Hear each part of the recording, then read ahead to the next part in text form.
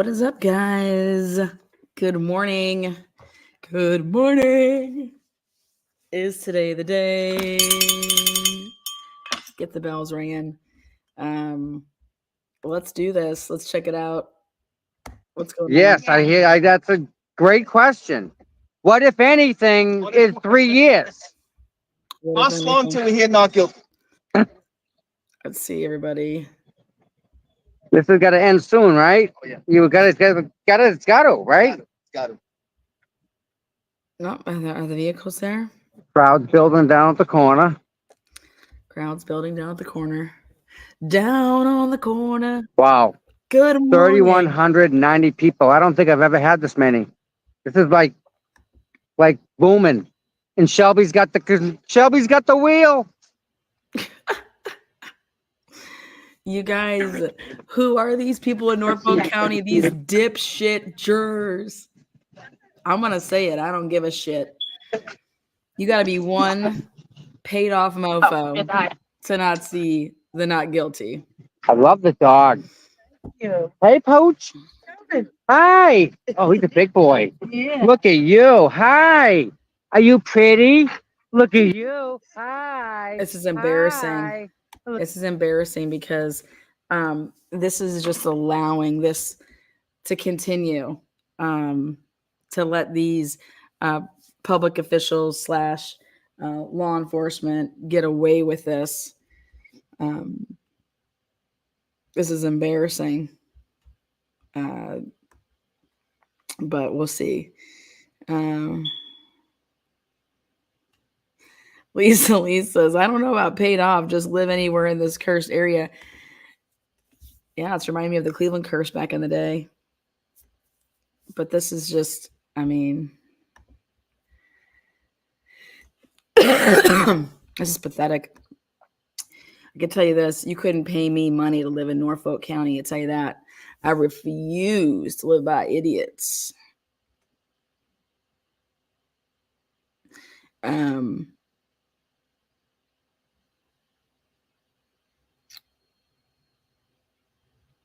Good morning. Good morning. That's this is down by the courthouse. Here, but that's special. But that's you're like you can't get no farther. That I'd like to meet. I'd like to meet that. So well, listen, thank you, ladies, for coming down. I love all the Today's people. last day, right? We hope. Today's the last day. Verdict and be good with it. I don't know if today's gonna be the last day. I think they may be making a timeline. That's pretty cool. That's the only thing that they should be doing here. Because I will say this, it was hard to follow. If you knew nothing about this case, it was hard to follow. So the only excuse could be as if you're making a timeline. Love it, man. Love it. Love it. Morning, Tom. Morning. How are you guys? Where are you guys from? Around here? Zooms in on the mini skirt. Okay. So, what do you think? Tom. I already gave the comment. I know. We know. Oh my God. Hustle until we hear not guilty. Today. Okay. Tom. Now you've been following this. Nice. Is there a All limit? right. Well, thank you so much for Take supporting it. Karen.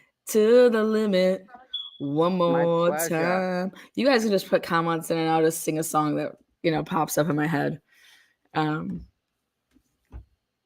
I mean, I've never heard of there being a time limit. I've also never seen such a horrible case. So who knows? Norfolk County, they just do whatever they want.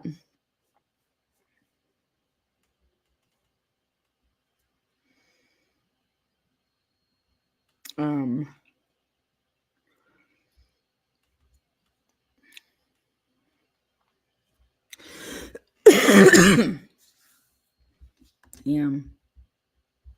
See, okay, this is why I didn't go down there. Do you see how glitchy this is? That I'd like. I could. It was horrible. That's the only reason. I think this is too glitchy. They've made me and I am not the best.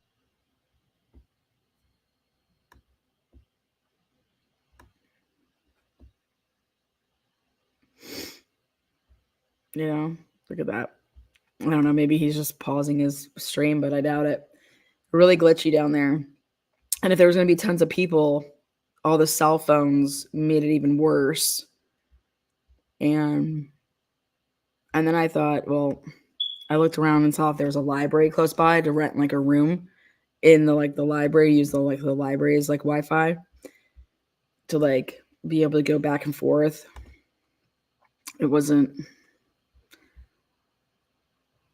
I didn't want to frustrate myself. Besides, I spent time going over hella material yesterday and the day before versus traveling. And whoa, we got a problem with the timeline. Canton police called Jen first. And that's never been talked about. So you damn right I'm going to talk about it. We went through all of Jen's phones. We went phone calls. We went through I went through Brian Higgins' movements like literally like minute by minute. Brian Higgins swears that he was at the house like just after 7 o'clock in the morning. Brian Higgins, you a liar. You a lie. Because if in fact that was true, then why would you be calling Brian Albert, who would be sitting right next to you at 7:20? Read these times. Why would you be calling Brian Albert at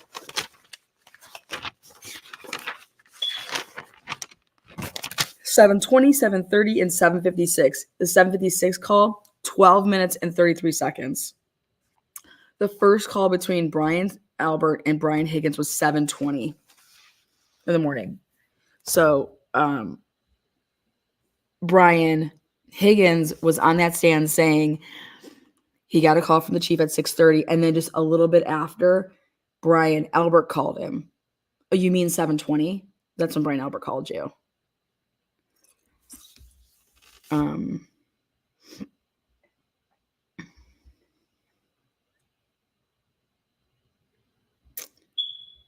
Why do I think they wanted the extra 45 minutes?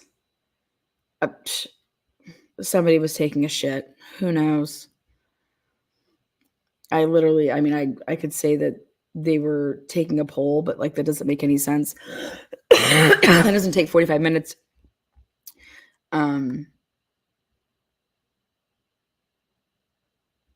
Maybe they got the holdout juror to say, okay, fine, I'll listen.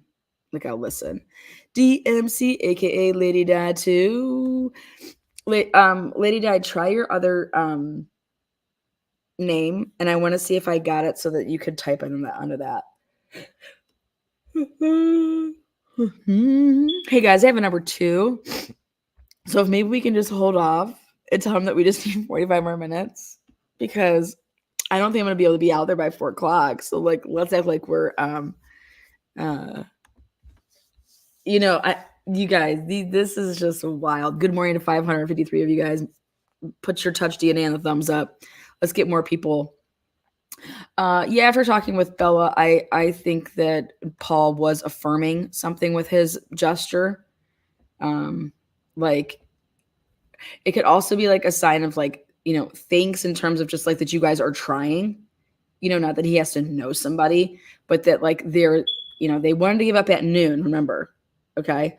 So Paul's in there saying, that whole little like, but the little lip compression is what Bella's going crazy about, but that's more. So, wow. Lana, what time did Higgins get there then? I believe that Higgins got there right around when Matt McCabe was getting there. So, I'm sorry. Let me put it this way. Higgins could have got there right after.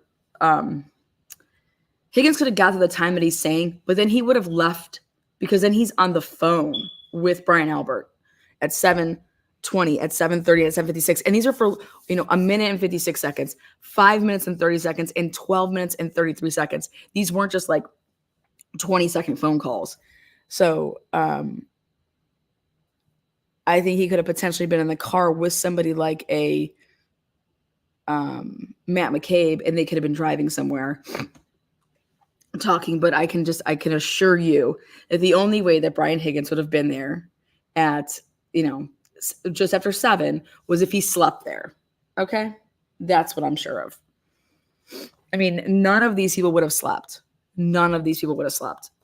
There was, he changed his story and he said he slept in his room. Then when Alan Jackson questioned him in this trial, he said that he could have slept on the couch and that was something new. It's like, wait, what? The couch?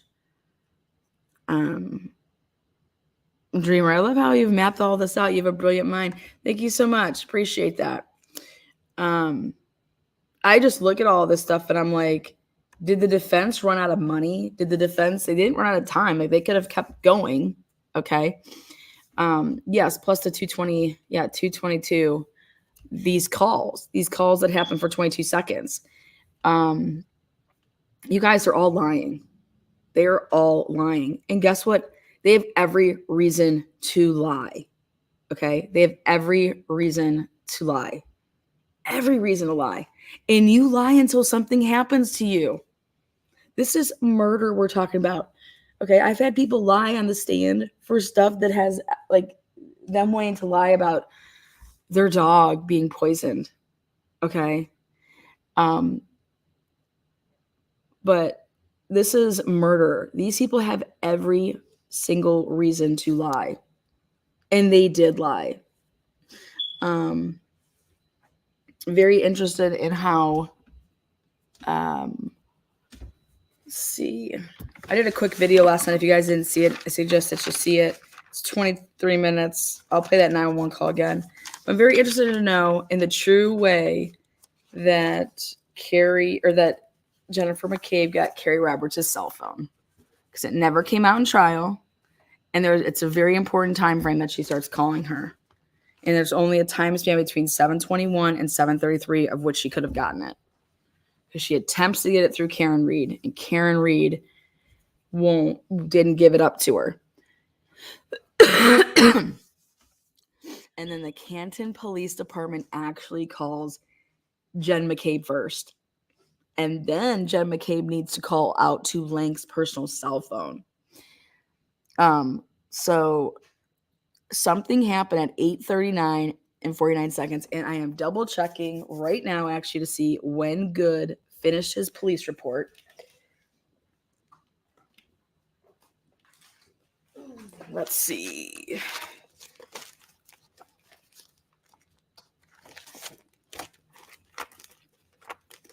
I said I would double check that. Let me.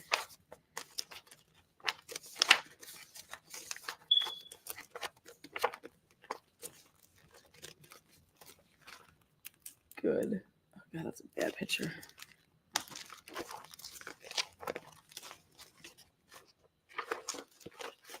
I want all of these people to go down with the feds. Here we go. 8:24. See, it couldn't have been that. Thank God. All right.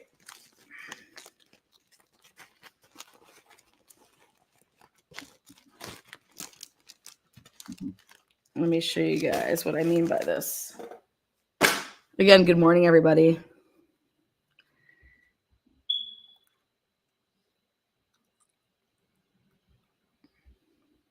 Okay.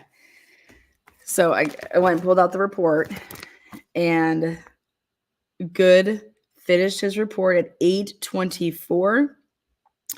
So at 8:38, when somebody from the Canton Police Department, number, called Jennifer McCabe's number, it wouldn't have had anything to do with saying, hey, that they needed to finish something up in this report. They had already finished it, and it was put in at 8:24. So report was taken at 8:24. The Canton police called Jen McCabe at 8:38. Then she calls Carrie Roberts at 8:46. Then Tom Beatty at 8:50. And then Lank at 8:59. And she only talked to Lank for 13 seconds on his cell phone. And the next thing you know, Lank's over there. And so it's like, I believe that phone call, the Canton police phone call at 8:38, it was about the firefighters, because it was Canton PD/fire department. I believe it was the firefighters trying to locate John's shoe. John's shoe. And people can say that I think John's niece gave her the number. There is no phone call that happens between, so she would have had to wake up maybe one of her daughters. There's no call to John's niece to say, hey, can I have, Carrie Roberts' phone number, just so you guys know, like that. How does Jen McCabe get in touch with John O'Keefe's niece? Okay, how did that happen? There's nothing on the phone call. It could have been a text, maybe. So, and I just want that to come out. But I believe at 8:38 and 49 seconds, they were looking for, it was 2 minutes and 45 seconds, and they were looking for John O'Keefe's other shoe. I believe that that's when stuff started about the shoe, looking for John O'Keefe's other shoe, and possibly his cellular device. And then they needed to talk to Carrie Roberts, because they could not go with a story before Carrie Roberts was on board. And then when you see that all she did was talk to Carrie Roberts, like legit, the moment after Lank left at 9:30, 9:33, 9:37, at 10:40, all of those calls, Carrie Roberts. And that last one for 15 minutes at 10:40, which was right before Proctor called her at 10:55. This was all about making sure that Carrie Roberts knew. They're telling Carrie Roberts the story now. Then we went and listened to the 911 call that's cleaned up. They flipped over John O'Keefe. John O'Keefe was on his stomach, you guys. John O'Keefe was not on his back. Jen on the 911 call says, we just flipped him over. Okay?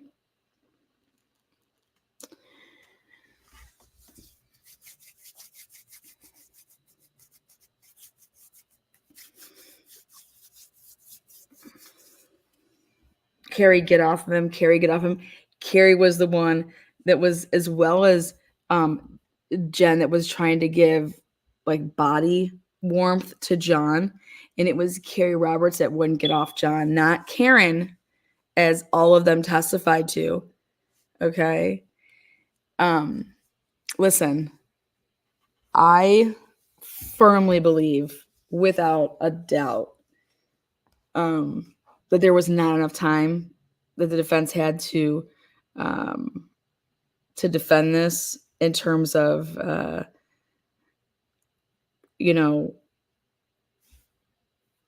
don't know why they didn't call Kevin Albert to the stand. I don't know why they didn't call one of the evidence coordinators to the stands from Canton to talk about the fact that, when were you given anything to put into evidence in this temporary holding area? You know what I mean? They didn't call any evidence supervisors from the Massachusetts State Police.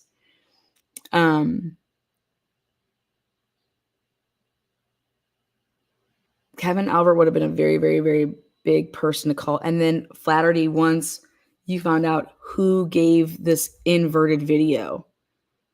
But there was more people that the defense should have called. And no doubt there should have been a cross-examination of Carrie Roberts.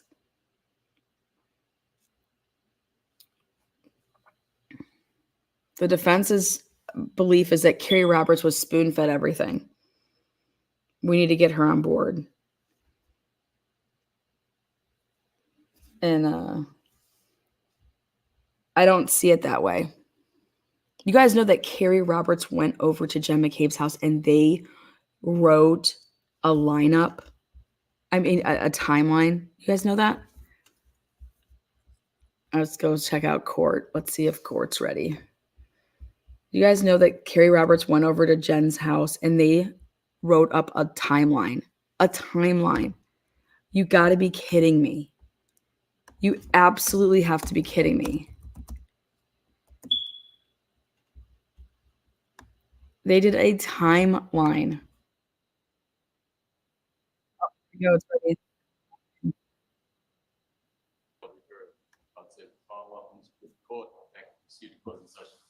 22-117, the Commonwealth versus Karen Reed. All right. Good morning, counsel. Good morning, Ms. Reed. Good morning, jurors. Welcome back. We'll ask you those same 3 questions. Was everyone able to follow the instructions and refrain from discussing this case with anyone left their file? Everyone said yes or nodded affirmatively. Were you also able to follow the instructions and refrain from doing any independent research or investigation into this case? Everyone said yes or nodded affirmatively. Did anyone happen to see, hear, or read anything about this case since we got to know? All right, so Mr. Fuller, we're going to send you folks on back. All right, for the court, please. Jurors, follow me.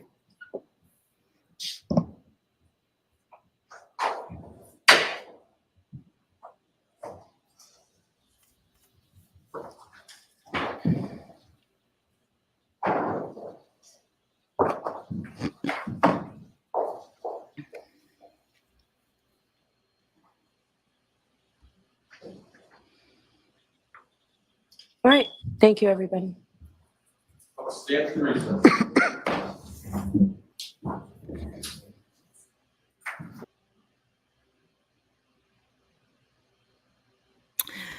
I'm not calling them names, but I don't understand. You're right. I'll just do the name calling. I'll just 22 hours in deliberating. 22 hours, you guys. They deliberated all week last week. They wanted to say, hey, we can't agree here. Usually when you say that, guys, that means somebody is saying that they're not moving. Okay. So I would love to know what they're doing in that room.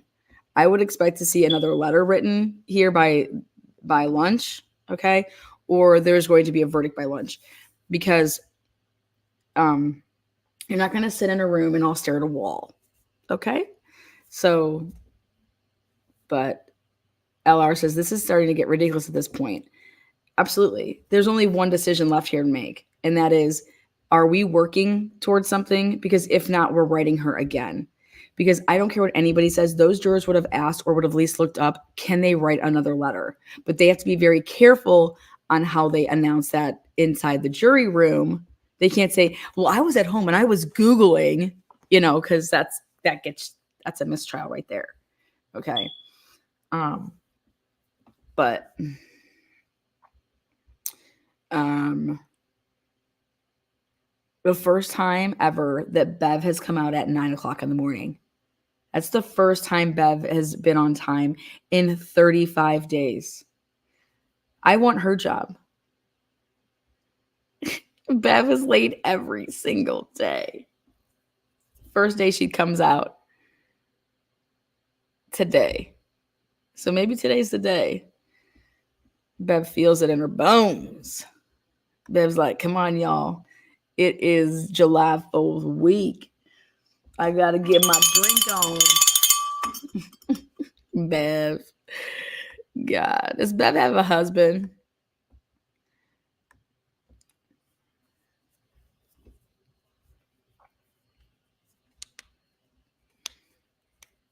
I'd bring a seat cushion. Oh, yeah. You guys know the O'Keeffe's brought seat cushions.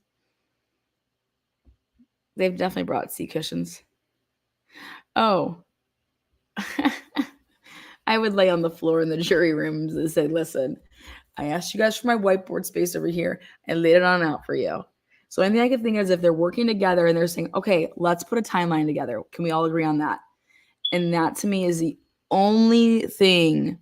If these people would all agree to put a timeline together, okay, and they all are working on a timeline, that's the only thing that makes sense to me that you could possibly be doing in there to try to get a juror to change their mind. And you'd want to make it that way so that all the jurors could be all on the same page, like literally with like, okay, let's work on a timeline together. Let's take every piece of evidence and put it in a timeline. And then that way we can call you out, juror that wants to sit here and say, guilty. So that's the only thing that makes sense is why you would need more time is to make this timeline. Lana, can you say again about they called Jen first before she called 911? Not before she called 911. Okay. Jen calls 911, but before Jen calls 911, Carrie calls 911. Carrie's 911 call says the name John O'Keefe, says that he's a Boston police officer, and says where he lives, all at 5 o'clock in the morning. That's really, really important. So when people don't think that there's enough time to get, if anybody was listening to the scanner when Carrie Roberts called, or her, like, say, listening to it, they just have it on their house, however people roll around there. But over the scanner, it would have said John O'Keefe, Meadows, and it would have said Boston police officer is missing, that the girlfriend woke up and that John's not there. So then when Jen McCabe calls 911, which was at the 6:03, 6:04 mark in the morning, she gets transferred 3 times. I'm sorry, she gets transferred once, and then they include the fire department in on the call. I think that's Flamati.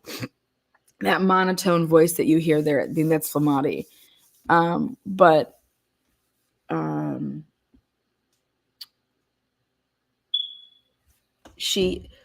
Jen McCabe, they all say that she calls Lank back to come back there. What's interesting is that no, the Canton Police Department, they leave, they get back over to Canton. Good writes up this report at 8:24. And then by God, some reason they want to call Jen McCabe at 8:38. After that 8:38 call, that is when she calls Carrie Roberts, calls Tom Beatty, or Mrs. Tom Beatty's phone call rather, because she was blowing him up earlier, and then calls Officer Lank's personal cell phone. Okay. Kevin Albert came over to that house, Jen McCabe testified to, after she had left that house. Kevin Albert was over there. She's like, I found that out later. So Chris Albert came over a little bit later. Kevin Albert, all these people were there. And you're going to sit here and tell me that they weren't using Higgins as a go-between going back. I mean, Higgins literally was on that stand saying that he thought he went home until they needed to talk about until AJ starts to mention all of his swipe cards. Higgins was in that Sallyport.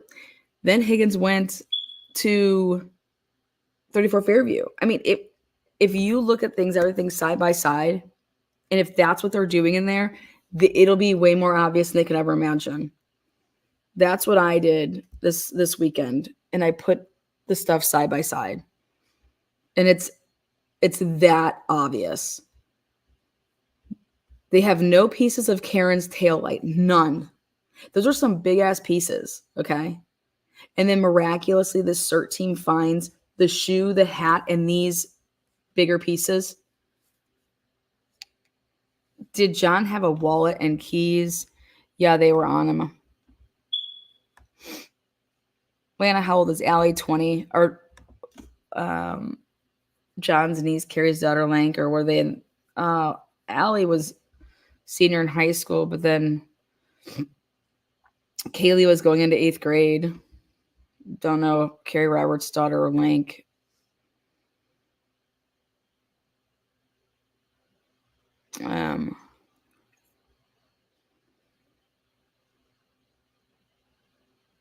Demonstrate. My personal belief is that she helped them orchestrate that after the fact. I believe that John went inside and went immediately to the basement.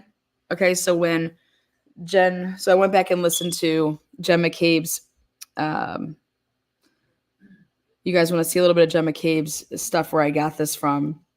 They talk about Nagel's text message that she got from Julie, and it was 12:23 that Nagel texted the brother, said here. So then on the record, you have Jen McCabe saying, you guys want to see this part of Jen McCabe's? That was like the best part when I was watching yesterday to get this information, was when I went back through Jen McCabe stuff. I could play a little bit of it. It's good. But when bells went off for the jury, if they were taking good notes, it's when she talks about Nagel arriving because she had Julie Nagel's text messages. And Julie Nagel's text messages, that's at 12:23, is when Ryan Nagel says here.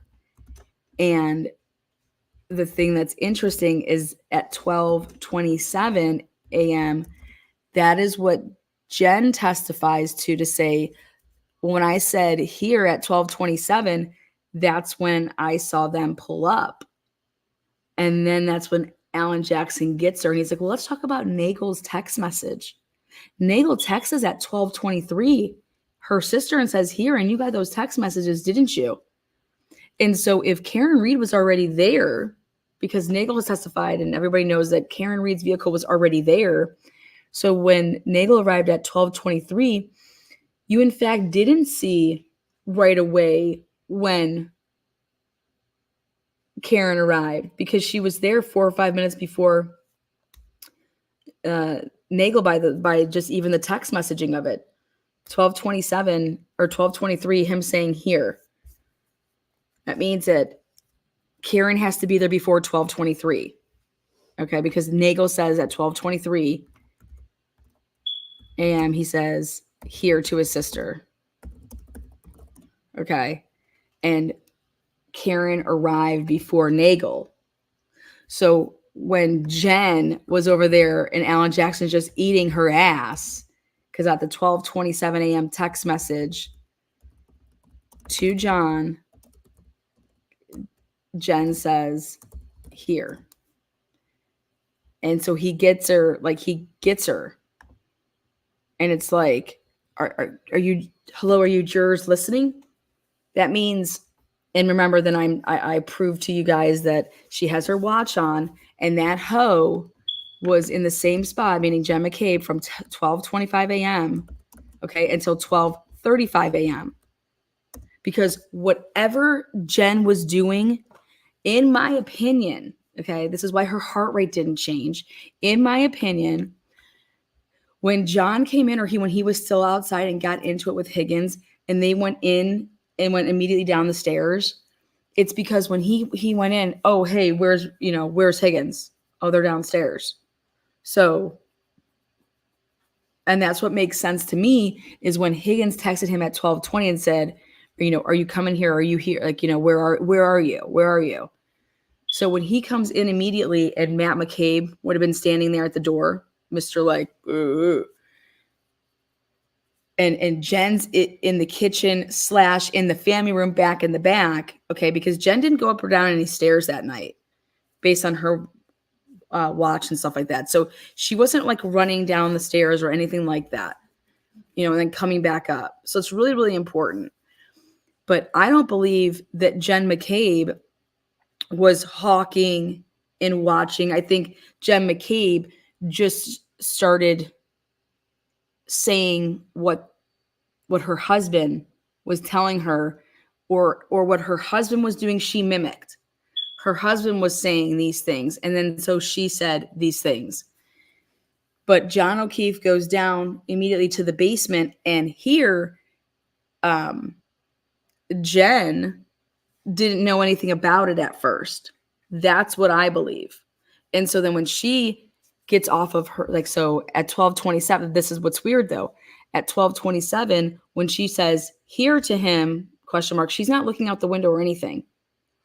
Then remember, she calls him at 12:29 and the phone is answered. At 12:29, that's when she calls it a butt dial. That she must have butt dialed him at 12:29. But here, guys, from 12:25, her iWatch is on. She is literally in the same spot from 12:25 until 12:35. She does not move. Okay, so she couldn't be getting up out of her seat, going to the front door, going back and sitting down. Okay, It has nothing to do with her cell phone because she has her iWatch on and her iWatch is clocking her steps. That broad, Jennifer McCabe, was sitting in the same spot from 12:25 until 12:35.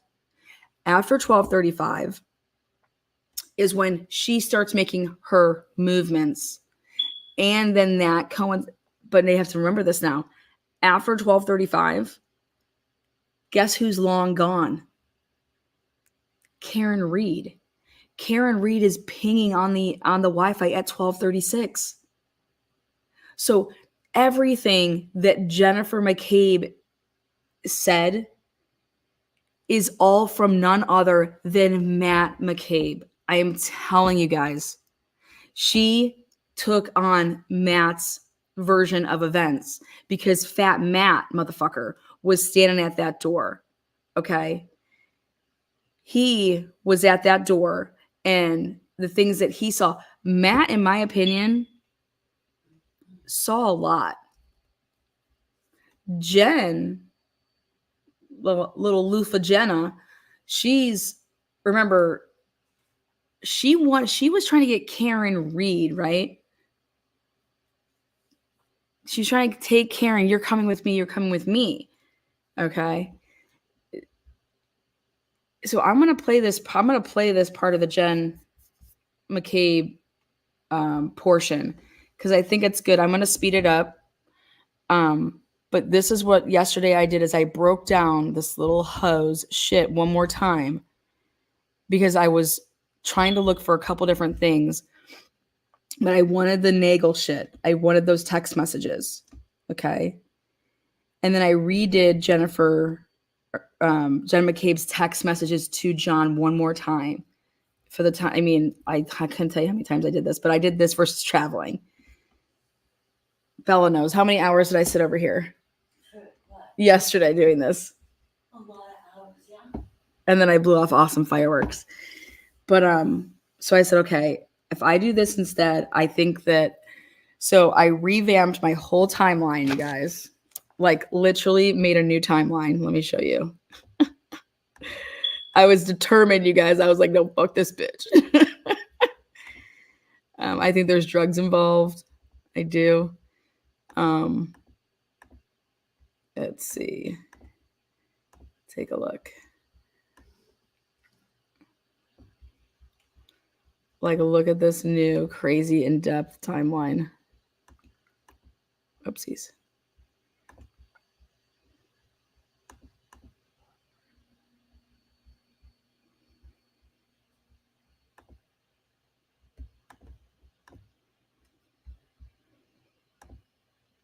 Oopsies.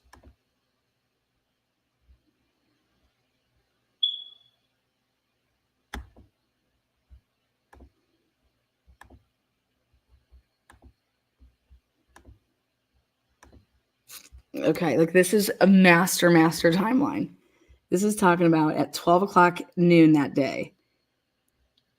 John, Michael, and Michael's wife were in a three-way talking about the girls getting that private school. I mean, this goes all the way back to noon on Friday. Okay.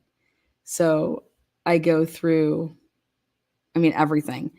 But now we're going to get to the part, I'll come back to this, but just so you could see that this is, when we talk about how in depth this got, all right, let me show you. Every time that they say that she took a sip, all that crap. Right here's your biggest, so if they're doing a timeline like how I'm asking them to do, the jurors are asking them, like saying, hey, let's do this timeline. Right here would be your biggest discrepancy. And you'd have to ask yourself, why are they lying about this? Why are they lying about if Caitlin went with Julie when Julie picked up Nicole to go to the Waterfall? Everything to do with Tristan Morris. Why are you lying about that? That's right there, number one, if you're doing a timeline. Okay.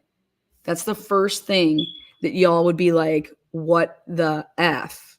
Okay. When making this in the court, like in your jury deliberations. Okay. So, Brian Albert Sr., Brian Higgins, and Kevin Albert, they're all driving back from New York in Higgins' work truck. Okay. Jen McCabe and her husband, Matt McCabe, go to Canton Junction before the basketball game in Canton High School. Michael Camarino arrives at John O'Keefe's house and begin tossing back beers. 6 o'clock here. Nicole Albert is at her home. Brian Albert Jr. is at his home. Caitlin Albert is at 34 Fairview Road, according to Nagel Levinson and Julie Albert. Julie Nagel arrives at 34 Fairview. Sarah Levinson arrives at 34 Fairview. Okay. 6:15. Allie McCabe has had a hockey dinner at her house with her teammates, and then they went to the Canton girls basketball game. 7 p.m. Julie Albert arrives at 34 Fairview to pick up sister-in-law Nicole and niece Caitlin to go to the Waterfall bar. Okay. Caitlin Albert and Nicole Albert say that Caitlin and her boyfriend Tristan were already at the Waterfall bar and not at 34 Fairview for this ride. Okay. So right there, that's one of your, if you're the jurors, again, that's what I'm saying is what's this discrepancy? And that matches exactly what Alan Jackson said is they lie about big things. They lie about little things. They do this. Like, why are they lying about something like this? Well, it would matter. It would matter, right? Yes, baby boy.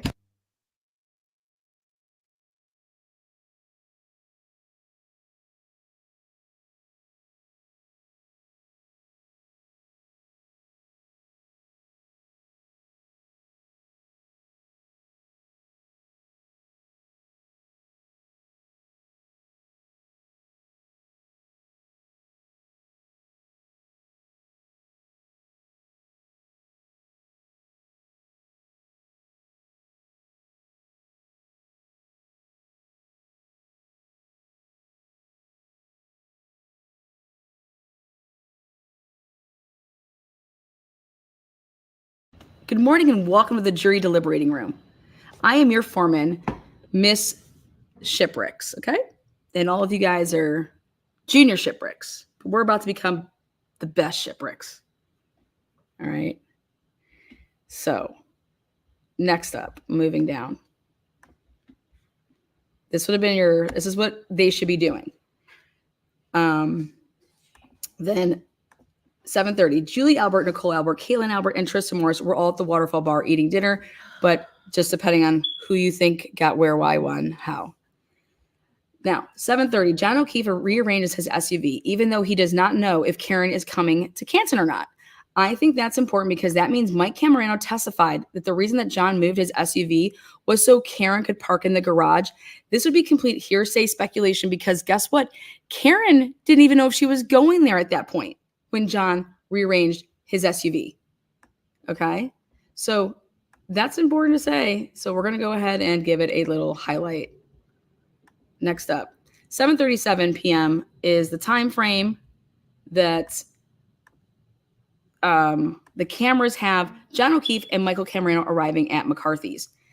7:47 is a text message. After John O'Keefe arrives at a Waterfall bar at 7:37 p.m., he texts Karen at 7:47 and acts like he is just now leaving his house and is relying on her for a ride home because he says Mike is going to drive. Well,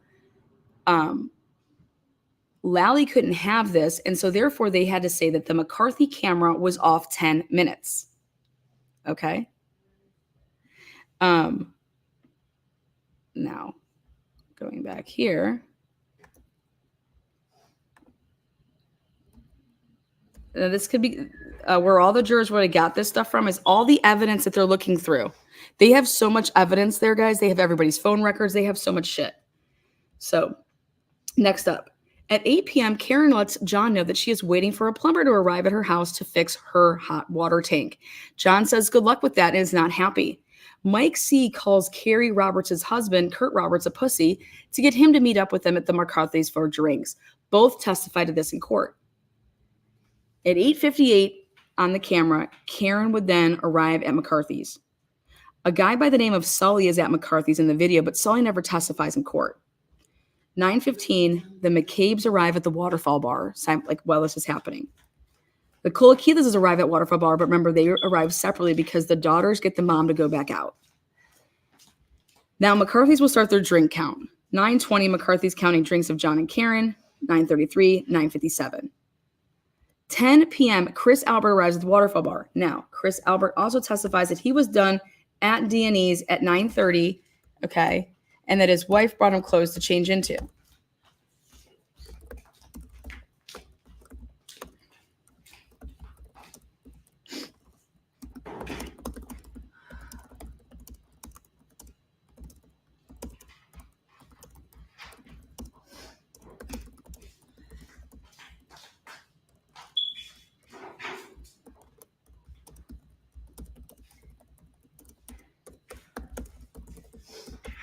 I have no idea what Chris truly did between 9:30 and 10 when he would have gotten to the Waterfall bar.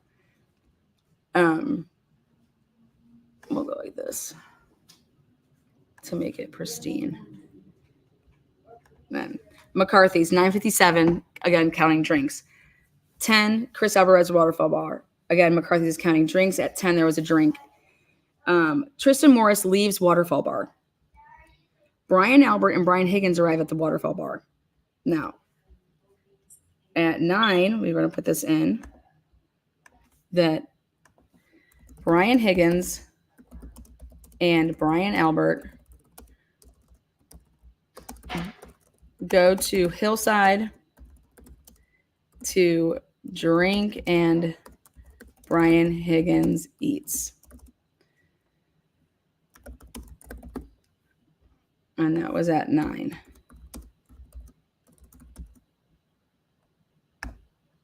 And this would have been after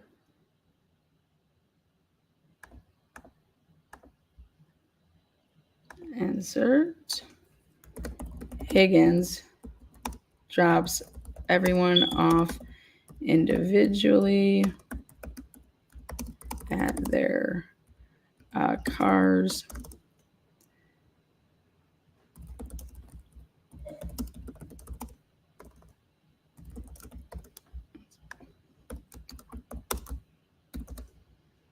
Okay, I want to make sure that was in there. All right, so here we have 10. 10:22, McCarthy's counting drinks. Mike C has to leave because his son had an injury at a friend's house. Okay. 10:40, John and Karen are tabbing out at McCarthy's. Now this is where the big aha moment for me came back when I did this. At 10:40, John O'Keefe's health data starts registering steps. And what was interesting though is that his steps were from 10:40 to 10:54 p.m. And I said, wait a second, how come it took them so long to get to the Waterfall bar, which is right across the street? Well, Bobby, don't take longer than 5 minutes. Let me zoom in just a little bit more. That's probably better for you guys. Can you guys see all that? Or should I make it like that? And I'll just talk behind it. Is that better? Okay. So now this is what they're doing in the deliberating room. Now, police officer testifies that McCarthy's video camera is off by 10 to 12 minutes, and that makes up the discrepancy in the Waterfall's time compared to McCarthy's.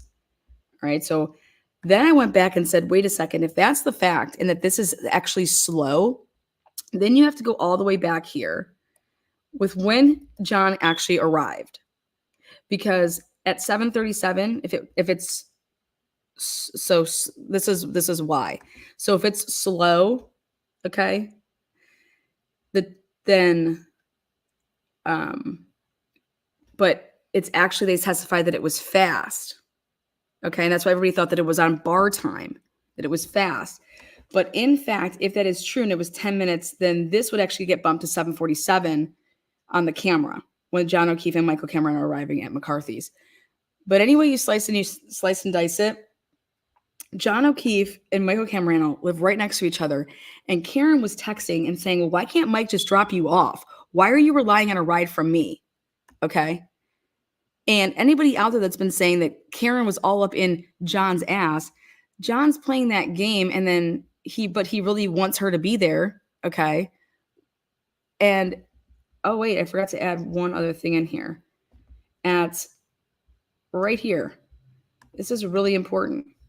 John tells Karen that he has been hungover all day and is just starting to feel sober late in the afternoon, early evening, when he's claiming, well, thanks, Karen, for announcing it to everybody that you're going to go drinking. Well, she wasn't announcing it to anybody but him, that, hey, I want to go have a drink. You want to meet me out? Yes.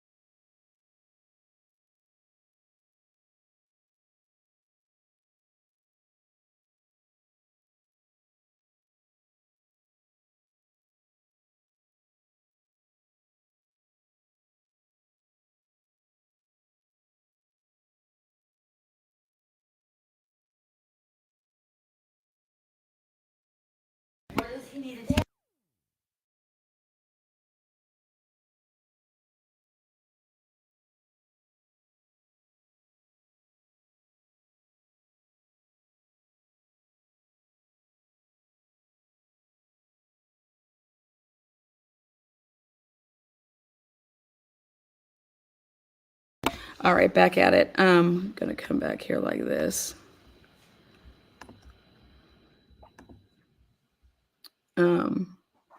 Okay.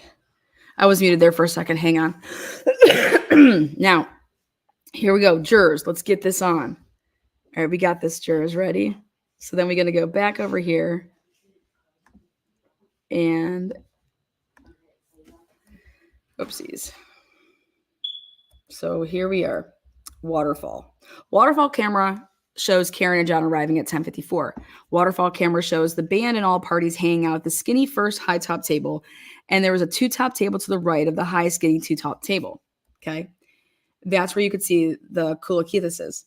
Waterfall bartender Rebecca testifies that no one was drunk and that no one was fighting. Okay. So right there, you have a bartender that's serving and saying that no one is drunk. All right. So anybody out there that wants to say that people were drunk and blah, blah, blah. Well, remember, we're going to take into account that Rebecca that testified and everybody there testified that nobody was drunk and nobody was impaired not being able to drive. The only person who starts on that train was Carrie Roberts, who wasn't even there or with them. Okay? Now, Julie Albert has a headache and is not going to stay any longer and leaves the Waterfall bar all alone. She testifies that when she gets home, that Colin Albert is not home. So Julie arrives home and Colin is not home. Now, Chris Albert testifies to buying a round of fireball shots. Okay. Now, 11:36 p.m., Brian Albert and Brian Higgins play grab ass at the Waterfall bar. 11:58 p.m., Brian Higgins seems to be waving over John O'Keefe or someone in that area to come on. John O'Keefe can then be seen doing a little warm-up rocky leg movement. Brian Higgins, Brian Albert, Caitlin Albert, and Nicole Albert all leave the bar, quote unquote, together, meaning at the same time. 12:10 a.m., the Kolakidis testified that Jen McCabe was trying to get Karen to go with her as she had a surprise for her. All three of them walk out of the Waterfall bar together, which is Karina Kolakithis, Jennifer McCabe, and Karen Reed. Now, 12:10, John O'Keefe is still in the bar and decides to pick up a glass because he was drinking Bud Lights the whole night. He decides to pick up a glass and start drinking out of it despite drinking out of Bud Light bottles all night. Now, Brian Higgins uses his Jeep. So when they would have left here, all of them are leaving. I'll make it so it's clear. Brian Albert drives his car with Nicole and Caitlin in it.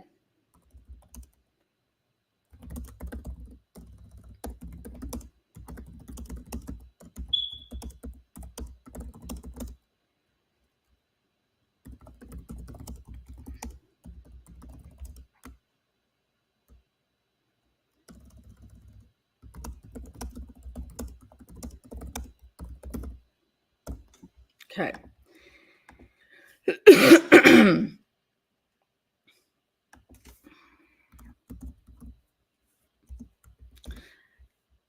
they would have gotten back, it would have been more like this because it does not take 10 minutes. Okay. So Brian Albert drives his car with Nicole, and Caitlin, and Higgins drives his Jeep, of which he switched cars at some point with work truck. And we'll make it like this, and arrive at 34 Fairview.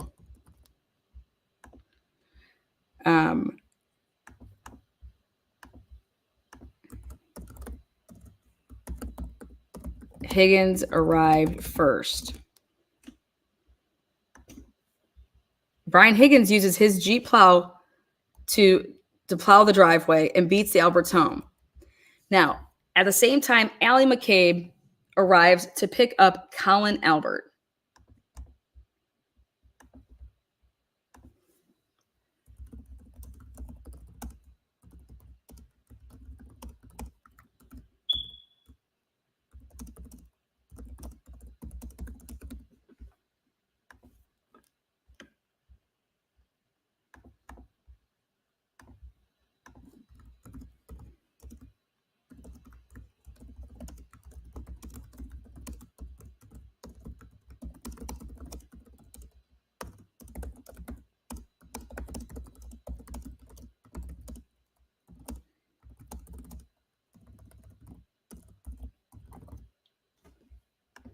Thing that I think is interesting is that this text message does not say where he was, and that is why Allie needed to testify differently and saying that, now you guys use other applications, right? So how did you know where he was? Okay.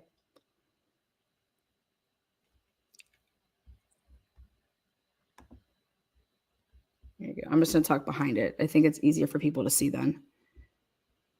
Now, going to this. Cole O'Keefe to testify that Jen was trying to keep. Okay. John O'Keefe is still at the bar. Okay, now I said that. Brian Higgins uses plow. Allie McCabe arrives to pick up Colin Albert. Colin Albert is in the doorway when he comes in contact with his Uncle Brian and his Aunt Nicole.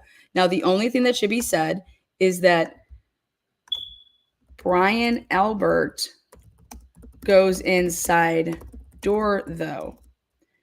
Colin was at the front door where his Aunt Nicole entered. Now, Julie Nagel, though, testifies that Colin Albert left at 11:30 p.m.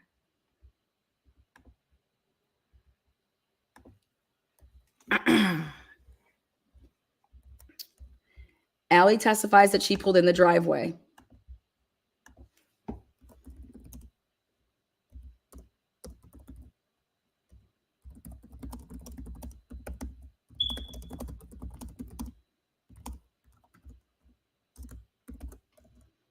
Do you understand this window that we're going to get into here?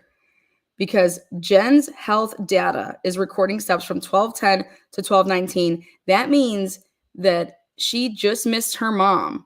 Okay. So just because she pulls up there at 12:10, you know what? They didn't pull away right away. So within 9 minutes, her mom's about to be there. And you're sitting here saying that, like, wow. So, like, Colin would have had to come out pretty quickly. Now, Brian Albert testifies that he went upstairs to his bedroom to get Chloe to take her outside. Brian Albert then testified that he went to the bathroom and that when he came out of the bathroom, his nephew Colin was gone. He never testified what bathroom that he used. Did he go on the main level?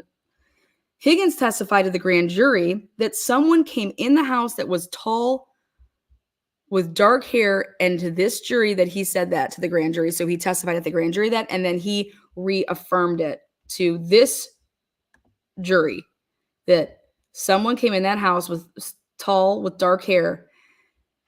Tully testified that Higgins never said that to any investigator or to a grand jury. And again, we all know that Tully would be wrong. Now, John texted Jen where to. Now, instead of Jen texting him, Jen calls John instead of texting, and they are on a 35-second phone call.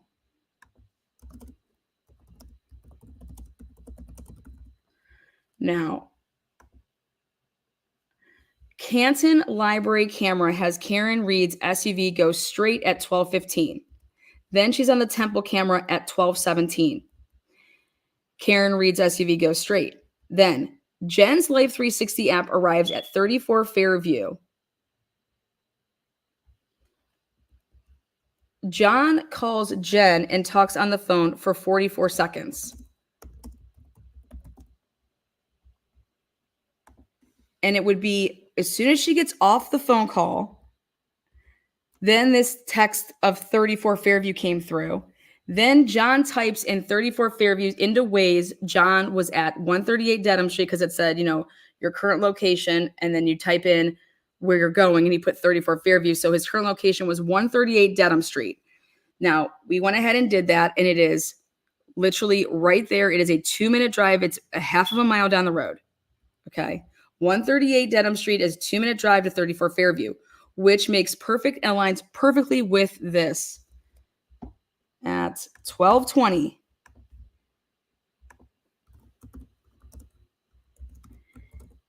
Higgins texts John, "Where are you?" 12:21, John's health data. Now, I'm going to put this right here just because this is what Nicholas testified.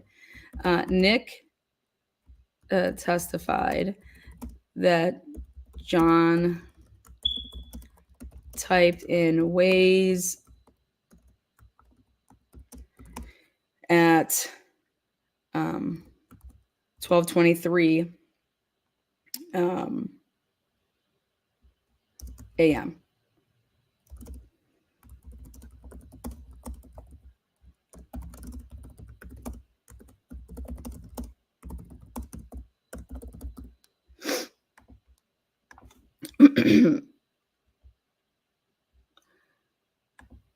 $120. Now, this is the text to me that means everything and why John went downstairs immediately when he went. Higgins texts John, "Where are you?" John's health data registers steps.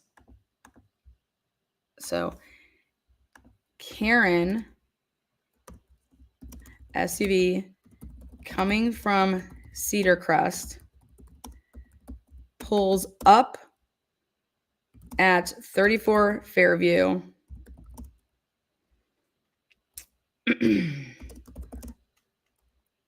No Jeep at the mailbox because she would have ran into it.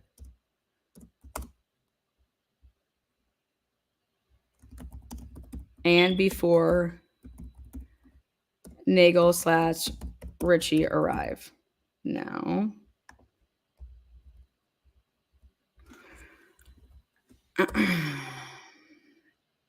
this 12:21 a.m. text does not happen because the 7 looked like a 1. So this had to get fixed. And instead, Nagel's statements claim to have followed Karen's SUV in from Cedar Crest. Julie Nagel testified, though, when she went outside to actually meet her brother, she saw the SUV there. Now, this is where I think we need to go back and talk about Julie Nagel's testimony. She said that she saw the black SUV when it pulled up, but that by the time that she actually went outside to go talk to her brother, that SUV was gone. And that is very, very now interesting to me because that makes sense. That makes sense.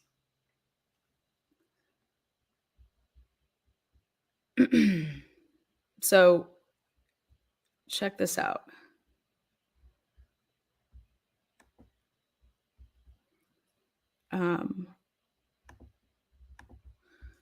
So this is what I believe the jurors should be doing and why they would want more time.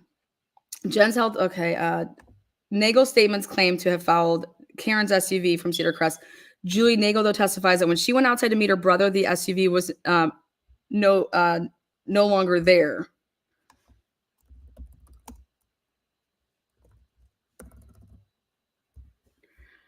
Julie Nagel testified that before she went outside to meet her brother, though, is when she actually saw that vehicle parked outside. Julie Nagel didn't see a body. Ryan Nagel didn't see a body or a crash. Heather Maxson didn't see a body.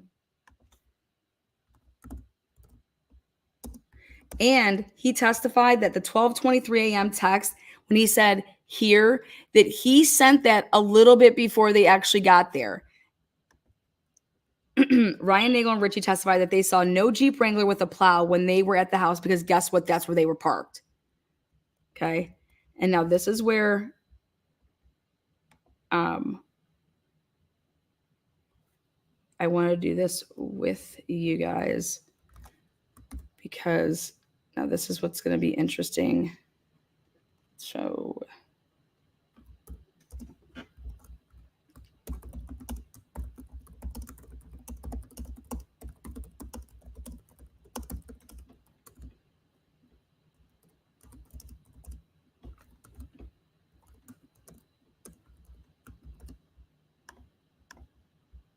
okay.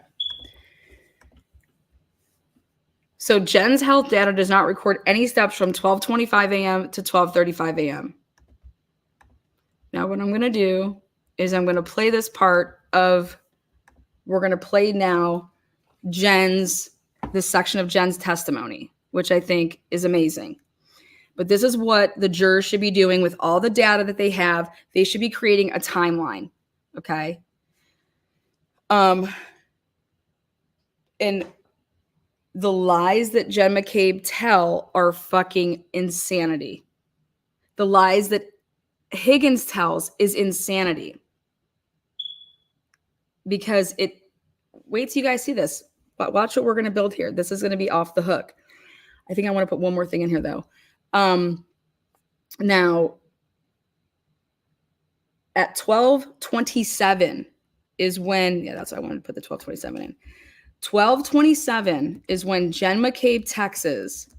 And so Jen texts John and says, here.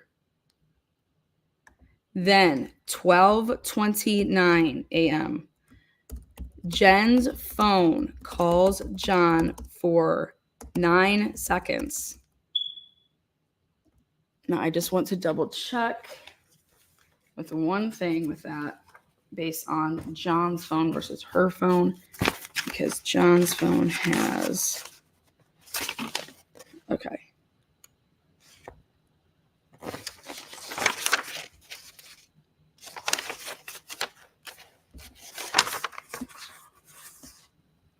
Yes. All right. Perfect. Okay.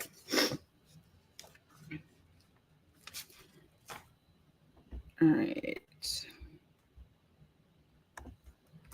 12:31 a.m. John's phone registers its final 36 steps until 6:04 a.m. All right, now pull this out. Jen testified on days 14 and 15. And then wait till you see how I compare this to Higgins, as you guys are going to just be like, wow, this is crazy. All right. So here we're going to go to Sugar Tits, Jen McCabe's on the 14th.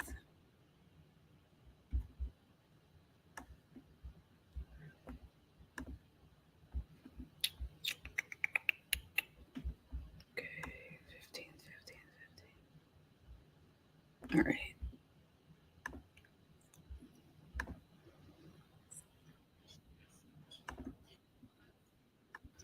Okay.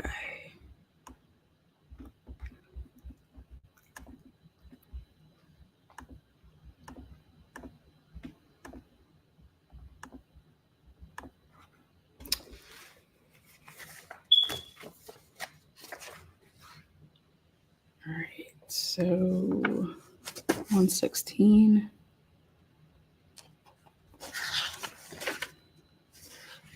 Um, 57. Exact same spot you just placed, right in front of that mailbox. Right? I know he knows where the Jeep was. I'm not aware of what he said in here. Does he know where the Jeep was because you told him what to say about the Jeep? Absolutely not. It's because we drove together in the car, and I asked. I possibly could have asked. One at a time, please. I'm sorry. I didn't mean to step on your words. That's okay. You can continue. Thank you. Appreciate that. I don't think we got your answer, though. Okay. Yeah, I think Madam Court Reporter was asking for your answer. Can you repeat your answer? To the question of did he know where the Jeep was? Whether or not you told him where the Jeep was. I did not need to tell Matt where the Jeep is. He knew because we were in the car together. But you two discussed it. When are you asking? At any time between January 29th and today. I'm sure we have, yes. You were also interviewed by Trooper Proctor on January 29th, 2022, correct? Yes. And you were asked a series of open-ended questions. What did you see? Where did you see it, correct? Yes. Are you putting words in your mouth? No. We told you what to say at that time. No. You told Trooper Proctor that when you arrived at the scene, first observed the vehicle, meaning Miss Reed's SUV, parked on the street by the driveway facing the direction of Canton, correct? Do you have something I can look at to refresh my memory? Sure. Do you not have exactly what you told Trooper Proctor? Well, I know what Yes or no? You need your memory refreshed? I would like to see what the report says, please. Permission? Yes. Okay, so here, this is when he hands her the report, and at no point in time, This is the face page. You'll review that, especially the highlighted portion. Let me know after you review it. Just read it to yourself. this is fucking great. This is everything I wanted it to be and more.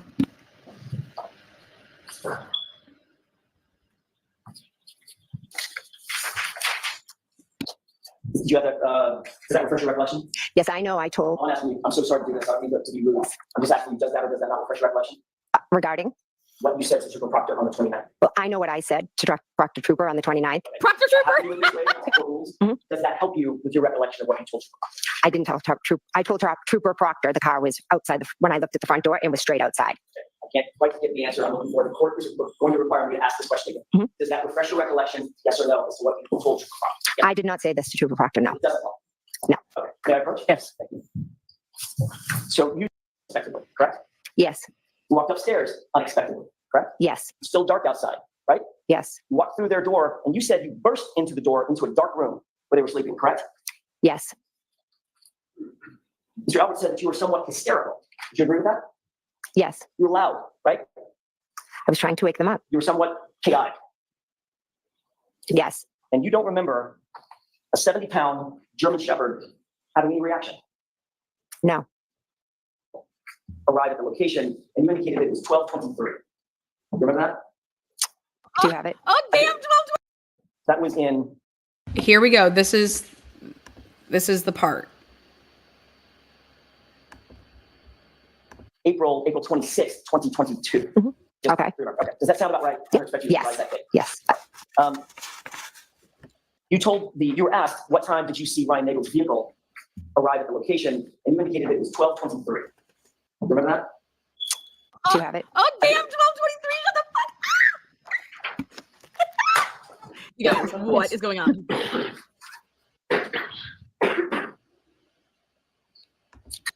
She tells the grand jury that at 12:23, Ryan Nagel texts his sister here.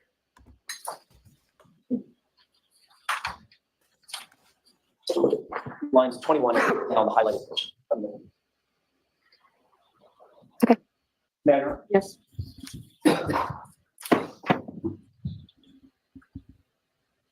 You were asked, do we know what time the brother came, meaning Ryan Nagel? Okay. Correct. And the question from Mr. Lally was, that was from a grand jury, the question from Mr. Lally was, if you know, correct? Correct. And your answer was, I believe he was out front at 12:23. Is that right? Correct. And the reason you could be so precise with that time, Ms. McCabe, is because you had asked Julie Nagel to give you her text messages with Ryan for that night, and you refresh your recollection about the time, correct? Correct. And you've also testified that as soon as you saw Ms. Reed's SUV, you texted John. Is that right? Correct. Here, exclamation point, question mark. That was the first text, right? Correct. But your text to John was at 12:27. You recall that? Yes. That's 4 minutes after you know Ryan Nagel arrived at the scene, correct? Correct. Since Karen Reed arrived before Ryan Nagel, she and John had to have been there 4 to 5 minutes before you ever saw her. Yeah, bitch. What? How is he objecting to that? Do you hear Lily objects every time that that she gets caught in a lie? It's so fucking obvious. He objects to that. What's the objection, honey? There is no objection. There's nothing to object to there. except he's trying to cut up his witness getting. Oh wait, I'm not even going to refer to Jen McCabe as a witness anymore. His defendant, Lally's defending Jennifer McCabe here. His defendant lying. Now watch this. So this should be, this is in my notes. So jury, taking notes here. Let him have you goddamn right, you will. Ryan Nagel texted his sister at 12:23 here. And then he texted again that he was going to leave. Then Julie Nagel went outside and Okay, that's not my question. Ooh, so she gives me a little something right there. Then he texts, I'm going to leave. And that's when he goes outside. Now, she is deflecting away from everything that the question is, but she gave us a bone there. Okay. So Ryan Nagel didn't just text once here. He then texted that I'm going to leave. And then that's when she, meaning Julie, remember, ding, ding, ding, Julie then goes outside, is off of the I'm going to leave. Now, this is why this is important. Remember Julie's testimony. Julie said that when she went outside, the SUV was gone. It wasn't there anymore. Did Julie go outside at 12:30, 12:29?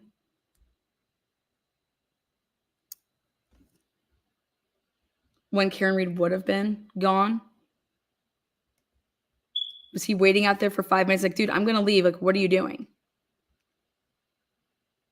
But now Alan says, I don't give a fuck what you're talking about right now. Answer my fucking question, because this is what matters. I'm explaining what happened in the 4 minutes. You can explain at another question. My question is very specific. Given the fact that Karen Reed, by definition, arrived at the location before Ryan Nagel, and Ryan Nagel arrived at 12:23, that means, and you didn't notice the SUV until 12:27, that means her car was there for at least 4 minutes before you ever noticed it, correct? Objection. Is that correct? Can you answer that question? Correct. Boom, got her. Correct.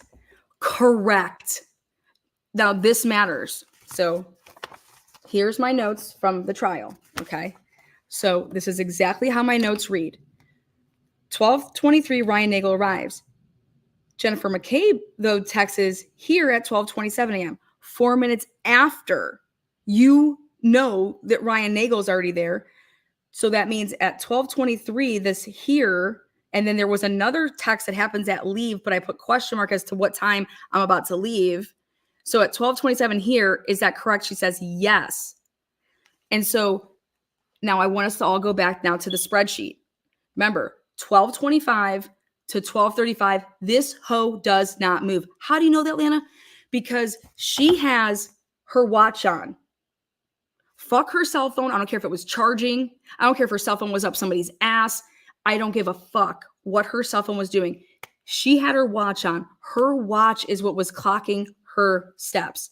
So from 12:25, I don't care if she plugged it in like Julie or Sarah said and she was charging her phone. Amazing. We're getting all of her stuff off of her watch. This woman was sitting down or standing, a frozen person, from 12:25 until 12:35. She does not move. So this right here of her getting up out of her chair, going over to the door where Matt was, where there was a storm door that was glass, and standing there and watching all of this, 100% did not happen. It did not happen. You want to know why it didn't happen? Because she's not moving. 12:25 to 12:35, this hoe is stationary. She's not moving.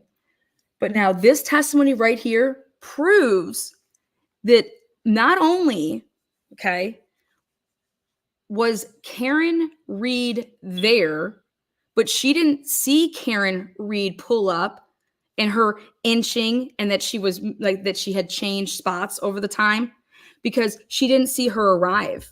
Because her first text to John and what she wants to say is here at 12:27. In her direct examination, she says that when I texted him here, that's when I saw the SUV arrive. Alan Jackson just catches her in this big lie, okay? And how the jury doesn't see this. If you're going back through your notes, all right? Also remember they have the text messages. They couldn't go and put everything up on the screen and walk literally everybody through every little thing, but the jury has it. So they're going through their timeline. All right. Now check out what else happens here, which is unbelievable. Then this happens.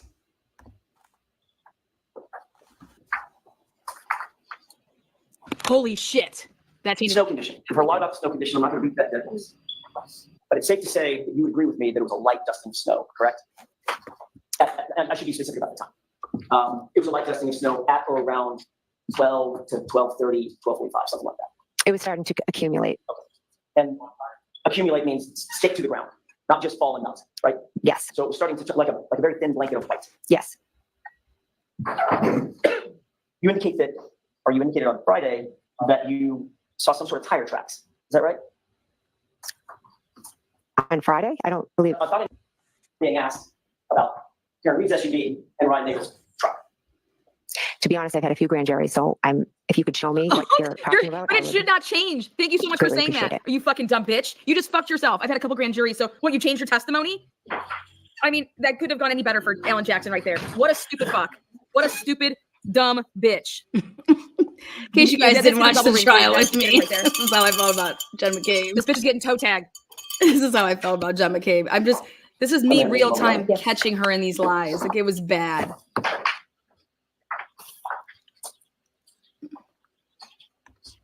Okay. I hope all the kids at home in Canton are watching. She ain't no fucking role model. Run from this hoe. Run. This is not no role model for y'all to be kicking it with. Oh, she coached basketball, youth basketball. I would have plowed that bitch by 40. Okay, take your time. This is ridiculous. She's pathetic. She's a liar. You don't even you could testify for 5 grand juries. It would not change. The truth doesn't change. Okay, so here she's going to go through these in my jury notes.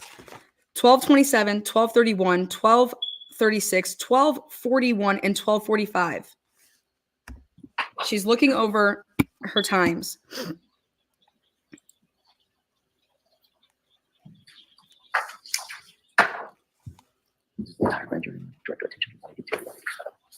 Mayor Coach, yes, thank you. Thank you. That's the entirety of your state court grand jury. Okay. I'm going to direct your attention to pages 182 to 187. You can probably scan those pretty quickly, and just let me know if you scan those. Okay. She's like, oh, thank you. Thank you. She was taught to be nice. Again, this is a state grand jury.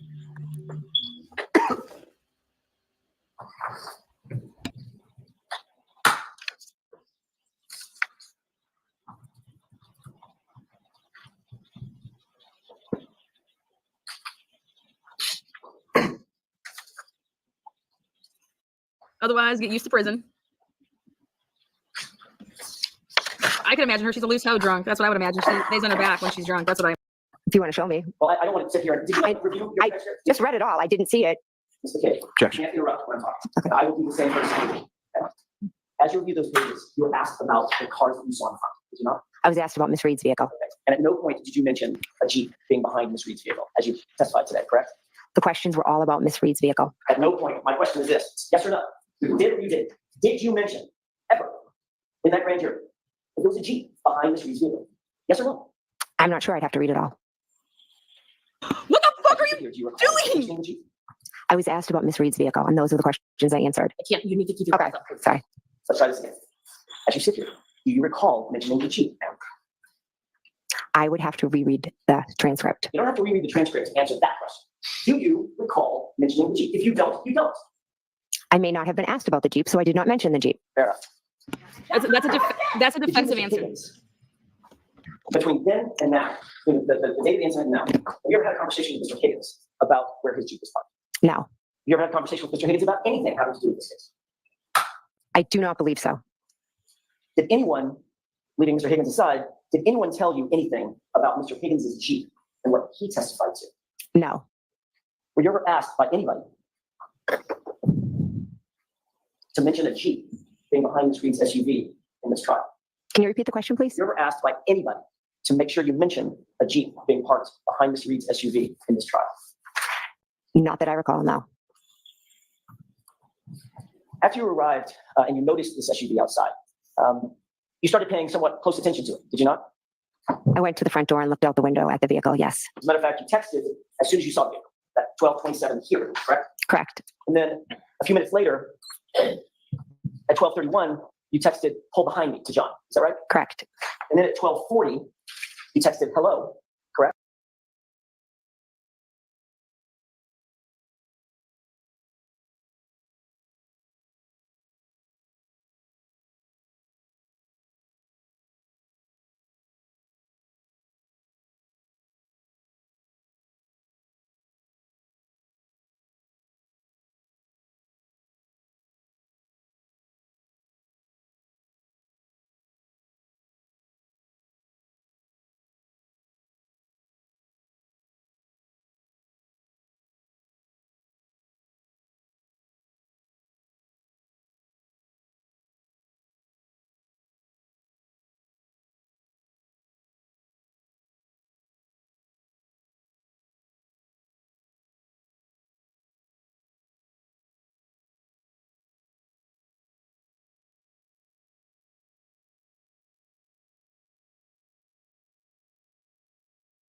Correct? Correct. And at 12:42, you texted, where are you? Correct.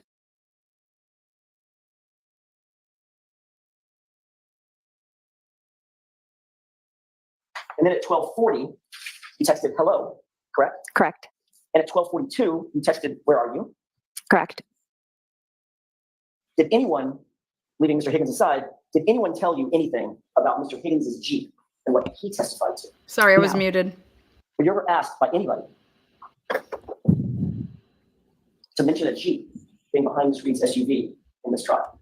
Can you repeat the question, please? Were you ever asked by anybody to make sure you mention a Jeep being parked behind Ms. Reed's SUV in this trial? Not that I recall, no. After you arrived and you noticed this SUV outside, you started paying somewhat close attention to it, did you not? I went to the front door and looked out the window at the vehicle. Yes. As a matter of fact, you texted as soon as you saw the vehicle, at 12:27 here, correct? Correct. And then a few minutes later, at 12:31, you texted, pull behind me to John. Is that right? Correct. And then at 12:40, you texted, hello, correct? Correct. And at 12:42, you texted, where are you? Correct. And at 12:45, you texted, hello, correct? Correct. So that's 5 text messages. And each time you texted him, you were walking to the door and looking out of the vehicle as you're texting, correct? I know for the first 2 I was. You testified at another hearing, another proceeding on June 8th, 2023, correct? Correct. In that other proceeding, did you testify that you got up and sat down and got up and sat down every time you were texting? Possibly. Okay. So Okay, so right here, I'm going to take us back now. You heard what she's testifying to. I got up, I got back down. I got up, I got back down. So when people say that, why didn't Alan Jackson show this? He did show this. Let me show you what I mean. Because he's going to go back to her grand jury. So Jen's health data does not record any steps from 12:25 to 12:35. He knows this because he's just saying right here. Do you remember when you were about to testify, or when you testified to the grand jury, that you were sitting down, that you got up, sat down, got up, okay?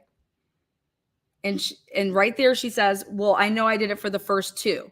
This would have been for the first one. And guess which one is the second one, guys? 12:31, John's phone registers its final 36 steps.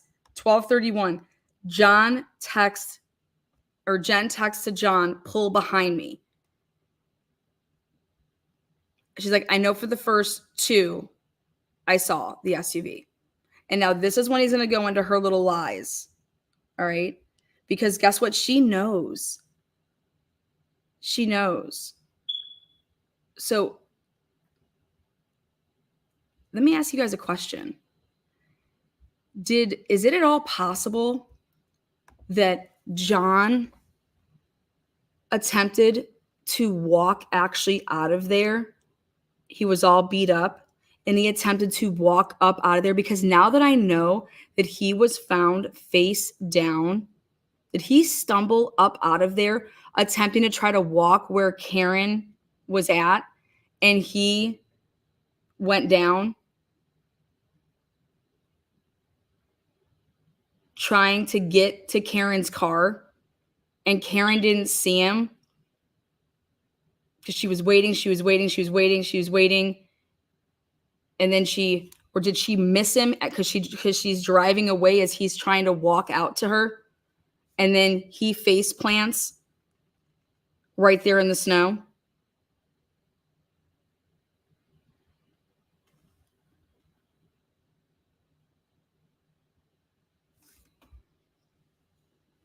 Now, let's go back. Because of this and her saying that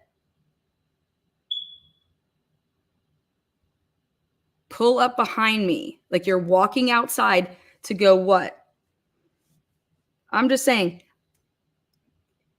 I believe if you go and look at her messages and stuff like that, so just check this out. Okay, ready? I'm going to go back to her talking about this.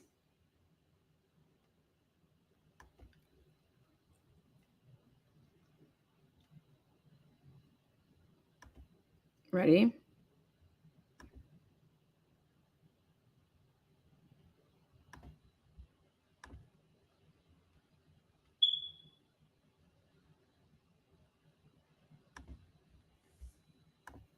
So if you got up and walked over to the door and you see the SUV and you text, and then you walk away from the door and sit down for a second, that would be one text and one view of the SUV, correct? So if you did that at 12:27, 12:31, 12:40, 12:42, and 12:45, you'd agree that's 5 times that you were up and down looking at the SUV, correct? I'm not sure if I did it 5 times. How many times do you think you did do it? I know I definitely did it the first when I said here. I know I definitely did it when I said pull behind me, because that's when the vehicle had moved up a little bit. And then did you see the vehicle move up again? Second time? Yes, that's when I told him to pull behind me. Okay, so that's the first time. So just so we're clear, when you first saw the SUV, it was stationary, correct?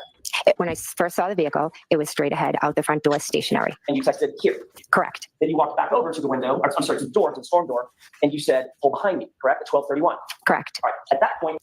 And so just so we know, none of this is true because she was sitting down or standing in the same spot from 12:25 to 12:35. She doesn't move. So all of this time that she's talking about this, she begins to move after 12:35. So when she says, I know that I did it at 12:31, walked over the door, she didn't. She does not move at 12:31.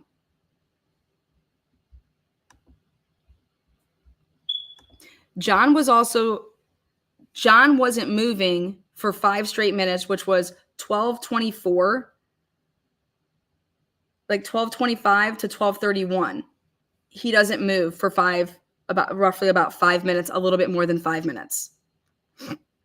I understand that Lucky didn't see his body, okay? But I'm wondering, okay, if then they attempted to move his body to try to get him to wake up, brought him inside, attempted to get him to wake up, put him in a shower, and then re-put him back out there, okay? I'm going through it in terms of like what the jury would have to do, what the jury has to go off of. All right. And now, but it's clear, it's clean as day that John, if you can put John O'Keefe in that house, then it's curtains. And so I'm saying that her testimony puts him in the house because it was, we can now separate the fact that John O'Keefe and Karen Reed arrive before she gets eyes on that vehicle. If John O'Keefe went into that house, Karen Reed couldn't have hit him. Okay?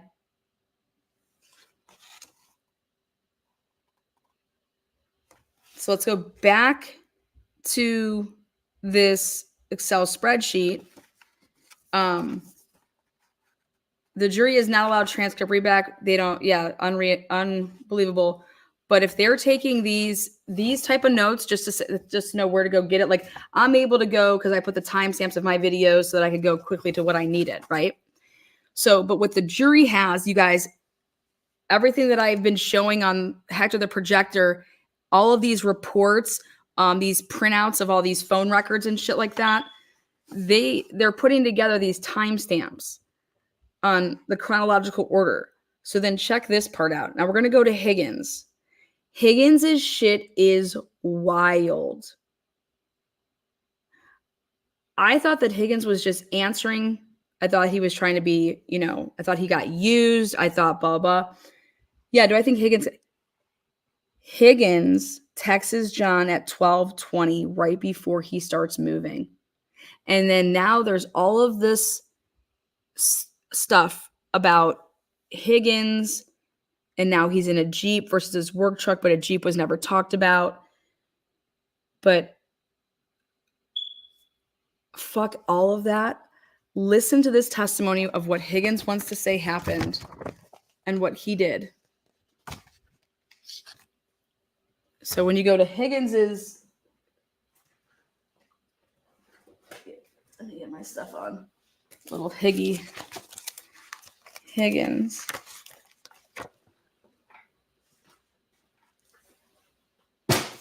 Day 17. So I'm going to go back to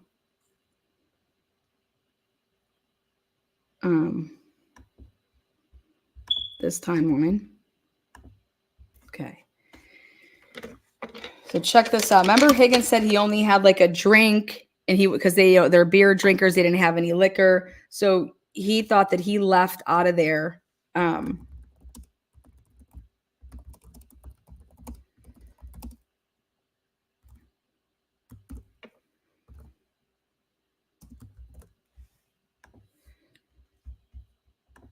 12:45. Now remember, the first statements is that Caitlin left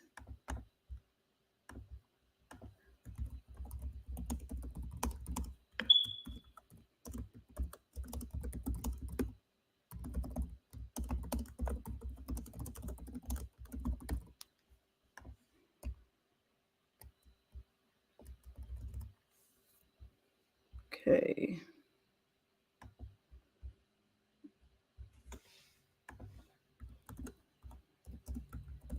We have Higgins using his proxy card at Canton Police Department.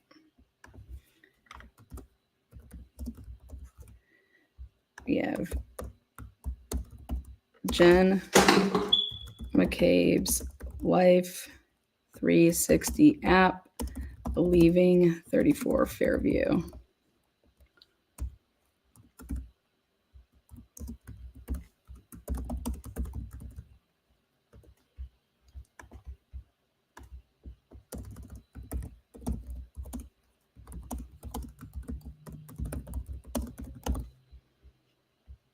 Okay. Now, the part of the Jen McCabe testimony was about the 360 life and how accurate it was. If you guys want me to, I could play that really quick. If you guys want to hear that part of Jen McCabe talking about the Life 360 app, because it has to do with Allie. And in that testimony, just so we're clear, she talks about how accurate it is. And it's like a tracking device. It's a very good parenting tool. It's accurate and it works as a GPS. And based off of the Life 360 app, Allie arrives home at 1:32 a.m. Allie McCabe's Life 360 app arrives at 12 Country Lane home. I'll break down Yanetti's in a little bit, but we're going to stick right here with now 2:22 a.m. is Brian Albert calls Higgins's phone. 1 second. Then Brian Higgins calls Brian Albert back for 22 seconds.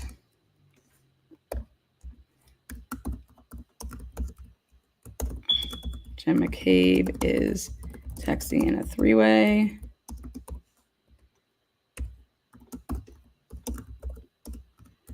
Jen McCabe is texting in a three-way. And then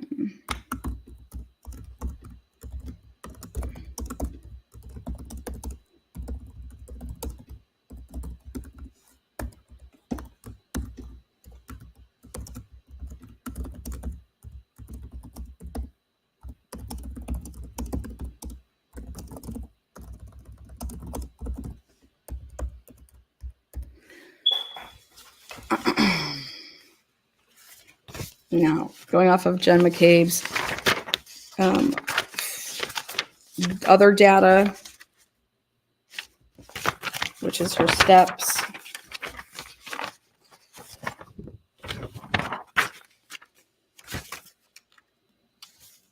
Okay.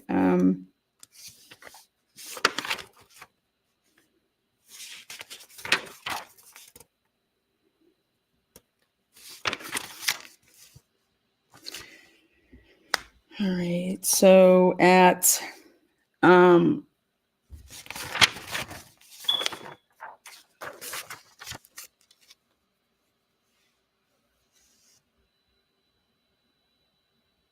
at 2:22 a.m., Jen McCabe. So, is it all possible that Higgins spent the night at Jen McCabe's house? No. Because at 2:22, Jen takes 19 steps. Then 2:23, she takes another. Jen takes 19 steps. Then 2:32. So after she does 2:32 a.m., Jen takes the 24 steps. Then 3:50 a.m., Jen takes 6 steps.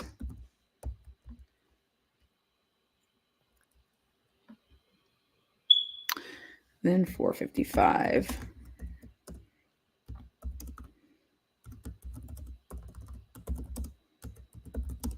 Jen takes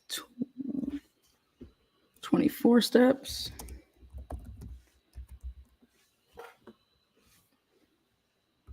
(5 a.m.)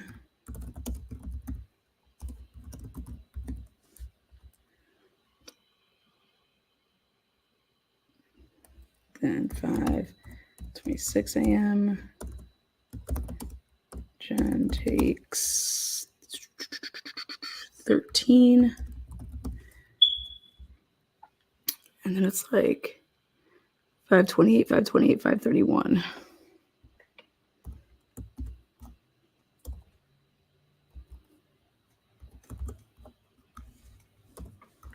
And now let's get her stairs, because then she does her stairs, which is different. And Jen goes up a flight of stairs at 2:23. So she stays downstairs. She says she gets home because she hits the Wi-Fi at 2:12. She stays on the first floor until she goes up a flight of stairs at, okay. Jen goes up a flight of stairs at 2:32. Okay, now this is important. That means, I'm sorry. 2:23. 2:23 is when she goes up a flight of stairs.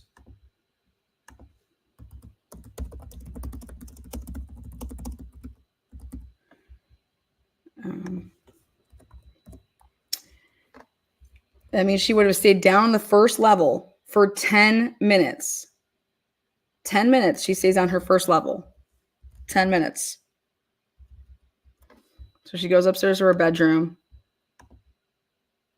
All right. And it's like, well, were you fixing the couch for like Higgins or something?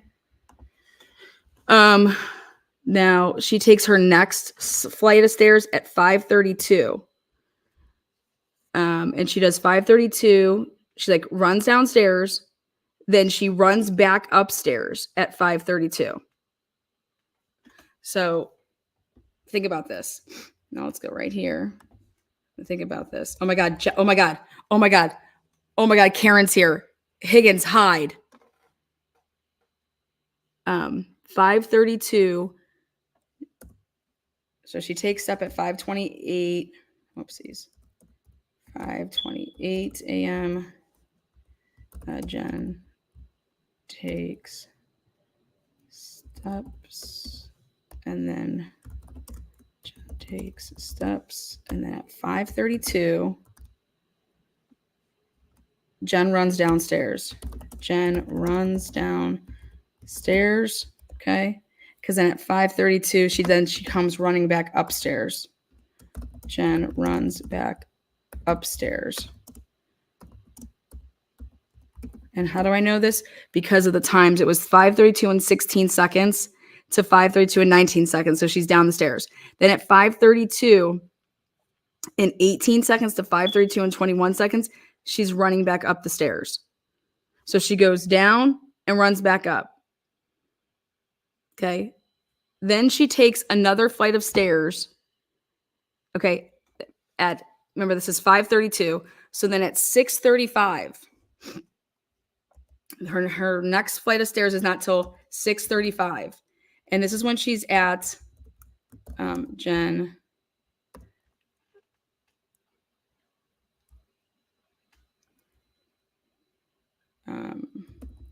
So it's a flight of stairs. And this is when she would have been at 34 Fairview. Okay.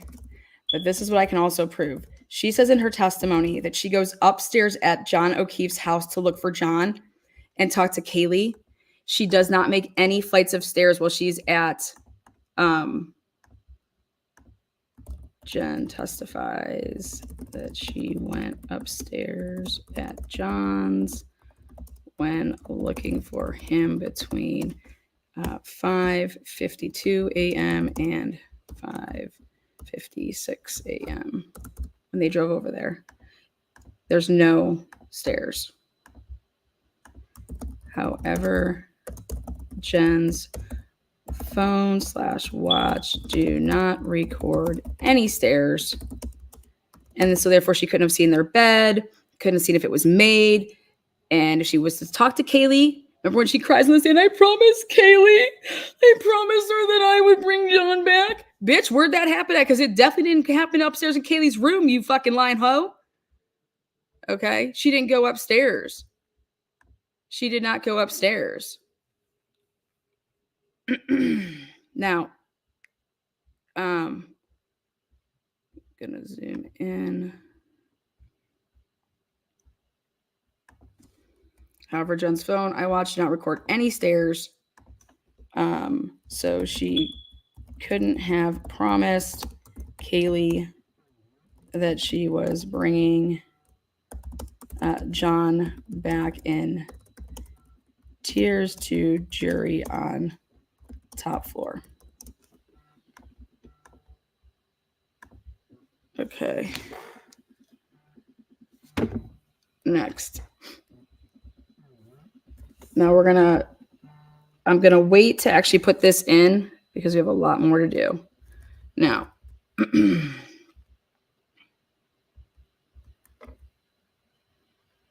Jen testified that this is because she thought she went to the bathroom.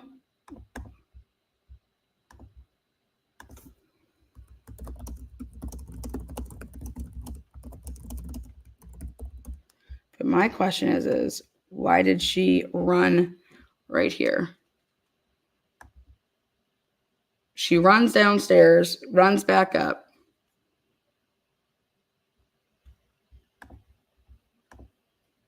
Now at 5:07, Carrie Roberts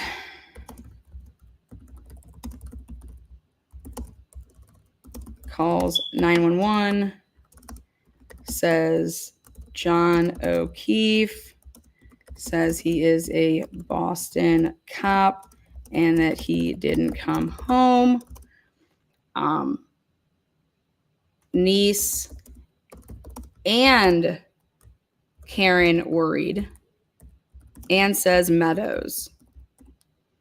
So anybody that was listening to a scanner, all right, it's out there. This would have set off alarm.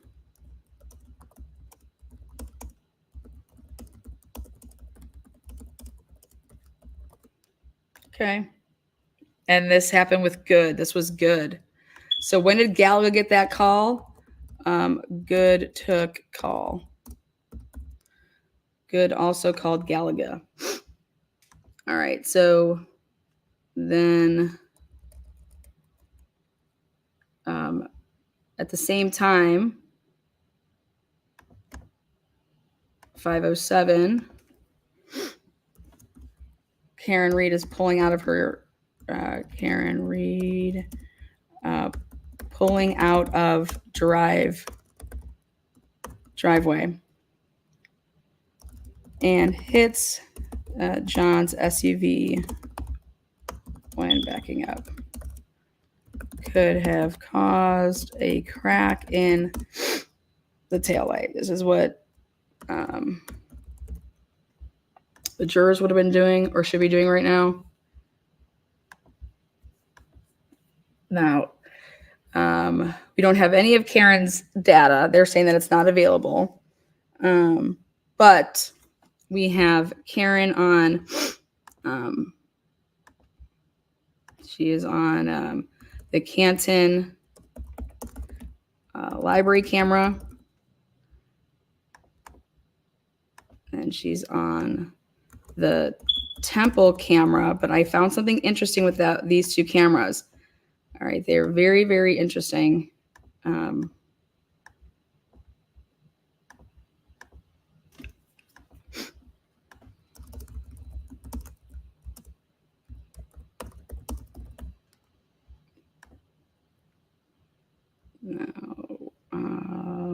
we gotta go back over here. And we're gonna put at 12:40 right here when she would have been leaving.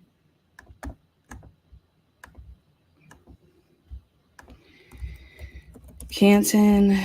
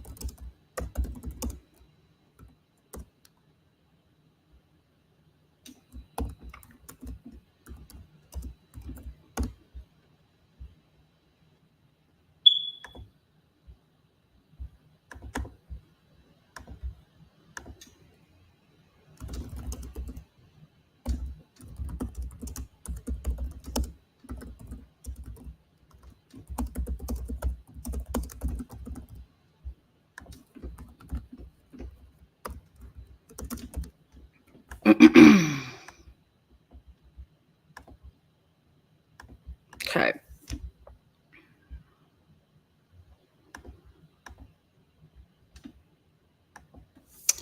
Ben, I am worried that the jury is not looking at the details as you are outlining. I know I would. I'm guessing that someone has to. If you're going to try to change the mind of a juror, you're going to have to. And so the only thing that would be taking this much time is if you're making a timeline. Otherwise, you're all just staring at the wall. So I believe that the only thing that would make sense to me is if I'm guessing they're going to come back at noon. Okay. If they come back at noon, it's because they're either saying we are still at a deadlock, right? Or there's going to be a verdict. but they have to have something to say because you cannot just be staring at the wall. They're going to have to say that because it's going to come out when people start talking. Now, let's go back to. So I want to point out Jen's, then we're going to go to Higgins' stuff here, which you guys are going to just absolutely fall over and die. All right, Higgins. Day 17.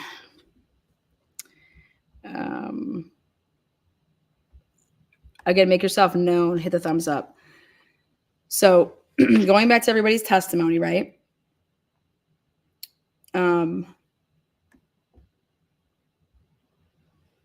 Hello, where are you? Hello. Higgins testified to leaving around. Now, this is what we're going to pick up with Higgins. So we're going to come back. Here's Higgins. I'm going to share his.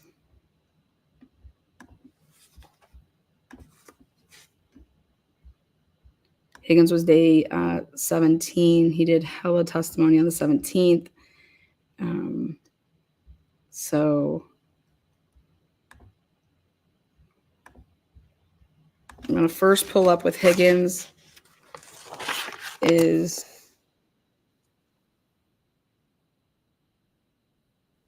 um,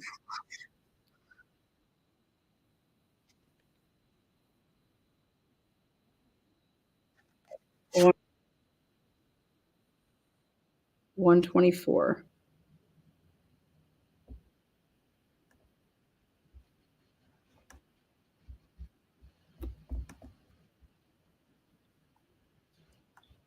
When he was working.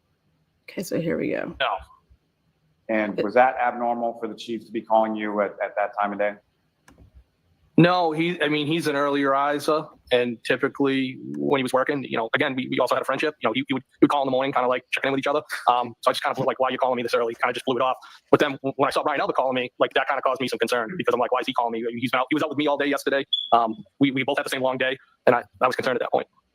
And so you answered the phone from Mr. Albert, is that correct? Yes. And what, if anything, did you learn from him, or what, if anything, did you know? No sustained objection at this point. So you received a call from him and you have some sort of conversation, correct? Yes. Now, prior to that, from the time that you got home to the time that you answered this call from Brian Albert, you recall having any phone calls or conversations with anybody during that time period? No. And specifically, did you talk to Brian Albert on the phone at any point between the time you left his home and the time that you woke up the next morning to his home? No, I did not. Now, the previous day, over the course of it, while waking up in New York and then driving home and going to the hillside and going to Waterfall and going to Mr. Albert's house, had you and Mr. Albert communicated via cell phone, whether it be text or phone call at any point in time during the course of that day? You mean the day before? Yes. So he was fairly recent in your contacts, is that correct? Yes. And so as far as that phone call that you received from Mr. Albert, based on whatever information that you learned from that, what did you do then? I got dressed and went right over to the house at 34 Fairview. And when you left your house in West Roxbury and went back to 34 Fairview, what were you driving at that point? I was still in the Jeep Wrangler.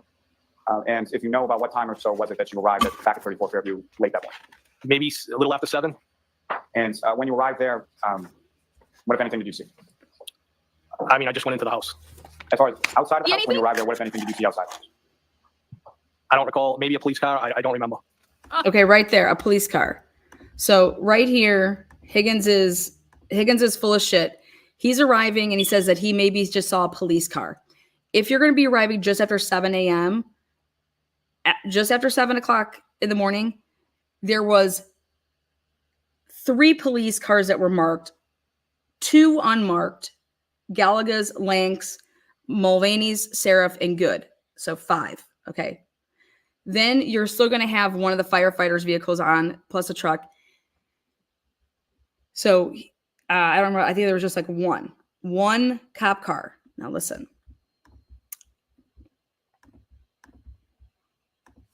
Now, with regard to starting with the weather, when you woke up and you were driving back to 34 Fairview, at 7 what o'clock, was the weather like at that point in reference to when you had gotten home to West Roxbury the night before? It was real bad. And as far as when you get to the house at 34 Fairview, sometime around 7 a.m. or so, where is it that you parked in relation to the home at that point? I might have went in the driveway. I don't remember specifically where I parked. And as far as other vehicles there, how many other vehicles, were there more or less vehicles there that morning than there were when you were there the night before? I couldn't say definitively. And when you come into the house, who, if anyone, is it that you see inside the house when you get there? So I saw Brian, I saw Nicole, Brian Jr. may have popped in and out of the kitchen. Brian Albert Jr. testifies completely differently. He was sleeping and he wasn't up until well after like 10. Area that I was in before, Jen and Matt McCabe, and then a short time later, Julie Albert showed up. And Julie Albert, Okay, so he's putting himself arriving before Julie Albert. when she showed up, what, if anything, did you observe her to have with her when she showed up? Like a box of donuts or muffins or something like that. Get the fuck out of here. And as far as the house when you come in, sort of the evening before, but how would you describe sort of the mood and Okay, so then now 3:46. You had with Mr. Lally about your testimony, your proposed testimony in anticipation of you testifying today. One. When was that? That was on Monday. How long was that conversation? Boom. I would say under an hour and a half. In person or over the phone? In person. Where was that conversation? That was at the DA's office. Who else was there? My attorney, victim witness advocate, I believe her name is Kristen Collins, ADA McLaughlin, ADA Lally, and Lieutenant Brian Tully from the Mass State Police. Anybody taking notes? I did not. I don't know if anybody was taking notes. Well, you were sitting there watching Lieutenant Tully. Did he take notes? Not that I saw, no. So you had an hour and a half long conversation with the prosecution team and a police officer witness, and you're telling me that you did not see anybody taking a single note down. Is that Light him right? up, light him up. That's correct. I did hand something to Lieutenant Tully, but he didn't take any notes in reference to what I. Right there, I handed something to Lieutenant Tully. This is when Alan wants a sidebar because that's Brady. He never watched this. handed him. What you handed? I handed him a piece of mail that I got at my residence. Anything had to do with this case? Well, I believe so. Was that turned over to Mr. Lally? No, I turned it over to state police. You want me to read for a second? Yes. Boom. That's discovery. That's discovery. That's discovery. Fuck yes. Fuck yes. They have to turn over to him. He has to turn over to, like, Tully would have to give it to the prosecutor. Prosecutor has to give it to Alan Jackson. And that didn't happen. Now, an hour and a half. He's been on the stand for. I think in the IT world, it's probably called a proxy card. That's what I know it to be. So you had both a physical office and full access to Canton PD, all based on the friendship and relationship and convenience. Friendship and relationship you had with Chief Berkowitz and the convenience that he wanted to give you for having that office there, correct? No, I wouldn't say full access. I had access to certain areas within the department. Well, you certainly had access to and from your office. Yes. You had ingress and egress to the Canton Police Department. Yes. You could go in and out of the Sally Port. I could. You could go upstairs to Chief Berkowitz's office. You could go downstairs to the dispatch area, which is on the first floor, correct? Yes. And then you could go out to the Sally Port, into the Sally Port, across that garage, those two bay doors at your leisure. Well, that would exclude the evidence room, the arms room, and places like that. I didn't have access to those places. Right. The places that I just mentioned, you did have access. Yes, absolutely. You'd had that office for what, back in January of 2022, probably had that office for more than 3 years? I would estimate probably sometime around 2018. 2018, okay, Yeah. not 18 years, 2018. No, 2018, I'm sorry. So, maybe close to 4 years. Yes. Okay. I want to turn your attention, Mr. Higgins, to January 28, January 29, 2022. By the way. Okay, so now I'm going to turn your guys' attention to when it gets good. That is correct, yes. So you didn't move the cars a few hours earlier, knowing that you just have to come back and move those cars a few hours later. I was more concerned to go eat and have a drink because it had been a long day. So wouldn't you want to move those cars early on so you wouldn't have to go all the way back to Canton and play, parking lot with these cars in the middle of the night? Not really. Mr. Higgins, you weren't actually at Canton PD to do administrative work at 1:30 in the morning, were you? I was moving the vehicles. I'm sure it's on video. And we'll talk about the video in just a second. Oh, there's video, baby. I love videos. You entered the Canton police station through which door? I believe it was the door to the right of the Sally Port as you come in the main entrance. And you made note of who was on duty that night, correct? I didn't make note. I walked by, I saw somebody sitting in the control room and then just went about my business. Right there, you made note of who was working that night. Good. Good was there. So you immediately knew that your friend, Officer Good, was working dispatch, right? So do you need to hear something more? Doing hot over there? So why don't we take a 5 minute? They have to take a break. Right there. I wanted to point this out. Right there, one of the jurors says, "Oh my God, I'm getting hot. I'm getting hot." Okay, and that juror sounded like a guy, and it sounded like it was juror number 1. Okay. Breaking up this testimony. Karen walked back on court. Karen walked back in. Is she back in? All are walking in. Okay, let's take a look. I got that in my ear. The verdict stuff is in my ear. Okay. Let's take a look. Okay. But right there, they're coming into court. Okay. I will stop sharing that screen. I'll share this screen. I have that in my ear so I can hear it all. Here we go. All right. Let's see what's going on. But guys, that was juror number 1. It sounded like a male, and he needed to. Okay.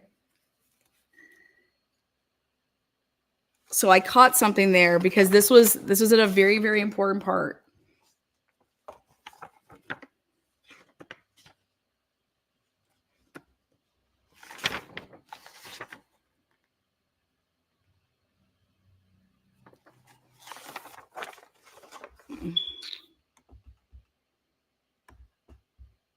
We're live here in court.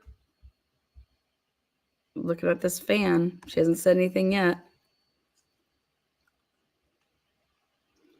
Jury has a question. Let's see. A little bit earlier than I thought. I was expecting around right before lunchtime, but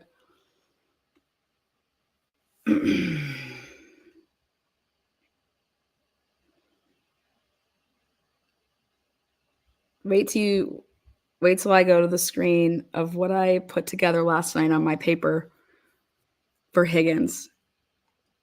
Higgins is going down.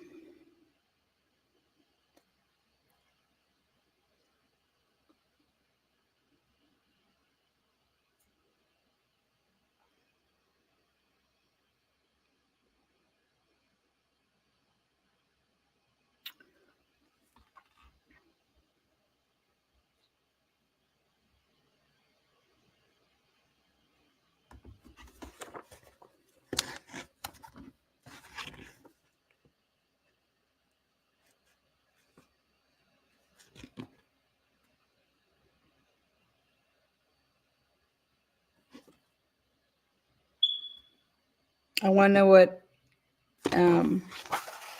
just so you guys know, from where Higgins is, where he lives, it was 21-minute drive from Higgins to 34 Fairview. It was 8.9 miles. If he would have left between 6:40 and 6:42,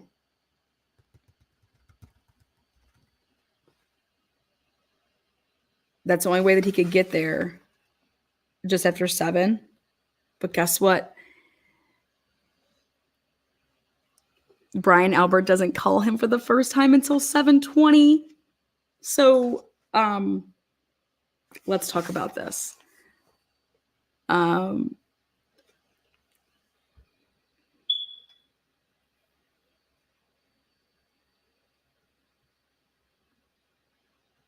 Damn.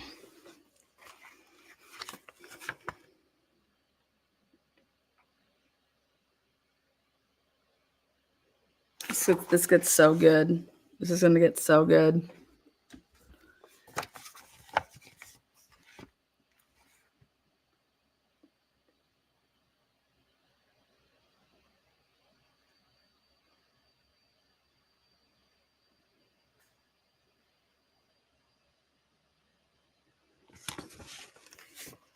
At 7:22, right after Brian called him and they talked at 7:20, at 7:22, he calls Chief Berkowitz back.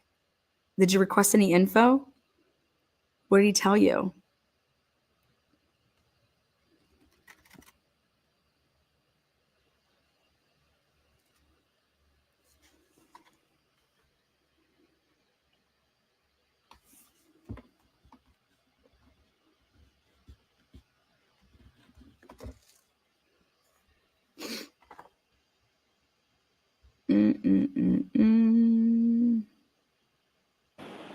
Here we go.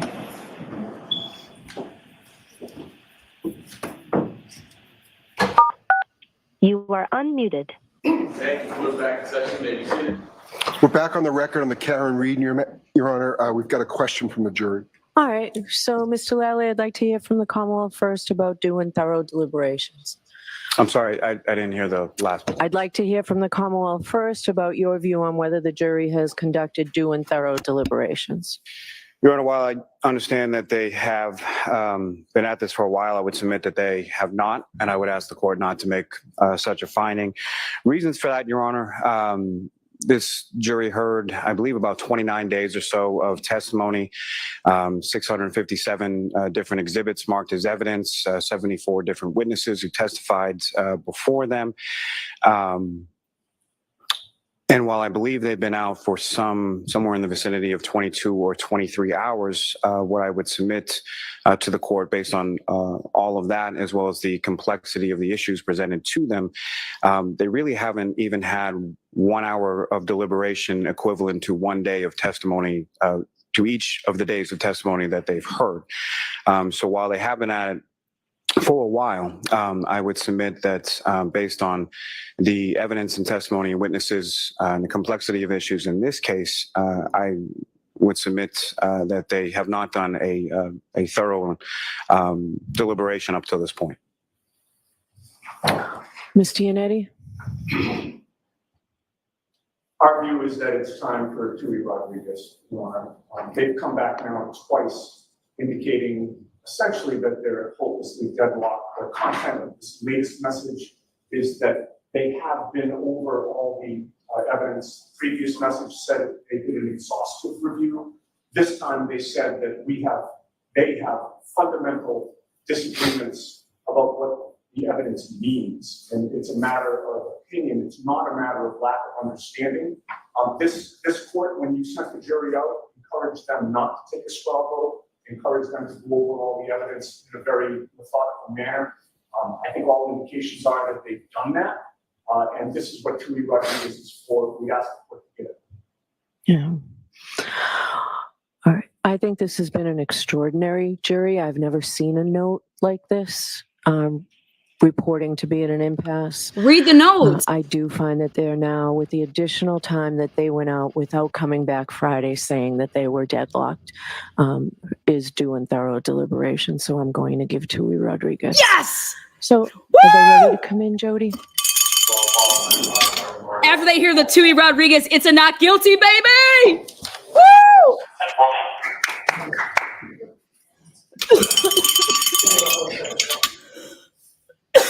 Yes! So why don't I take a recess? All right. And then Nancy. You guys, they said the word fundamental, and that is amazing.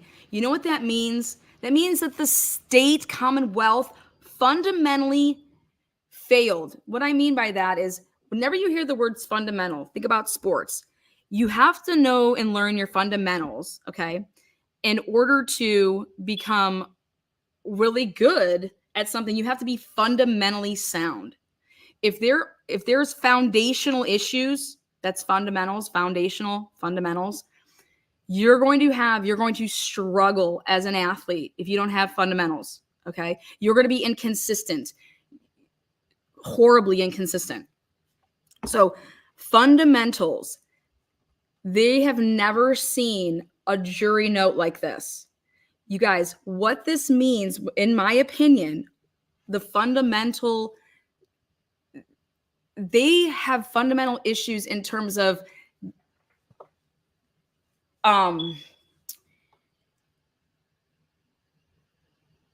in this case, there were no fundamentals. The order that Lally presented this case did not lay the case out, okay? He starts with who, what, where is the evidence supervisor that was saying, yep, I got this in. Yep, here it is. Yep, this is when I received it. This is when this got this. The Commonwealth did not lay down a damn thing other than here's a bunch of hearsay from a bunch of people. And then here we have the jurors now are arguing between to believe or not to believe cops. Because if you should put all of the stuff aside of what any witness has to say, let's just look at the timeline. Let's just look at the cops stuff. Okay? And there is no timeline because there are no reports.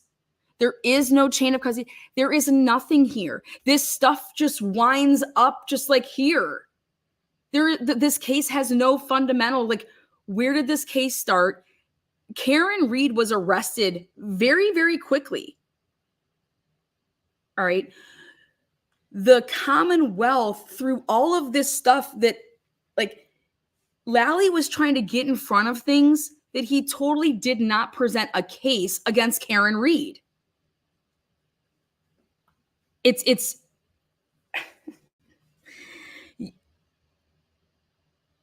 where's the case against Karen Reed? This jury is trying to look through all this stuff to look at it and be like, there is no case against Karen Reed here. We have somebody that's dead, right? And we don't know how he died. So why aren't we just coming back with, it's not guilty? Because when you have fundamental disagreements, and now what I think they're fundamentally disagreeing with is, it's like when you want to walk through this timeline to lay down the foundation, that's where you're having disagreements. And they're trying to find, here, where's this report so we can write down this date and timestamp? Where's this? Where's this? Lana, go to the feed. What feed? This is the feed. We're here, we're waiting. It's on, we're in, what do you call it? We're in a recess. They're bringing in the jury. Lana, you think I give a shit about her being live? That woman should have never worked for the FBI in the first place. Want to replay it? I will replay it. I will replay it. But for whatever reason, Bev doesn't read off what the question is and kept it off on purpose. And that's some bullshit. The evidence.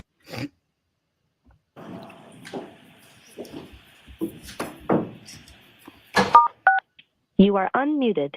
Thank you. We're back in session. We're back on the record on the Karen Reed, Your Honor. We've got a question from the jury. All right. So, Mr. Lally, I'd like to hear from the Commonwealth first about doing thorough deliberations. I'm sorry, I didn't hear the last one. I'd like to hear from the Commonwealth first about your view on whether the jury has conducted due and thorough deliberations. Your Honor, while I understand that they have been at this for a while, I would submit that they have not, and I would ask the court not to make such a finding. Reasons for that, Your Honor, this.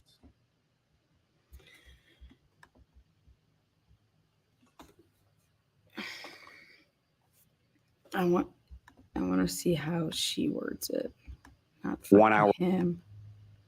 I'm going to give to Rodriguez. Okay, listen to what Yannetti says here. Point. Mr. Yannetti? Our view is that it's time for Tui Rodriguez. They've come back now twice, indicating essentially that they're hopelessly deadlocked. The content of this latest message is that they have been over all the evidence. Previous message said they did an exhaustive review.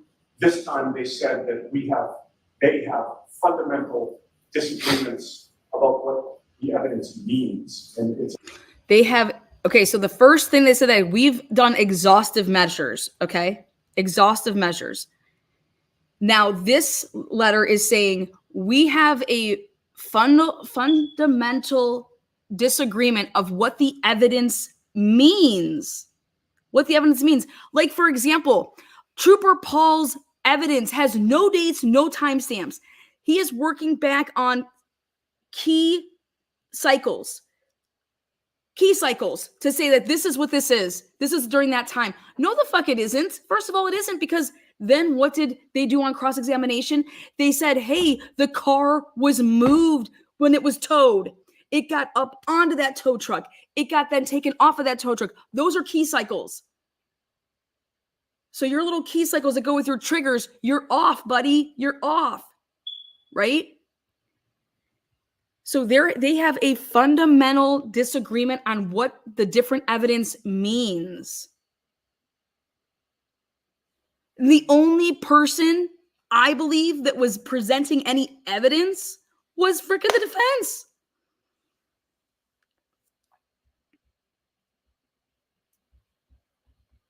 And now what's crazy here, if you think about it, if you have a fundamental disagreement on what the evidence means, how is this not coming back not guilty?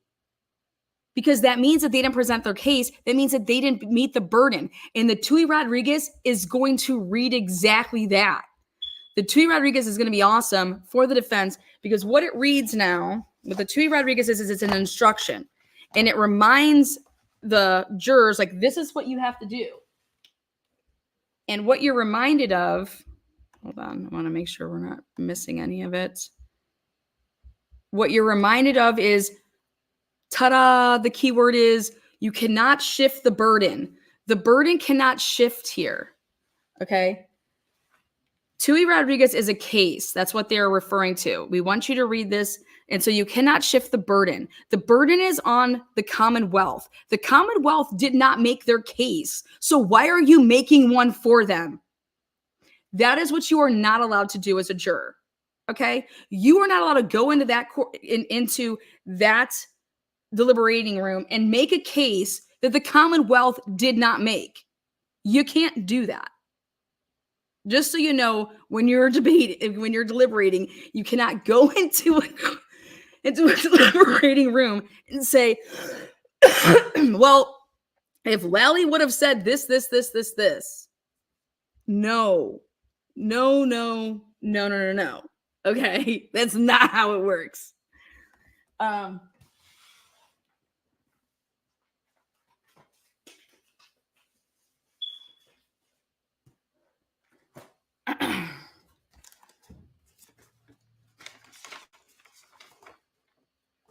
I'm going to read for you guys. I read it in my last live. I can do it again. Let me find it. Even though I was really pissed, I was getting to the good part of my Excel spreadsheet with Higgins.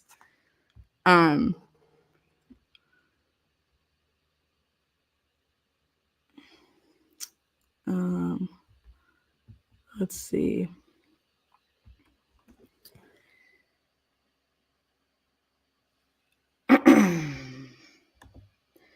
Okay, when jurors cannot agree, you bring them back in, and this is what they will be read. Our Constitution and laws provide that in a criminal case, the principal way for deciding questions of fact is the verdict of a jury. In most cases, and perhaps strictly speaking in all cases, absolute certainty cannot be attained or expected. The verdict to which each juror agrees must, of course, be his or her own verdict. Okay. The result of his or her own convictions and not merely an acquisition of and conclusions of the other jurors. So you're supposed to, yes, I'm supposed to hear what you have to say and everything like that, but I am not supposed to just go, okay, yeah, whatever they say. Like, that's not how this works. So the part that is going to be read is right here. You should consider that it is desirable that the case be decided. You should consider that you have been selected in the same manner and from the same source as any future jury would be. Meaning, if this was to get retried, like, you guys are the best for this. There is no reason to suppose that this case will ever be submitted to 6 persons who are more intelligent, more impartial, or more competent to decide it than you are, or that more or clear evidence will be produced on one side or the other. With all of this in mind, it is your duty to decide this case if you can do so. In order to make a decision more attainable, the law always imposes the burden of proof on one side or the other. So this is the part that's going to be key right here. In order to make a decision more attainable, the law always imposes the burden of proof on one side or the other. In this criminal matter, this criminal case, the burden of proof is on the Commonwealth to establish every part of it. And this is why Bev's instructions were ridiculous. Every part of it. That means every essential element. So every part of it, every element to the crime, murder. If you can say, okay, this happened, this part didn't happen, automatically it's gone. You have to prove every element in order to say that that's what happened. If you are left In this criminal case, the burden is on every element beyond a reasonable doubt. If you are left in doubt as to any essential element, the defendant is entitled to that benefit of the doubt and must be acquitted. Here we go.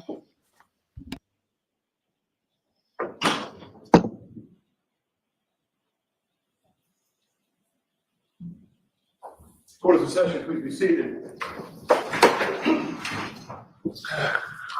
All right. So, jurors, I am in receipt of your note. Judge Canoni, despite our commitment to the duty entrusted to us, we find ourselves deeply divided by fundamental differences in our opinions and state of mind.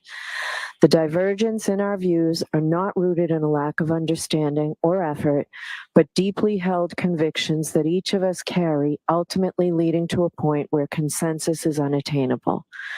We recognize the weight of this admission and the implications it holds. So, Mr. Foreman and members of the jury, I have an instruction for you. Our Constitution and laws provide that in a criminal case, the principal method for deciding questions of fact is the verdict of a jury. In most cases, and perhaps strictly speaking in all cases, absolute certainty cannot be attained, nor is it expected. The verdict to which each juror agrees must, of course, be his or her own verdict, the result of his or her own convictions, and not merely an acquiescence in the conclusions of the other jurors.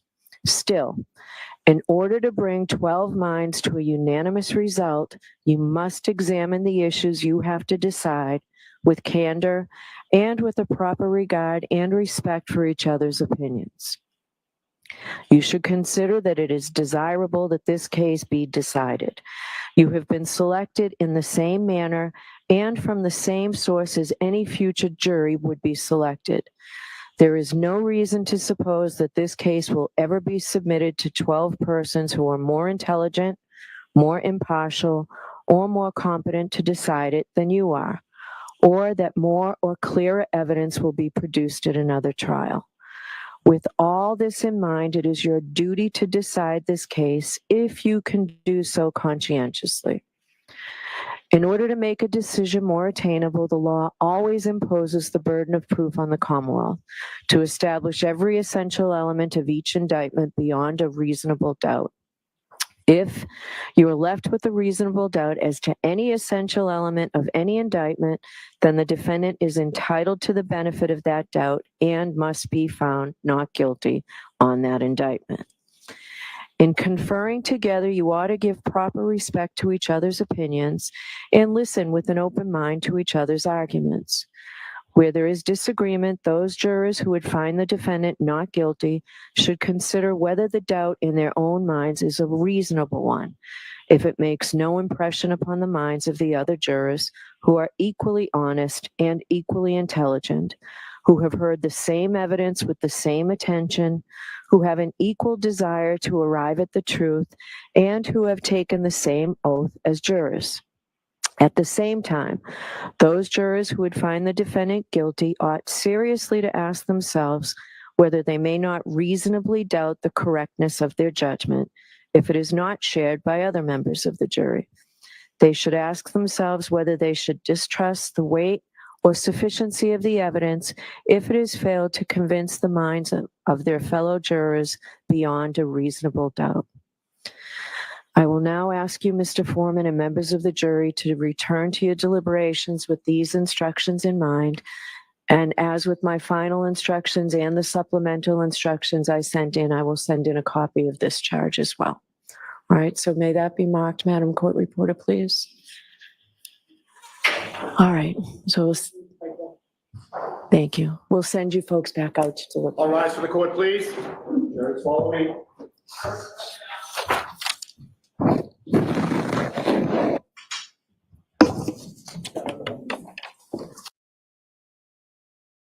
But deeply held. I want to read the letter again right here. All right. So, jurors, I am in receipt of your note. Judge Canoni, despite our commitment to the duty entrusted to us, we find ourselves deeply divided by fundamental differences. Deeply divided. Deeply divided. Deeply divided. Now, this could be, they could have been saying, hey, we're not going to just out one person, so we're going to write it this way. Okay.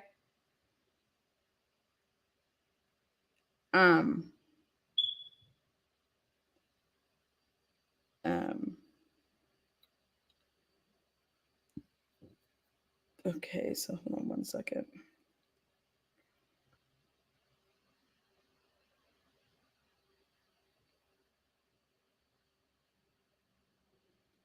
Let me see.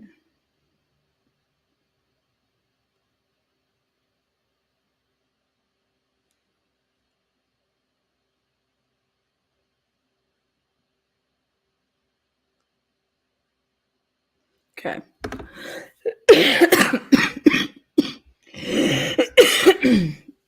Thank you, Busted Blush. Hold on. All right, let me play this. Is in our opinions and state of mind.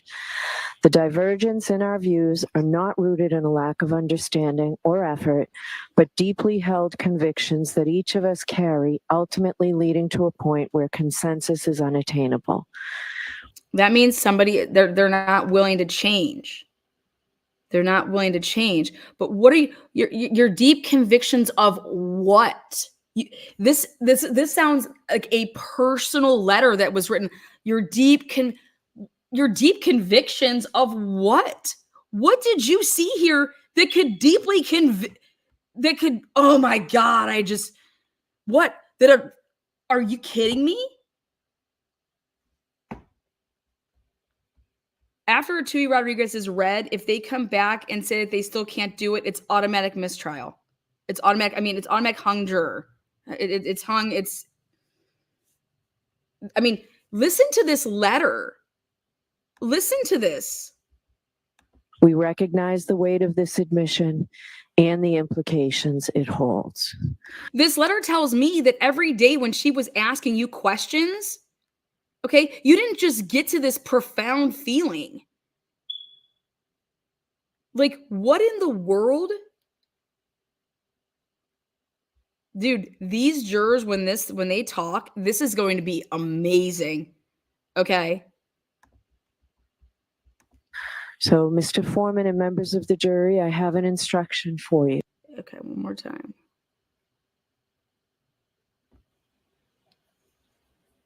Blowout Bev, look at her. Court of session, please be seated. All right. So, jurors, I am in receipt of your note. Judge Cannoni, despite our commitment to the duty entrusted to us, we find ourselves deeply divided by fundamental differences in our opinions and state of mind. Okay. Fundamental differences in our opinions. Let me see something. Fundamental differences in our opinion.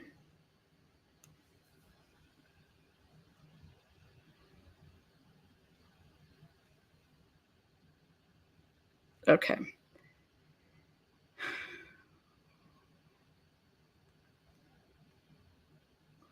One of the major causes of conflict in human relationship is differences of opinion. The human mind is programmed to form opinions on everything. We want our opinions to be heard and counted. Opinions are dear to us. They represent us and tell the world who we are. Our self-image and identity is heavily invested in our opinions. Our place in the social hierarchy is determined by how many people listen to our views. We are drawn towards people who hold the same opinions as ourselves. In our opinions are agreed, we are happy, but it brushed aside, it is a loss of face. It hurts. Relationships sour. Differences of opinion can distance us from others. So how do we handle differences of opinion? First thing to realize is that the inevitable of differences of opinion, that they are a part of the design of life. They cannot be wished away. We have to accept to it as living in a reality and deal with it on a daily basis.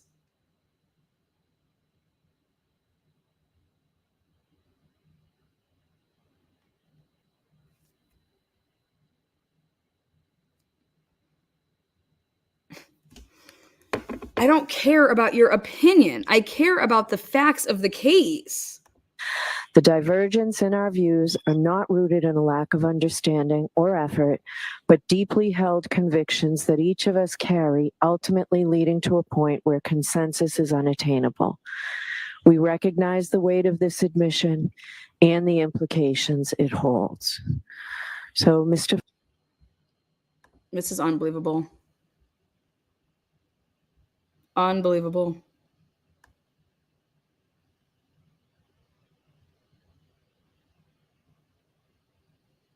Opinion. Opinion.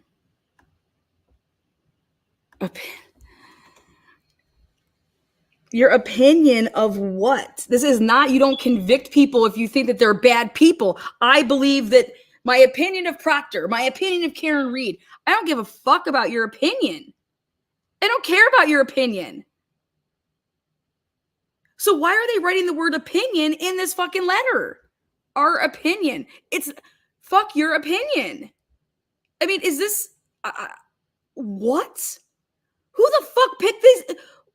Who picked these people? Where consensus is unattainable.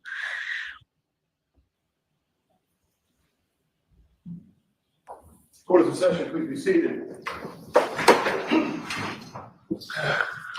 All right. So, jurors, I am in receipt of your note.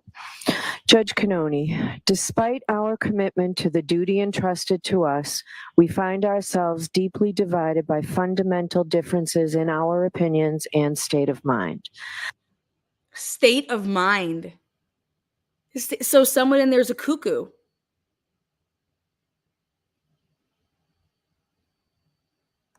The divergence in our views are not rooted in a lack of understanding or effort, but deep. Yeah, it isn't a lack of understanding. It totally would be in a lack of understanding because you're not understanding your assignment. You're not understanding your assignment. Your assignment isn't to give me your opinion. I don't want your opinion on what you think fucking happened. I want you to tell me how the Commonwealth proved anything beyond a reasonable doubt. You're showing me that there's all this reasonable doubt by this ridiculous letter. This letter shows reasonable doubt.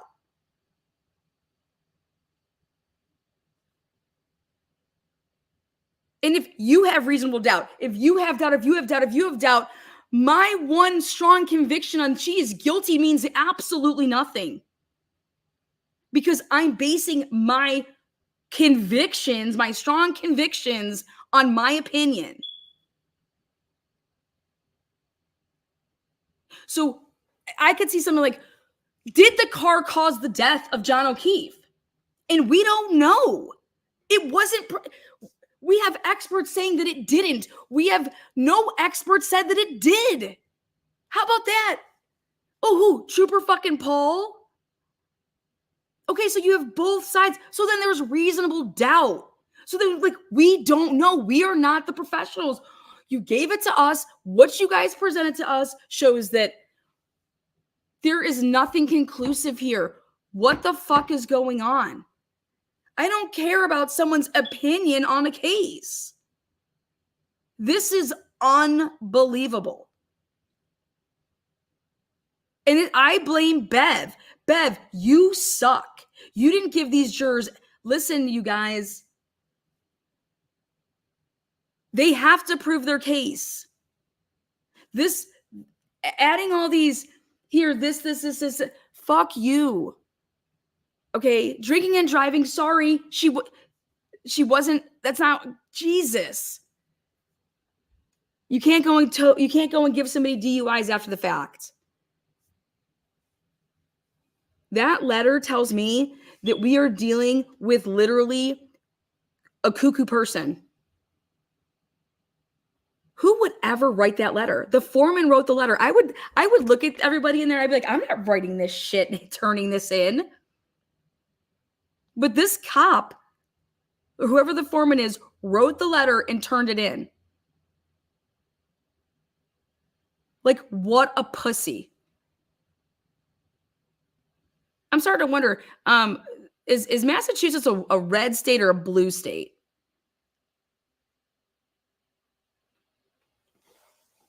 This is unbelievable. Because it's gotten political in that room. Because I think it's gotten hella political in that room.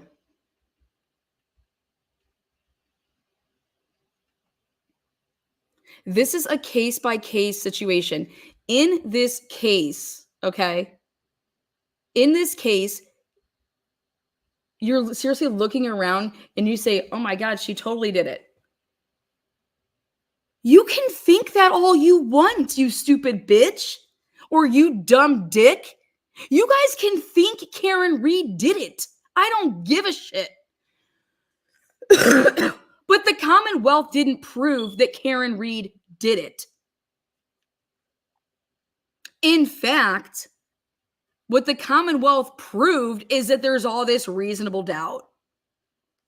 Because their own person puts Karen Reed at the house at 12:36. So when did she hit fucking John with her car and nobody saw it? Because now go to this timeline. Now this is what these jurors are going to be doing. Look at this timeline. Let's stick to the simplest of simplest facts. In the simplest of facts is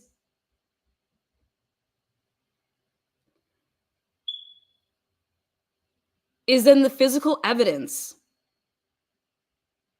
Even though you don't want to talk about the time of the crime, which has to then be, okay.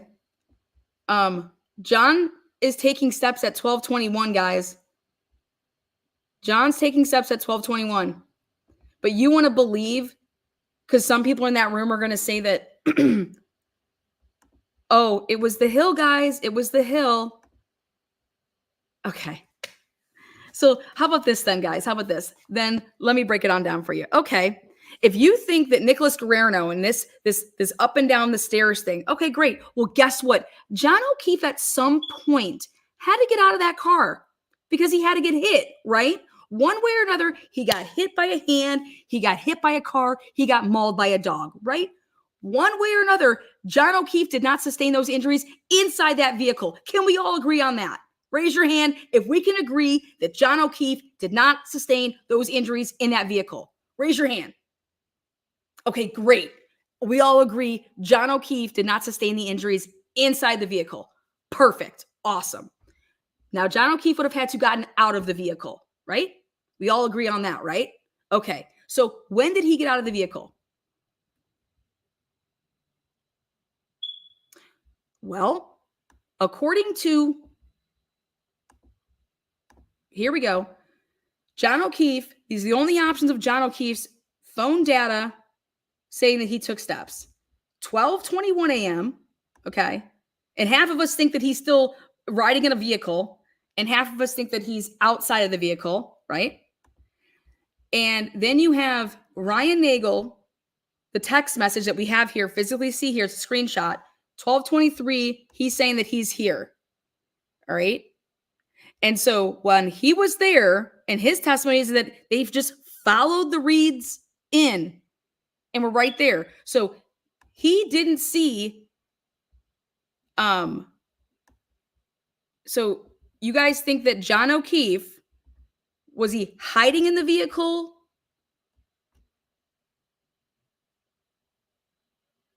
Because he has to get out of the vehicle, right? And then so we think that John O'Keefe just stood in the same spot from 12 what? The next time he moves, he's making moves all the way from 12:21 to 12:24.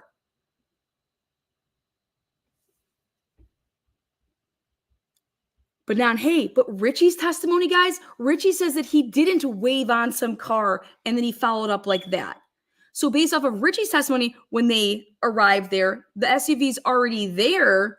So, and you can't think that you're going to do this, that Karen Reed's going to pull up, then stop, and then back up 60 feet, going 24 miles an hour.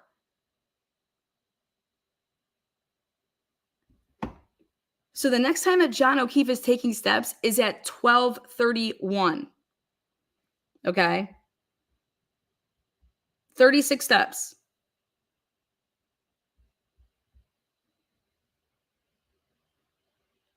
this would have all been seen, right?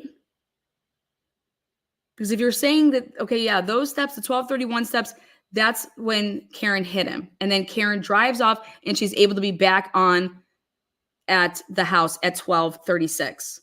And I'm saying, you guys, we can't make that drive. That drive cannot be made. At 1231 and 52 seconds, that's basically 1232. That's 4 minutes. You cannot make it there in 4 minutes. And then someone says, well, the Wi-Fi picks up a little bit, so she didn't have to be technically in, you know.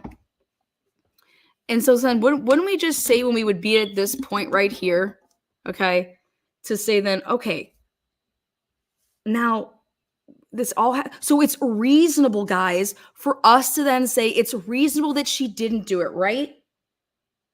It's reasonable but we can't just sit here and say that she's guilty. We can't go that way. So it's reasonable to say that from this, it would be a really tight to get back at home. And then also then, how about this? Every single person comes outside and nobody sees him. And then all these anomalies start happening at the Albert's house. These butt dials. These Google searches that I would just throw those out. Who cares? Throw out the Google search. That doesn't matter. Because guess what? We can't prove either way. This guy says it happened. That guy says it doesn't happen. Well, guess what? We take it out and we act like it's not part of our than what we're debating. So we take out the Google search.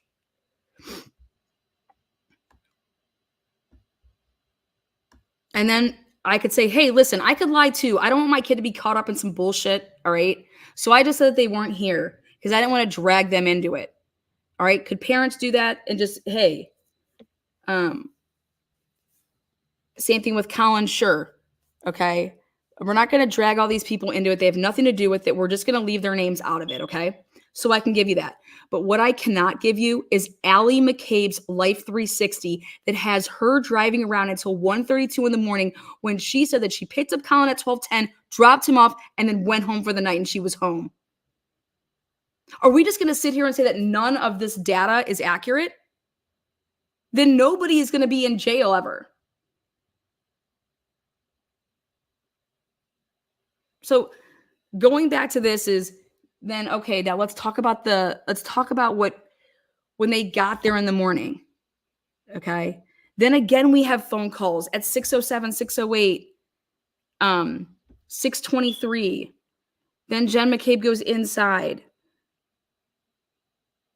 They don't find his shoe. They don't find his hat. They don't find any car pieces until after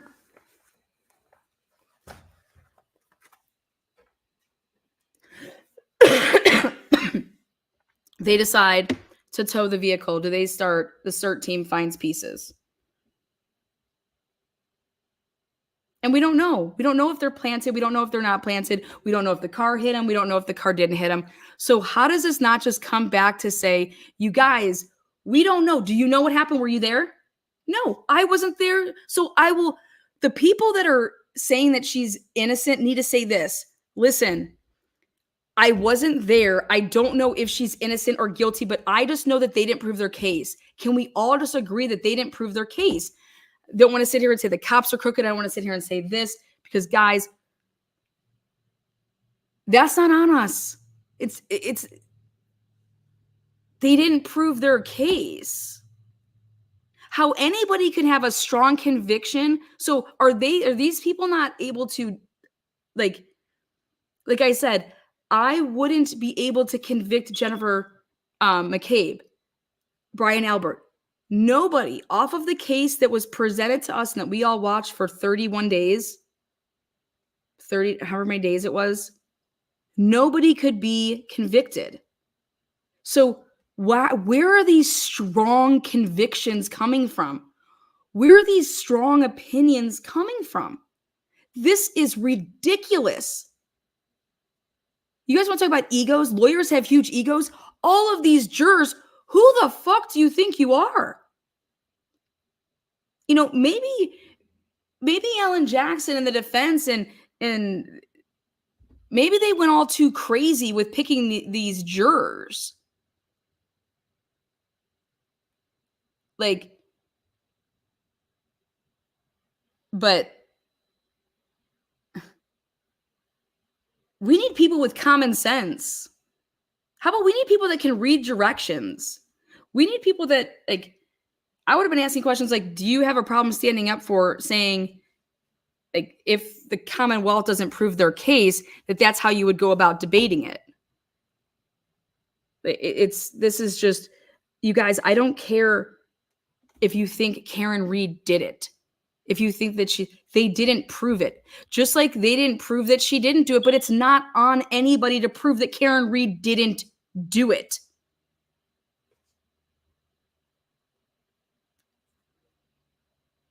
And based off of that letter, guys, no one's changing their mind here because they are deciding off of the wrong things. They're deciding off of opinions. They're not deciding off of fact or what was presented. And they're sure as shit not doing anything like this. You know, a timeline.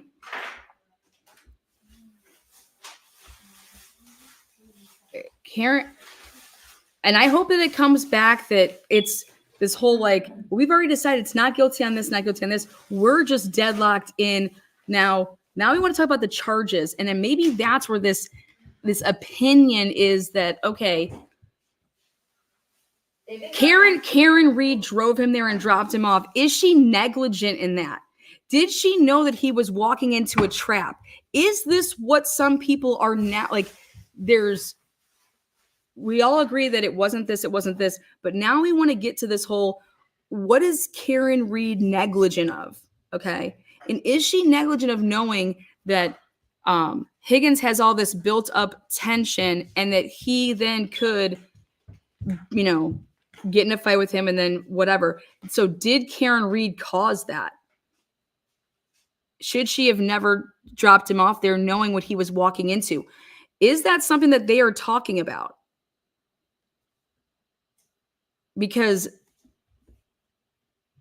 that's the only thing that I can remotely get behind, is that if people are in that room saying, listen,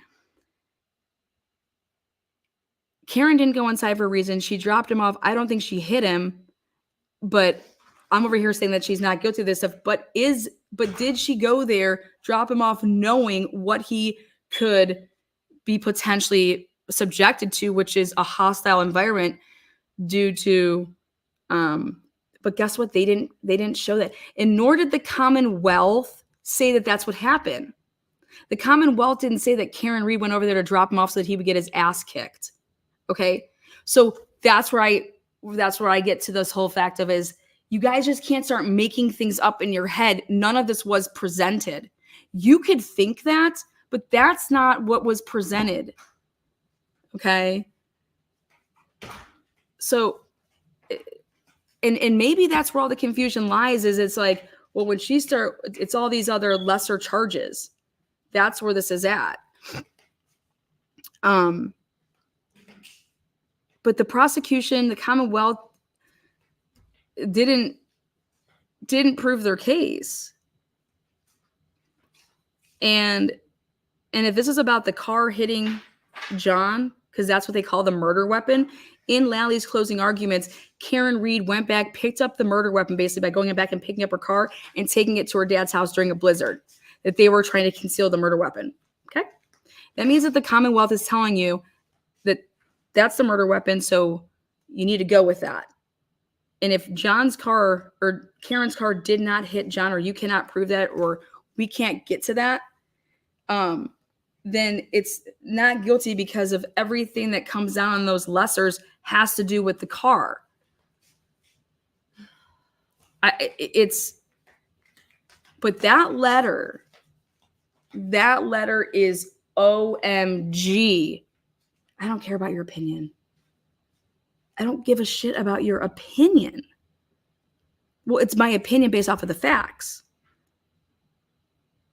Okay, well then I just have one question, which is, did y'all ask each other, when do you believe that John O'Keefe got out of that vehicle? Because if in order for that car to hit him, he would have had to gotten out of the vehicle. So what time did he get out of the vehicle? Because then how do you know the 12:31? If you can just take steps and they don't mean anything, then you're not going to convince me that he got out of the vehicle at 12:31. How about that? How about that? If you want me to believe your theory, which is that, yeah, this little up and down is those flights of stairs, you want me to believe that is idiocracy, then I'm going to tell you that I don't believe that he got out of the vehicle at 12:31 then.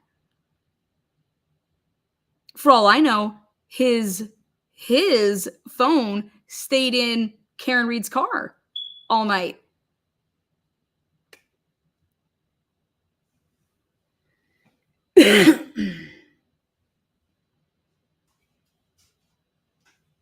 I don't get to let you be dumb and me have to stick to common sense. That's not how this is going to work in this room either. Okay? So if you want me to believe that John O'Keefe is going up and down flights of stairs because they're moving on, so let me ask you this. Are you guys allowed to then, as a jury, allowed to say, hey, I wanted to see how flat Dedham Road was. I want to see how flat Cedar Crest was. There's no hills like Nicholas Guerrero and I was testifying to. Am I allowed to do that after the fact? Am I, or in that room, can I bring my brain to that room and say, okay, guys, hey, use your phone. Are we allowed to use your phone? Google, I want to know how flat the street is. That Nicholas Guerrero was saying that up and down. Oh, you're talking common sense, though. What they're doing in there, I think, is they're forcing deadlock because somebody isn't talking and refuses to talk. Just like the other hung. Remember the hung? Did you see the letter that was read? No, I was. Okay, well, here, you need to play it. Okay. Like, go back and play her little letter that she read that the jury said. So I just want to know, obviously the foreman wrote the letter because they have to sign their name to that letter. Well, it's Turtle Boy saying juror number 7's been crying. Who cares? I think that someone's refusing to cooperate in there and communicate, and everyone's frustrated. And it could be juror number 7, but I think juror number 7 looked to the ceiling and took a deep breath when Bev asked them to go back after her last instruction. No one else showed emotion. Well, also this here. So we have a crybaby. Read it from there, and then those are the newest ones. Okay. So 44 minutes ago, the jury has come back hopelessly deadlocked and claim they have been over all the evidence. Adam Lally thinks the jury hasn't had enough time to deliberate.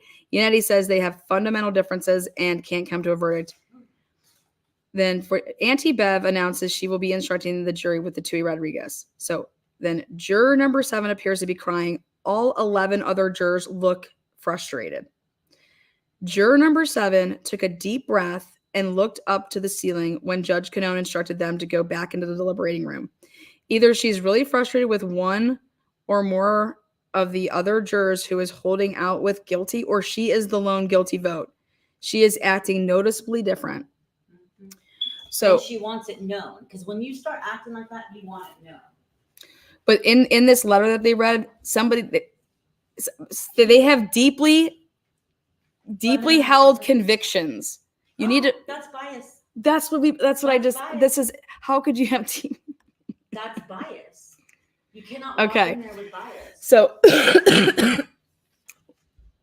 now, as much as I want to ream out these jurors, I have to blame Bev because Bev has completely lost all control of this. She lost all control of it when she has no relationship when she's discussing things with these jurors, letting them just go home. Hey, we're tired. We're going to go home. Then making them force. She's all over the place, but she finally read it.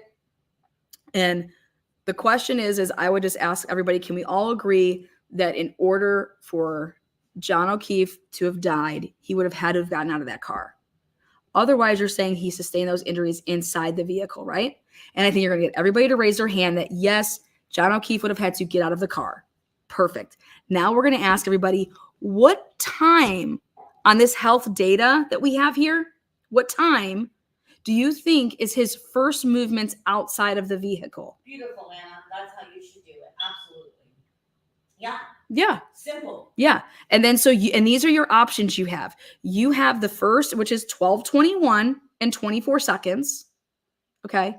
Of which during that 12:21 time frame to 12:24, he walked 80 steps, or his phone 80 steps, and went up and down 3 flights of stairs.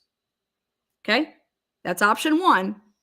Or option 2 is that he got out of the vehicle for the first time at 12:31 and 52 seconds and made 36 steps at his final resting spot, which would have been now face down.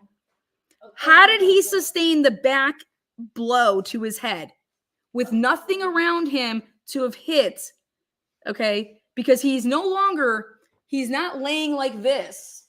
Okay, because he hit the ground. He was found face down. But that's according to Jen McCabe. And that they turned him over.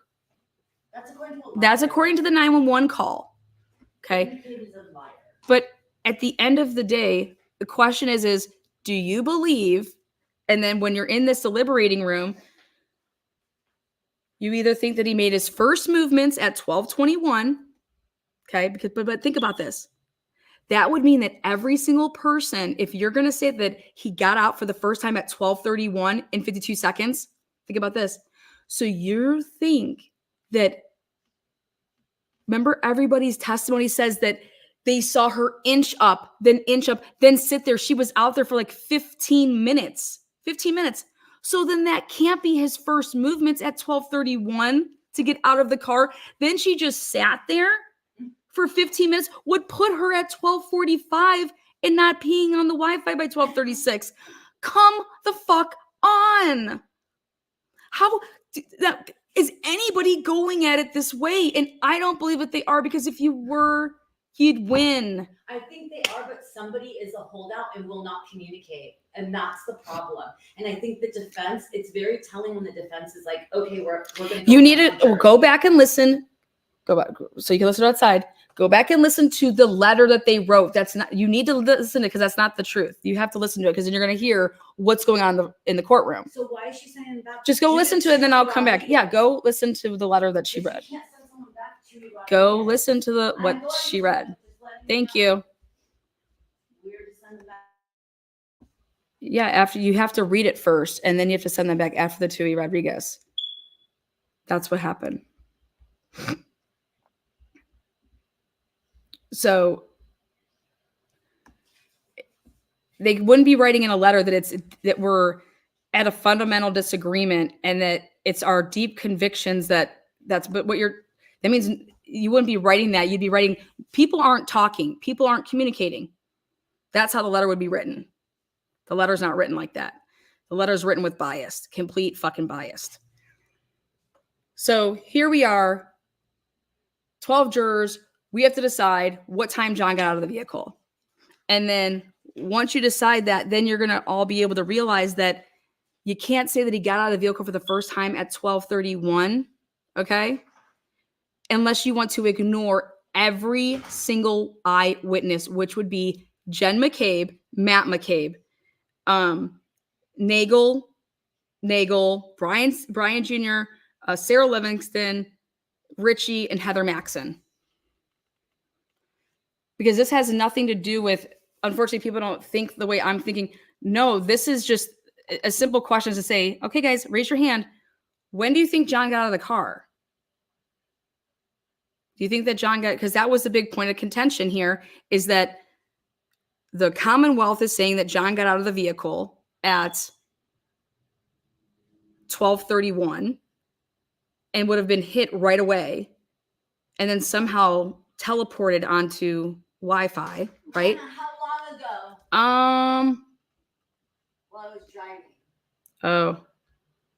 If you go on to let's see. Like what time did it? If you go on to long crime, and you back up to I'm doing it right now to see. Yeah, back up 30 7 minutes. 38 minutes, yeah. 39, 33. Okay. All right. So it just, I think if they say, okay, one person at a time talk, everybody's talking at the same time, so we need one person to talk. So it would require one person gathering their thoughts to say this. Okay, guys. What time did he get out of the car? Or you could go like this. Raise your hand. How many people believe that a dog bit John? Let's say half raise their hand, half don't. How many people believe that John was punched in the face? Half raise their hand, half don't. How many people believe that Karen Reed's SUV hit John? Half do, half don't. Okay, guys, I think that we can clearly see that there is a ton of doubt here. Some of us believe this, some of us believe this, and it's because of the way the case was presented. But I think that we can at least agree that there is not sufficient evidence that shows that Karen Reed is guilty, right? So raise your hand if who thinks Karen Reed's guilty. Okay, so then there's this doubt amongst us. So then it's not guilty off of that. I mean, we don't make it personal. We don't attack like, oh God, you're a moron. Oh God, you're stupid. Oh God, I can't believe you think like that. I think that you say that, look at all these opinions that we have. And you guys, we have these opinions because it's called possibilities. Opinions are possibilities. Okay, opinions mean possibilities. And if there's all these possibilities, that means that there's it's reasonable that could have happened. It's reasonable that could have happened. It's reasonable that could have happened. All of this stuff is reasonable. So we don't know what it is. So then that's where it's reasonable. I have reasonable doubt. But that's how you would switch it to say, okay, your opinion is validated. Your opinion is validated and your opinion valid. All of our opinions are validated here because it could have happened that way, but we don't know. So then therefore we have to say that these are all possibilities and it's not guilty because there's all these possibilities and the Commonwealth didn't get it. The Commonwealth wasn't able to show us that only one of these possibilities is possible, and that's Karen Reed hitting John O'Keefe with her vehicle. That's how somebody that would have no skin in the game, which all 12 of them are supposed to have no skin in this game. And if you say it like that and you validate my opinion and I'm validating your opinions and I'm validating that that's possibility versus saying, oh my God, are you fucking stupid? No, I'm not stupid. You know, that's how you're going to validate everybody's opinion and show that your opinion is called a possibility. Okay, these are all possible. And they're only possible because the Commonwealth didn't provide us with the definitive evidence to say it any other way. And then therefore we have to go not guilty. Can everybody agree on that? And then I can honestly say to you, could Karen Reed have done this? Absolutely. But if Karen Reed did it, they would have had to be there a lot earlier than they're saying, not at 12:31. But I can give that to you. So if you move with me that Karen Reed could have done this, then you have to give me the fact that John O'Keefe could have went into that house. Because we cannot just ignore this health data and go off of, oh, it's because it's going up and down. Because then we have the ways, and it actually makes sense when Jen McCabe texted at 12:18, the 34 Fairview number, that's when John pumped it in at 12:19, and that he would have been there at 12:21.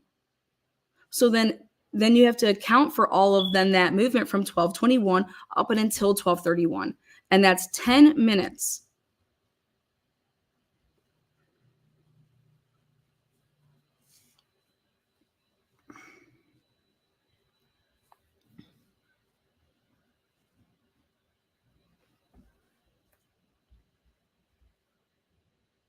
It's like they're trying to figure out who did it versus reasonable doubt with evidence. I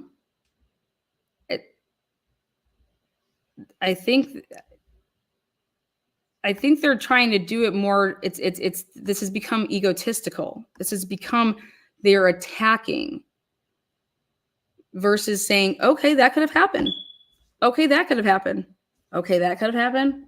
All right, sure, yep, and that could have happened. Anybody else? Well, I kind of agree with that person. And then you hear, okay, so we have 12 people here that are agreeing upon 4 different scenarios, right? Right.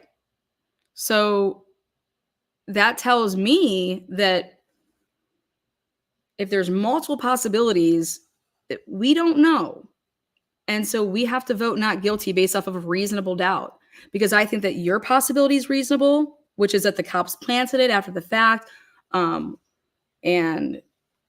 then your possibility is reasonable, which is that, hey, I think that she bumped the car so she could say that that's how it cracked. Okay. But, you're adding stuff in there, like, because the Commonwealth didn't say that's why she said it, or nobody, Karen never said that.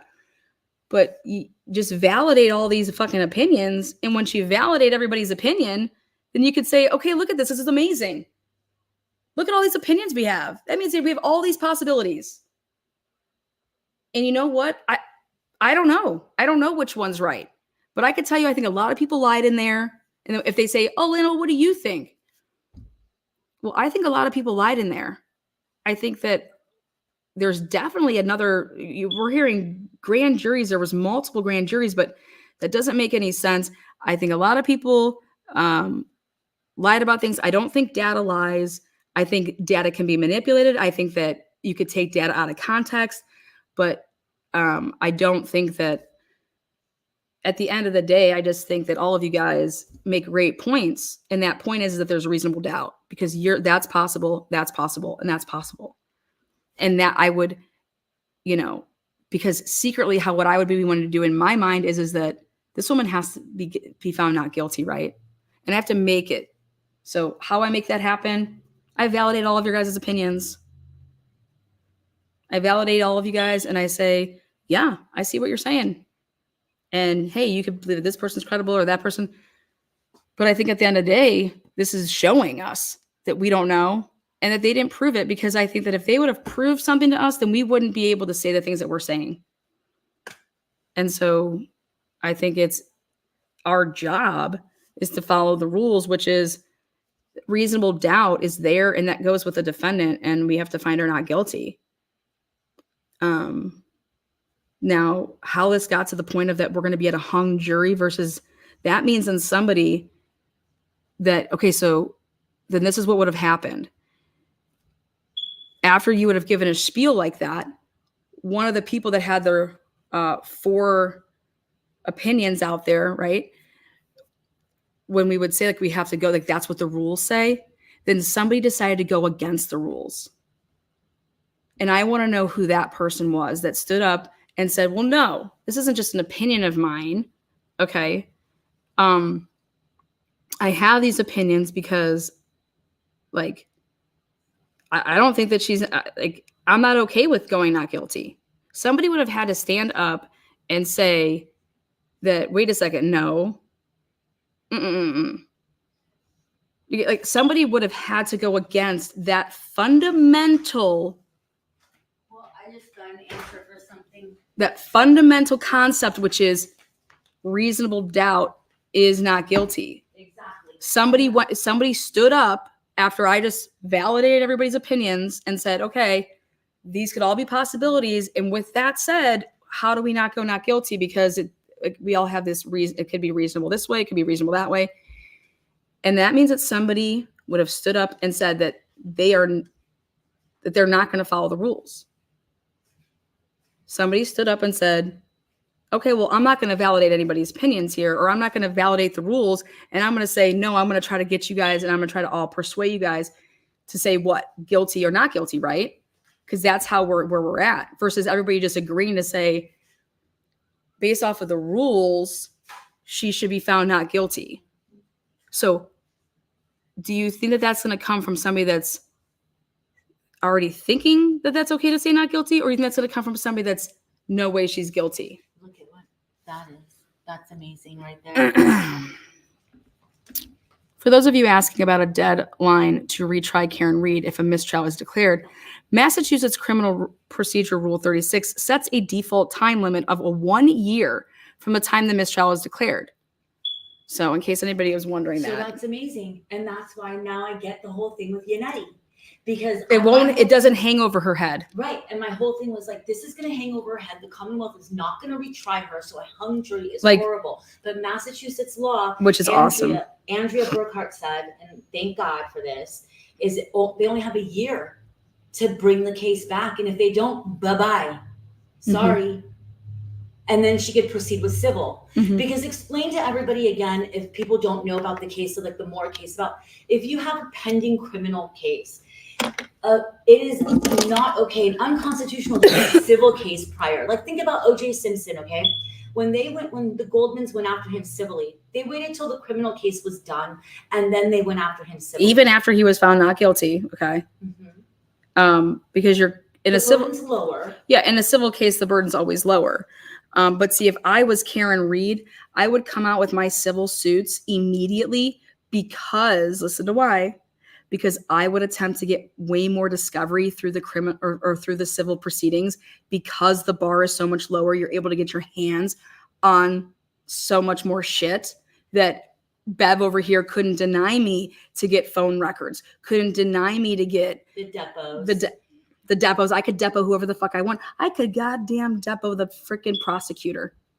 But listen, but now that we know that it's only a year, it's still a slippery slope to do a civil case. I would make them file for a stay and see if they get it. That might be a good strategy, but I would like to protect my client and I wouldn't do civil before the criminal is over and done. And now that we know that Massachusetts law has a year max, beautiful. Yeah. Beautiful. We didn't know that. Thank you, Andrea Burkhart. Thank you, Andrea Burkhart. It's the Crim Rule 36 in Massachusetts law. So basically them having a trial just went ahead. You know, there's usually not a cap, a statutory limit on when you could try somebody for murder. Well, guess what? Because of this rule, after there's a mistrial, which is what this would be if it's a hung jury, is that the clock starts ticking and you have 365 days to bring this back to either charge her or you can never charge her again. Tits. Is there a statute to file a civil suit? Yes, there are statute limitations based on the different parts of it. Defamation runs like anywhere between like a 3 to 5 year. I believe that she has the economic advantages. She could get that all day. She could probably get check out what the mass is for defamation. For defamation or for any civil? Give me. I just want to know what the defamation is.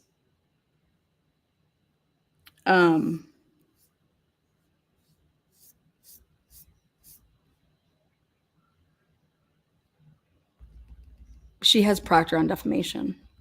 Oh, she has Proctor on defamation. She has emotional distress. 100%. And after what she's been through, I'm curious. I just want to know what it is, what that. And you can actually depend on when she would have found out about it versus when it was made. If he makes it to a third party, it's automatic. I know that her civil rights were violated.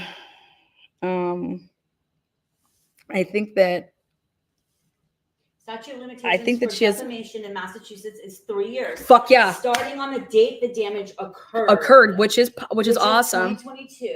Okay, so 3 years. Well, no, because they will be able to oral argue the fact that the damage occurred when the trial happened. Technically, when you do something, okay, when you actually when that act happens. Listen, it goes on. Starting on when the date the damage occurred or when it was discovered. Thank you. I was just going to get to that part, or when it was discovered. And in this case, it was discovered when the FBI got his records. So that puts it at February of 2024.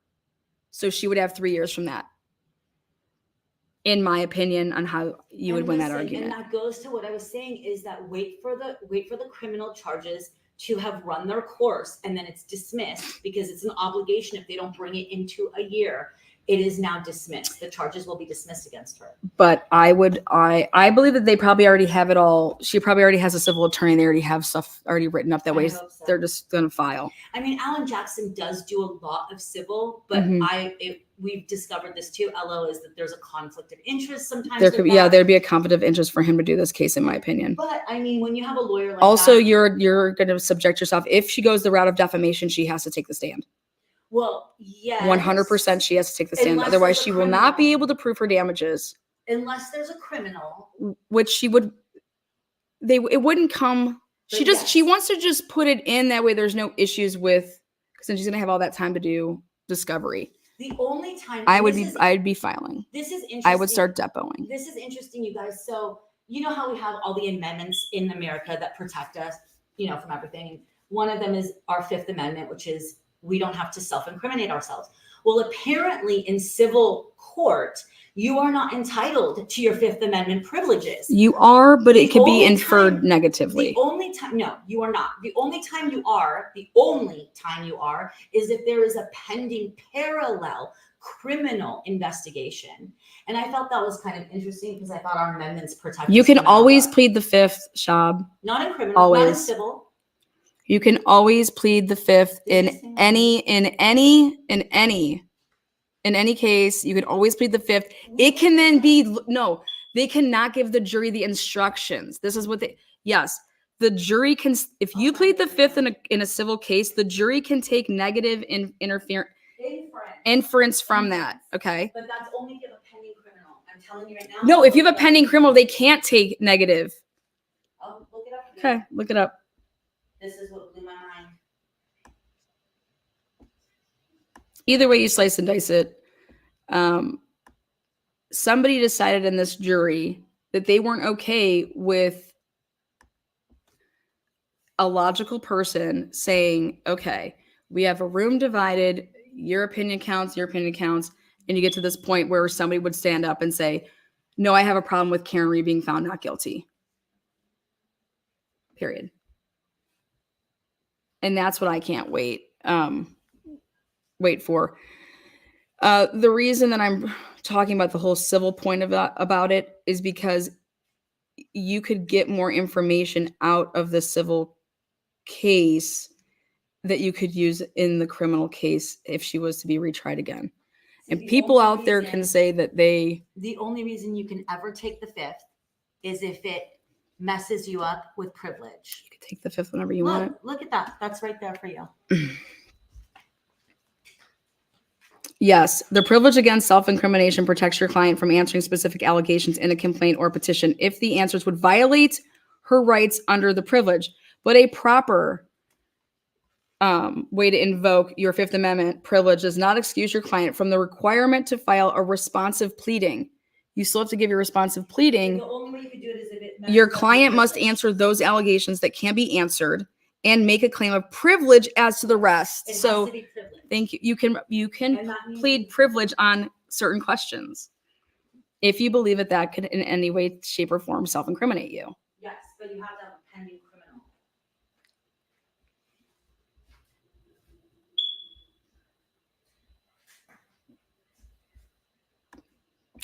Wow, these commercials are so full of hate and lies. Oh, there's commercials. Sorry.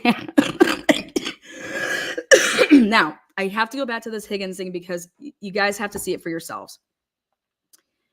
I thought that maybe Higgins was going to be a scapegoat. I thought that maybe Higgins was being used. Guys, no. Check this out. Higgins, get your fucking ass up here. Higgs.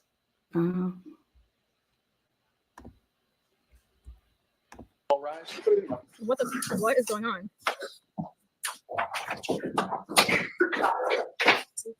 Oh my god, that's 6:36. The juror was so distraught. The juror's about to barf. She's having hot flashes. She's pregnant. Trying to see how much law enforcement knew right away. Okay, right here. His dick off. I want to talk about what you did after you woke up on January 29th, 2022. That was obviously a memorable day in your mind, correct? It was a sad day. The very first person you spoke to after waking up was who?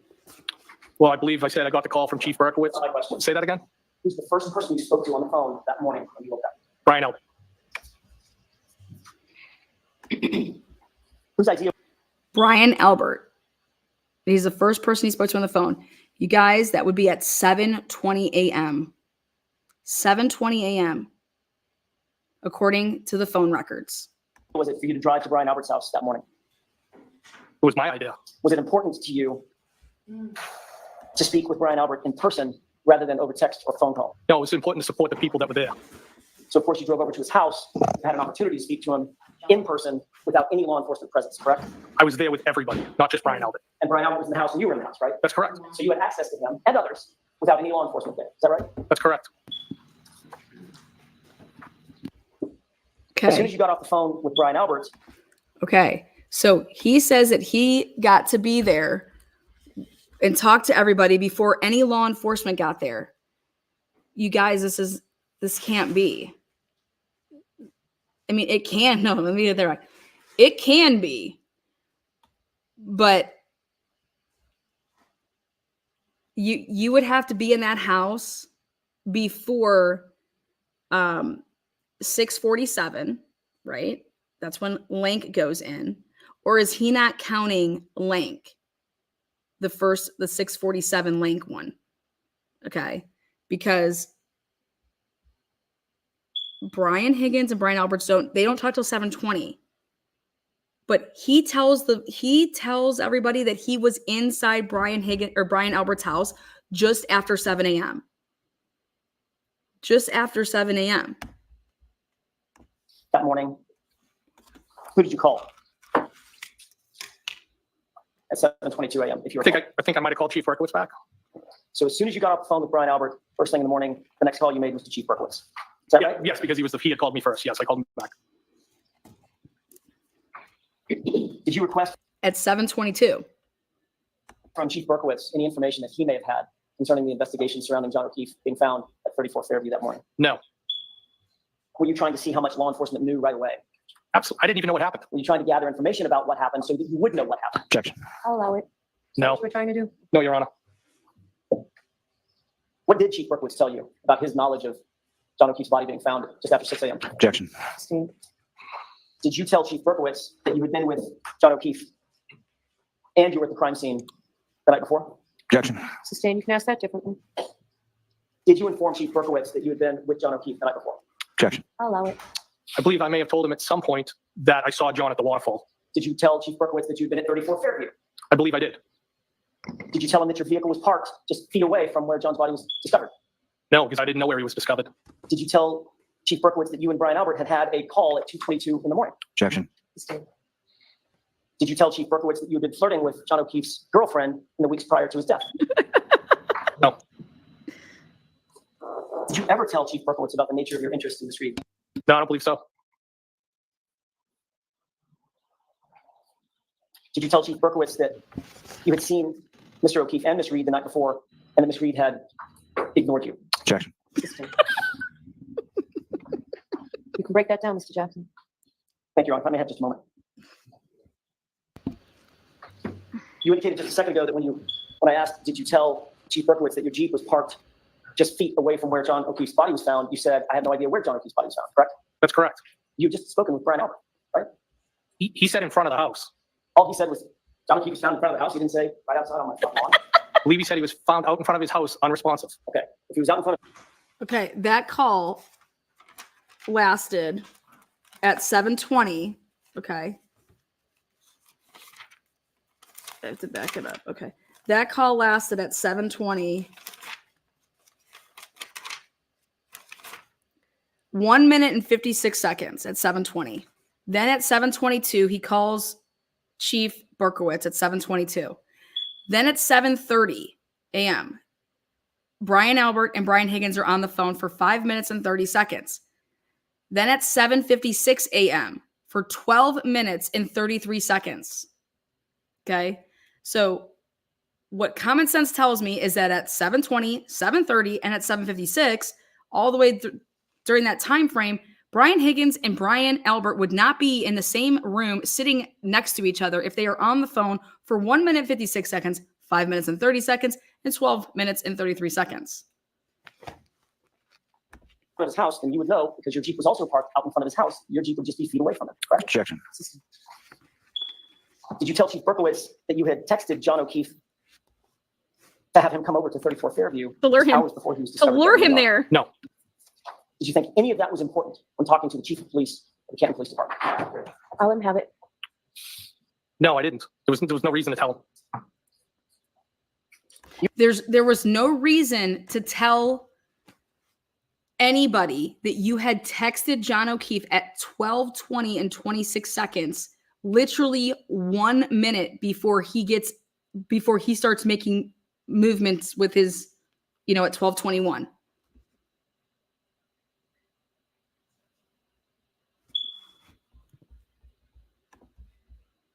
You've been an investigator for some 15 years and you were a firefighter years before that, correct? Yes.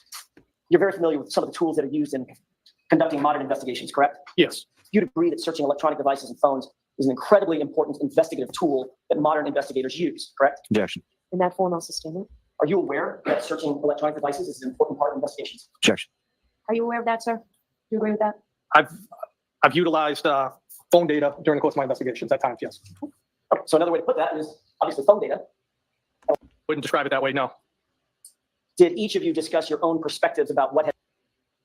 Objection. That's my point. I'm just trying to break it. You want to tell me every instance when somebody could have asked me. Correct. Okay. On the 29th, were you asked whether or not your vehicle could be searched? Searched or inspected? What do you mean? Either one. Well, I would consider a search the inside of the vehicle more so than the outside. I would consider the outside more of an inspection. I would have been happy to show them it. I'm sure you would have. I'm asking, did they ask? No. They didn't have to search it, they didn't have to inspect it? No. We met with troopers. Who was it that you met with on the 3rd of February? Trooper Proctor and Trooper Buchanan. Did either Trooper Proctor or Trooper Buchanan ask to inspect your vehicle, otherwise search it? Not to my recollection. And to this day, nobody from Massachusetts State Police has ever indicated that they would inspect your vehicle? No. When you entered the house that morning, Brian Albert was there, Nicole Albert, Jim McCabe, Matt McCabe, Brian Albert Jr., and Julie Albert were all there. I'm sorry, had Julie Albert gotten there yet? She came after me. Okay, so at some point, all the people that I just tipped off, they were all inside the house. Brian Albert Jr., Nicole, Brian, Matt, and Jen. You all discussed the incident together, correct? I wouldn't describe it that way, no. Did each of you discuss your own perspectives about what had happened the night before in the early morning hours? Objection. I'll allow it. People were in shock at the table trying to figure out what happened. The math didn't make sense. John and the defendant never showed up. People were in shock. Right there. Right there. Right there. The defendant and John never showed up. That's not true. They never showed up. But that's the story that they went with. They never showed up. That's going to be our story, right? But Jen McCabe, Matt McCabe, they did show up. They did show there, right? But him saying they never showed up, right? He's making it so that they never showed up. They never came there. Showing up means you came there. The defendant and John never showed up. They never went there. So the math wasn't making sense. Why is he here? They never showed up.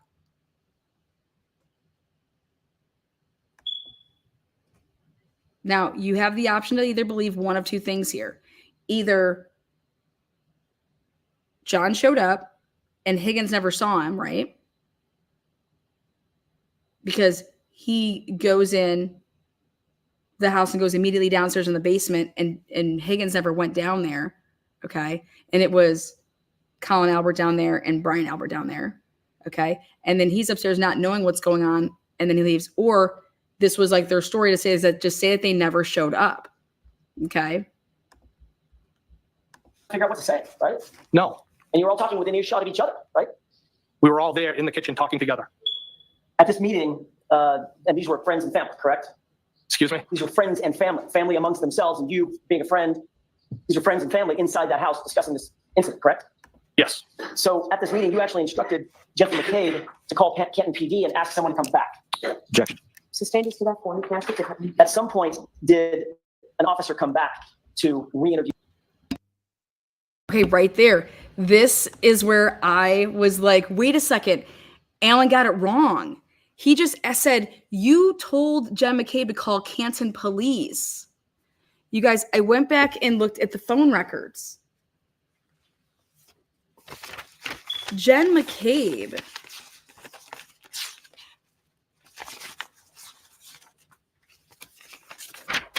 This is my quadruple check.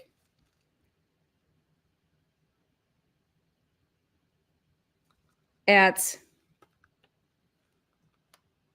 8:38 a.m. and 49 seconds, Jen McCabe doesn't call Canton. Canton calls her. Listen to this.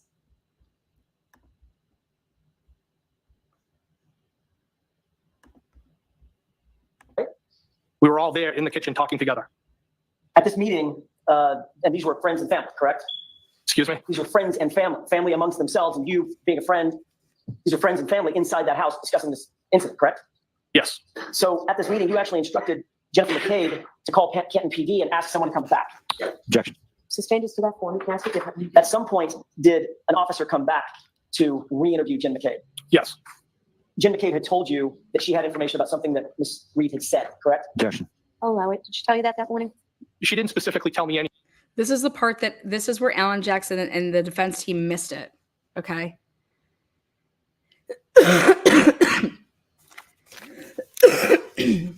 In the phone records, we called it yesterday.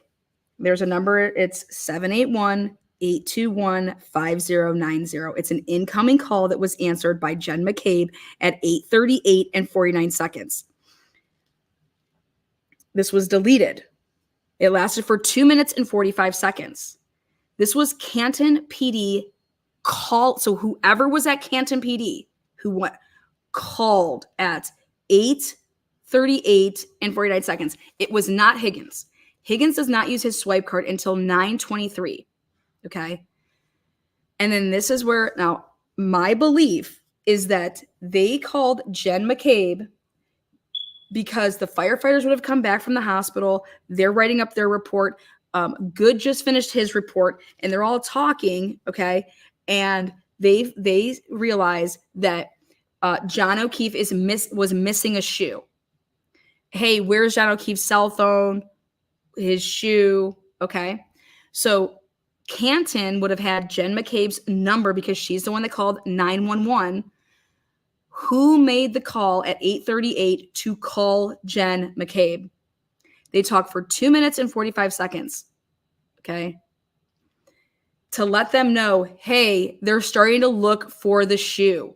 They're starting to look for this. Somebody reported back because people want to say, if it was Kevin, why wouldn't Kevin call his brother?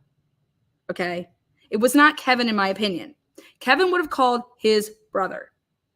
The person that called from Canton Police Department is somebody that was actually trying to say and ask her questions about the shoe. Hey, when you had found him, did you guys, hey, can you go out there? Maybe there's a shoe out there. The firefighters had just gotten back. John's missing a shoe. Is there a shoe out there? I don't believe that this was Kevin Albert. Okay. Kevin Albert was not called by Brian Albert, and they didn't talk for the first time until 9:30. All right. Because check this out then. This is what they have to do. After she gets off the phone at 8:38, it's 2 minutes and 45 seconds, then Carrie Roberts calls her at 8:46. All right. So they would have also had Carrie Roberts' number because she called 911. So they get on the phone, they call Jen, they ask about the shoe, possibly the phone. Then I believe that Canton Police Department then called Carrie Roberts because guess what happens?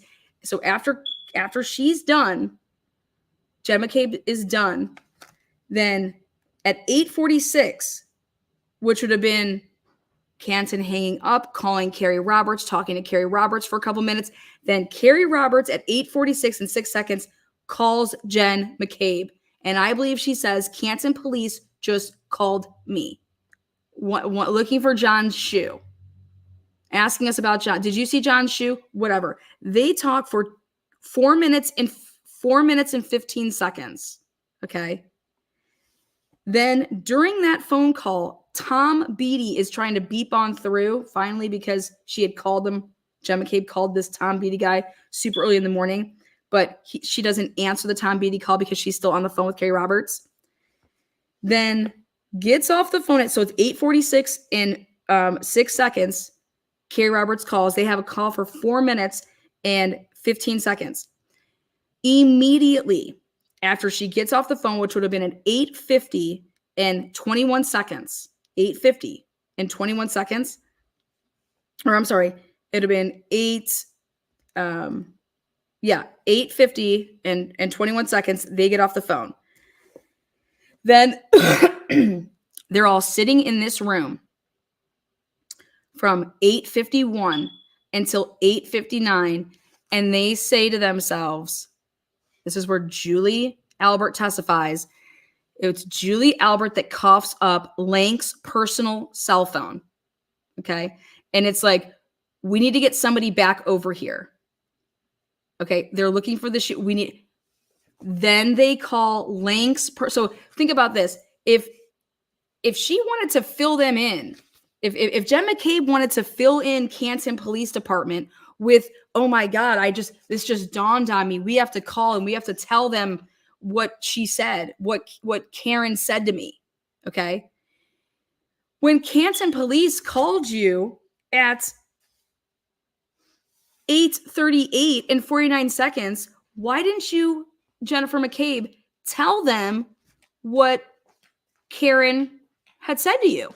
It was only 22 minutes in between. That's nothing. Why didn't you tell them?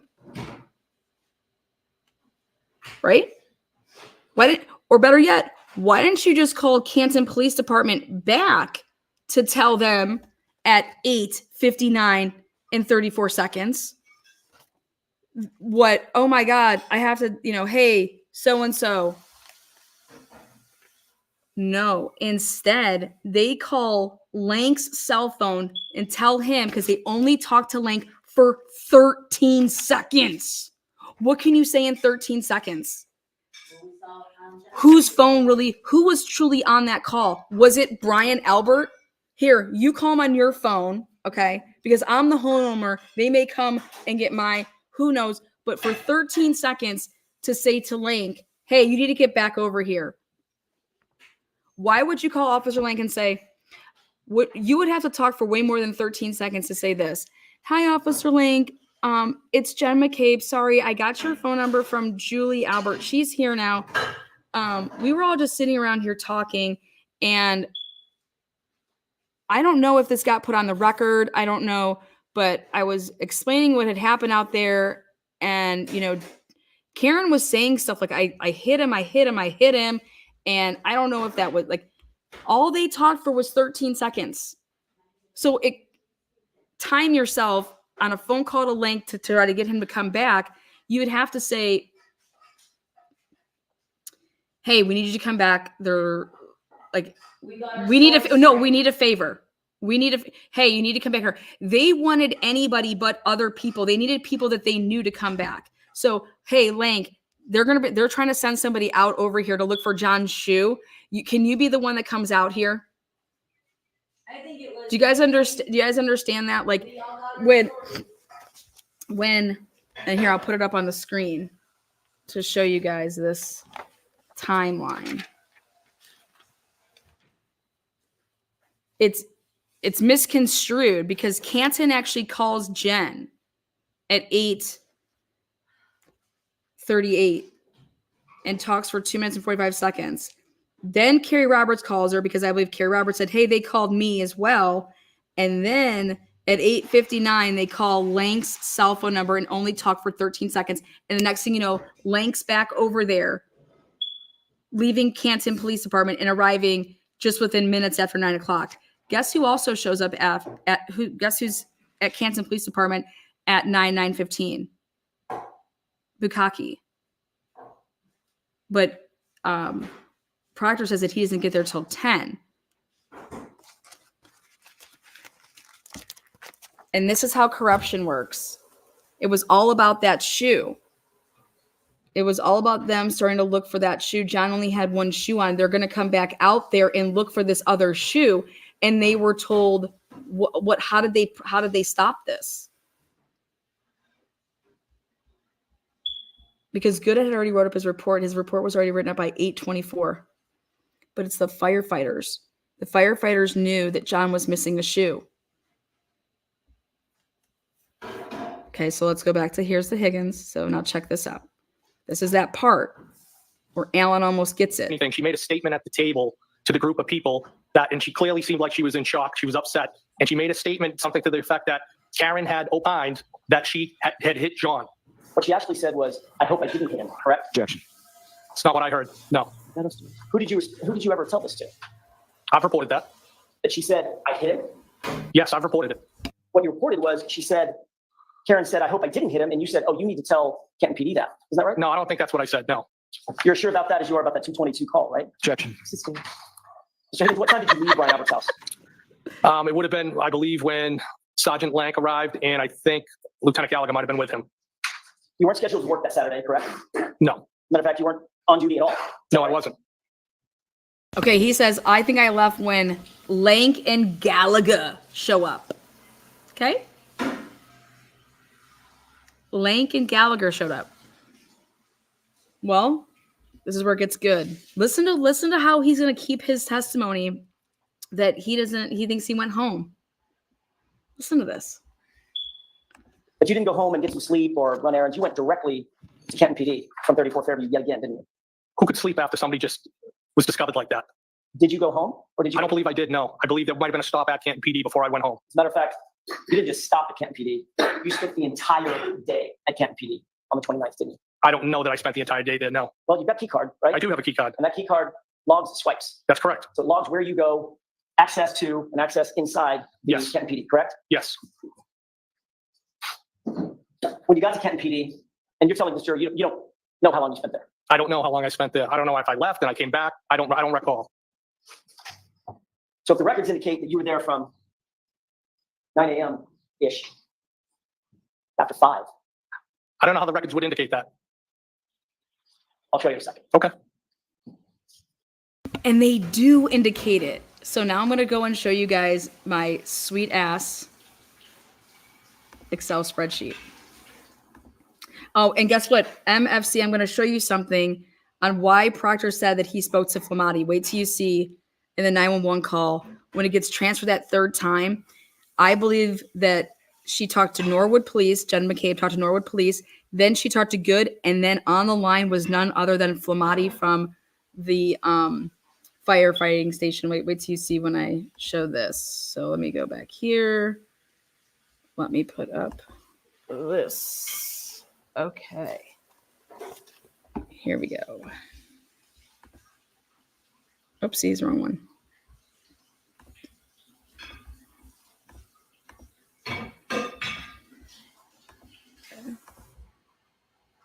Okay. So 7:20. This is from Brian Albert's phone records. 7:20, 7:30, 7:56. Brian Albert, Higgins. Okay. Brian Albert doesn't talk to his brother on the phone. Yes, there could have been text messages. This is just phone records. 9:40. Now.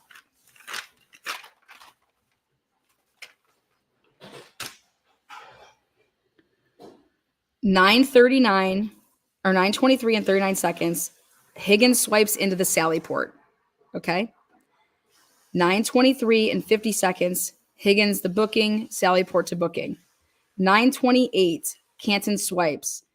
Now, I wrote in between this because so he goes on over to Canton. Kevin Albert at 9:40. Brian Albert calls his brother Kevin. Okay. Then at 9:50, Brian Albert calls Berkowitz. 9:54, Brian Albert called Berkowitz again. 4 minutes. So this is all happening. And then here's Higgins swiping 9:53, 9:53, 9:54, and there's like seconds. I just was being quick about it. Brian Albert called Jen McCabe at 11:30. But guess what else happens here?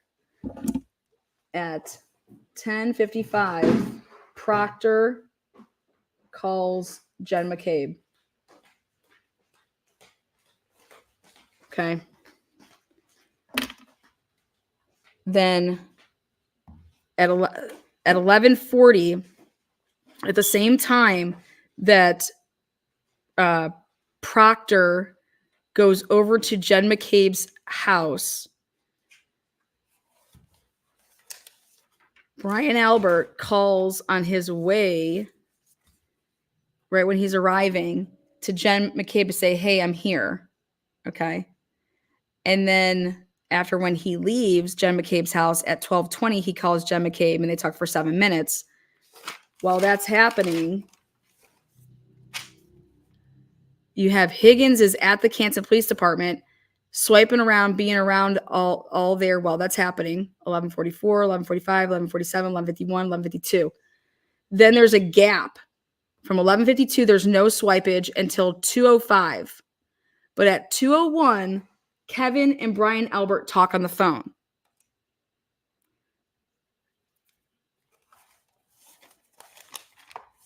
.201 is the time. So this would have been after they would have been, Proctor and Buchanan had already been out to the hospital, seeing John. Okay. And now they're going to go to see the defendant out at her dad's house. Okay. But just so you guys can see the phone records here. 12:01, Kevin Albert. These are all from Brian Albert's cell phone records. Then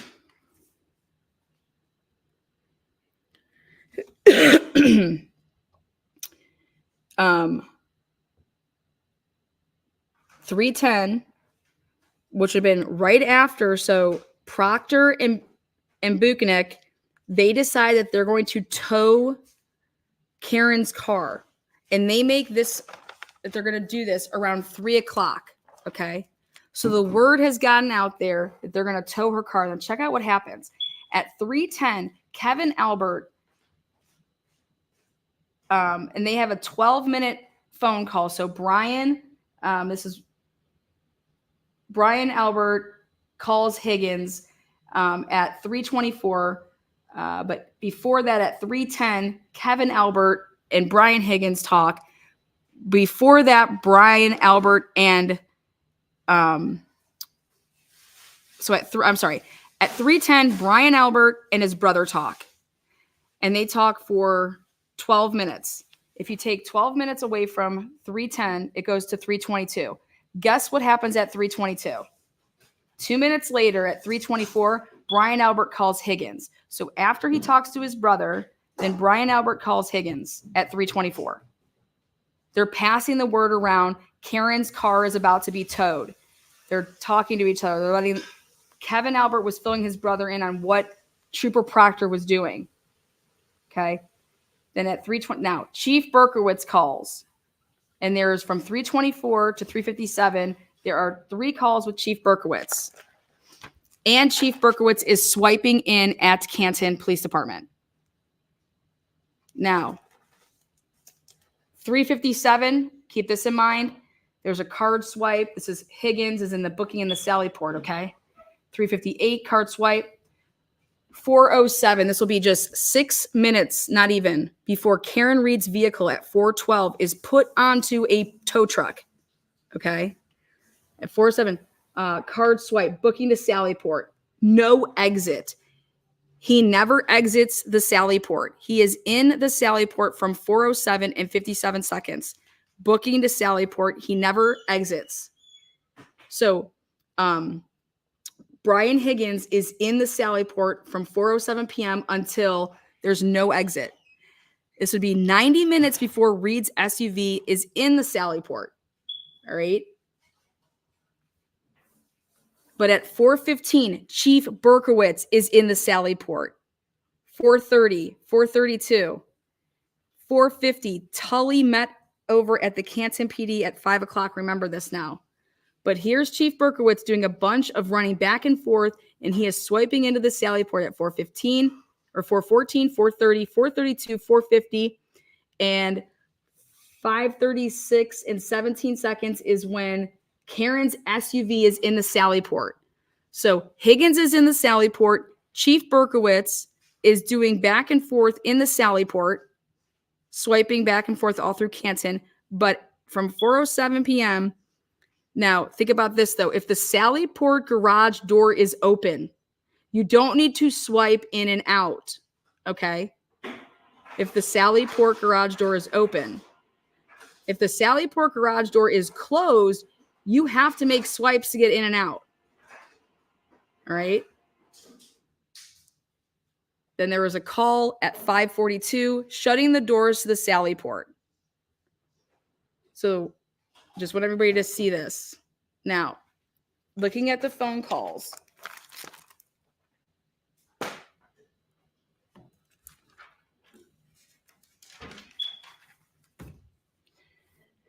(5:50 to 6 p.m.), Higgins left Canton Police Department.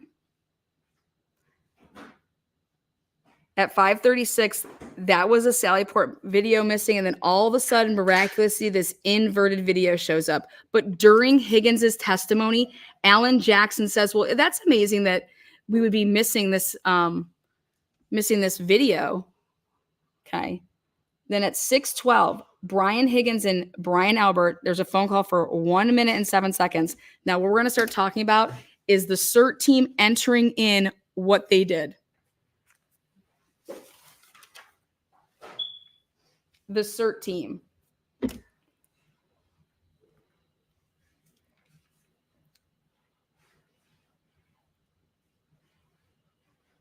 O'Hara. 5:21, 5:41 was his last person on site. People were coming at 34 Fairview between these times. They said that they got their first piece 5:45 and that they cleaned up and were done by 6:15. This is the CERT. Okay. Now check this out. 6:15, they're done. Look at what they do. What starts happening? Brian Higgins, from standing outside at that 34, calls over to none other than where? He calls Albert, and they talk. Hey, this way. Then Chief Berkowitz and Higgins talk for 5 minutes at 6:15. And remember, that's where your CERT team is there. And O'Hara said that there was 5 people in plain clothes.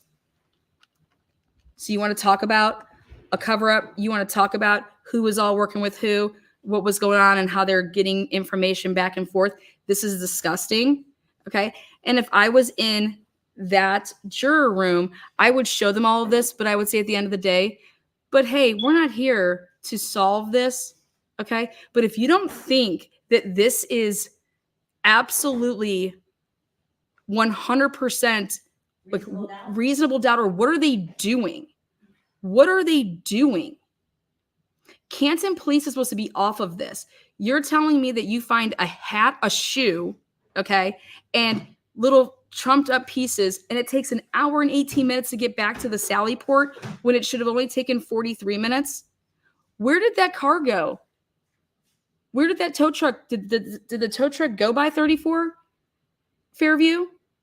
It does not take an hour and 18 minutes to get from where the tow happened at 4:12 to get to the Sally Port at 5:36.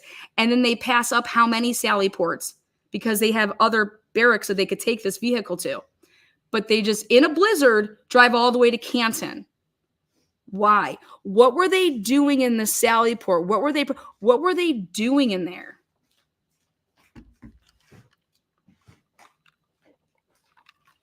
Now, let's go back to what Higgins has to say here.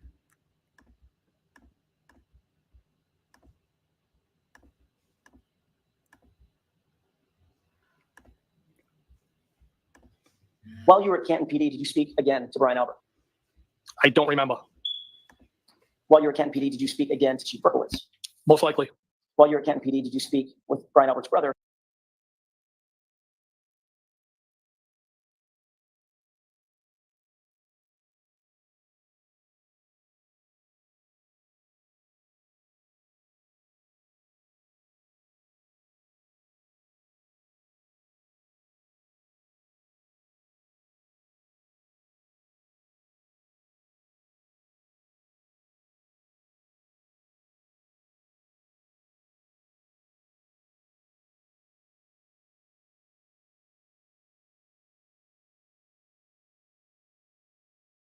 Kevin Albert? I don't believe so.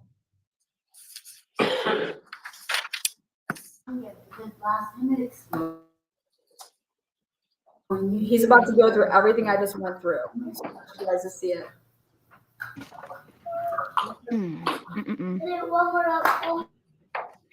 Your Honor, may I approach this one? Yes.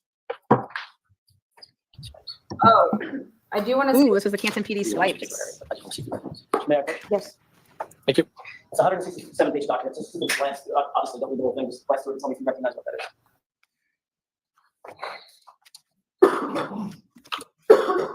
Eighth entry, I see that's associated with my name. I don't know what the other ones are associated with. Right. It would be other individuals in Canton PD. I mean, this is the entire log for 129, right? Okay, but what all I'm saying is that just my name is next to that. I don't see any other names, so. Right. Okay. So on 129, 2022, I'm just trying to orient you.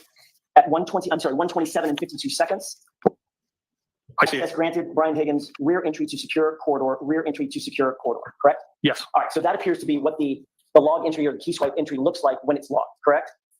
Yes. Can I get a copy of what that police department looks like? Somebody, Heather, can you get me some screenshots of the back of the rear entrance? If you look at page 2967.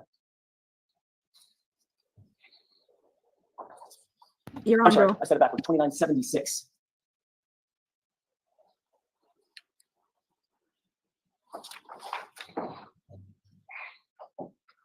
Okay. Take a look at. You said 2976? That's Bates page 2976. At the bottom right hand. I see it, yes. Look at the time entry for 9:23 and 39 seconds.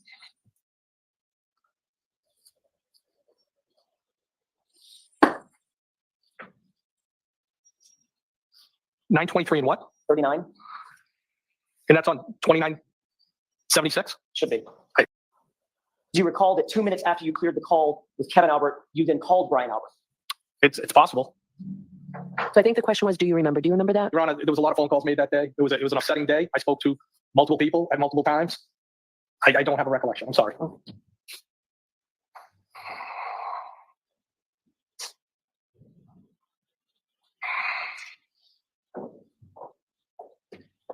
Yes.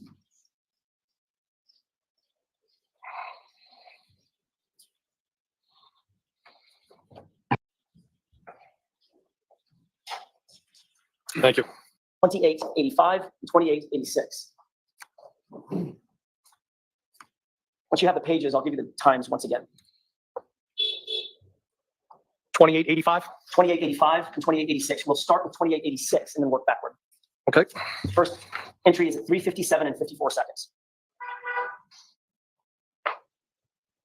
3:57 and 54 seconds, I see it. Brian Higgins booking to Sallyport, correct? It says Brian Higgins, communication to pedestrian Sallyport, communication to pedestrian Sallyport. Look at the one just above it. That's 3:58:24. Look at 3:57:54. The one it probably is going to be just below it. It's reversed. You said 3:57:54, correct? Correct. That's what I just read. Got it. Look at 6 entries below at 3:57:36. 3:57:36. I see it. Access granted, Brian Higgins, booking to Sallyport, Sallyport to booking. Then there's one more on page 2885. Look for 407:47.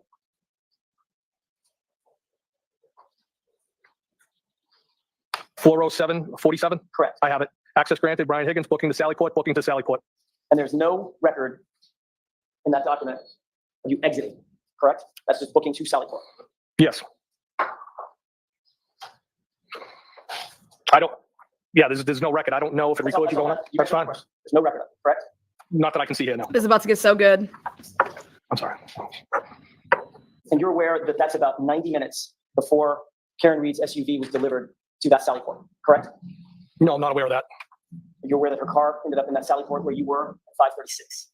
I'm aware her car ended up there, yes. Are you aware that there was other evidence that was also being held in the Sallyport? Objection. Sustained. Did you see any other evidence in the Sallyport related to this case? No. Did you see a bag, grocery bag with 6 solo cups there? Objection. Did you see anything that seemed out of the ordinary there? All I would do is use that as a cut through. Did not see anything. Where were you cutting? There'd be another swipe, wouldn't there? Are you aware that at 5, well, let me ask you this. You and Chief Berkowitz were moving in and through, at least in some parts of the day, in and through Canton PD together, correct? At some points we might have been together. We weren't together all day. Matter of fact, he was also in the Sally Port around the same time you were, correct? I don't recall that, no. But the records would reflect that, right? The records that are in front of you? Objection. Sustained.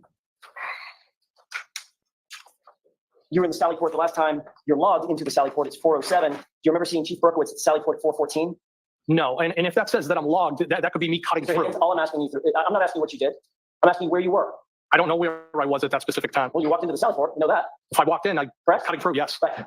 Was Chief Berkowitz in the Sally Port at 4:14? Not that I recall, no. Was he there at 4:30? I don't remember ever seeing him in the Sally Port, no. Was he there at 4:33? I don't remember ever seeing Chief Berkowitz in the Sally Port. At 4:50? Objection. Sustain. Let's move through this, please. Finally, was he there at 5:36 and 37 seconds at the same time Karen Reed's vehicle was delivered? I don't remember.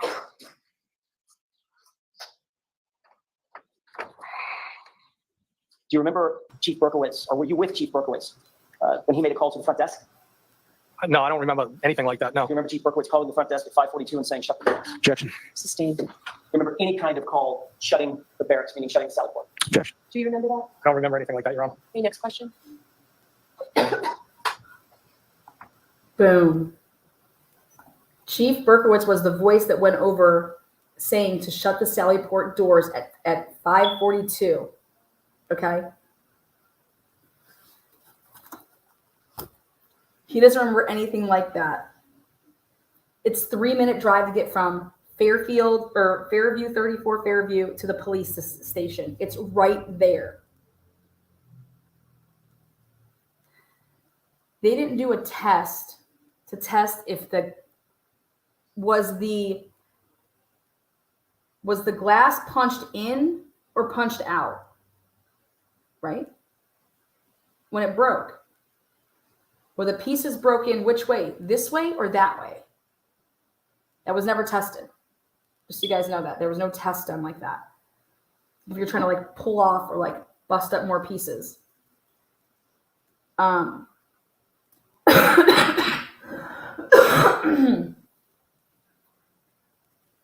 going back to Jen McCabe.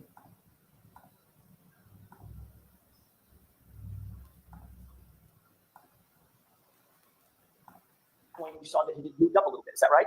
Yes. Okay. So if you saw it move up a second time, which you just said you did, then that would be a third time that you had to have seen it and texted, correct? Why would that be third time? It only moved once so far. You saw it move twice.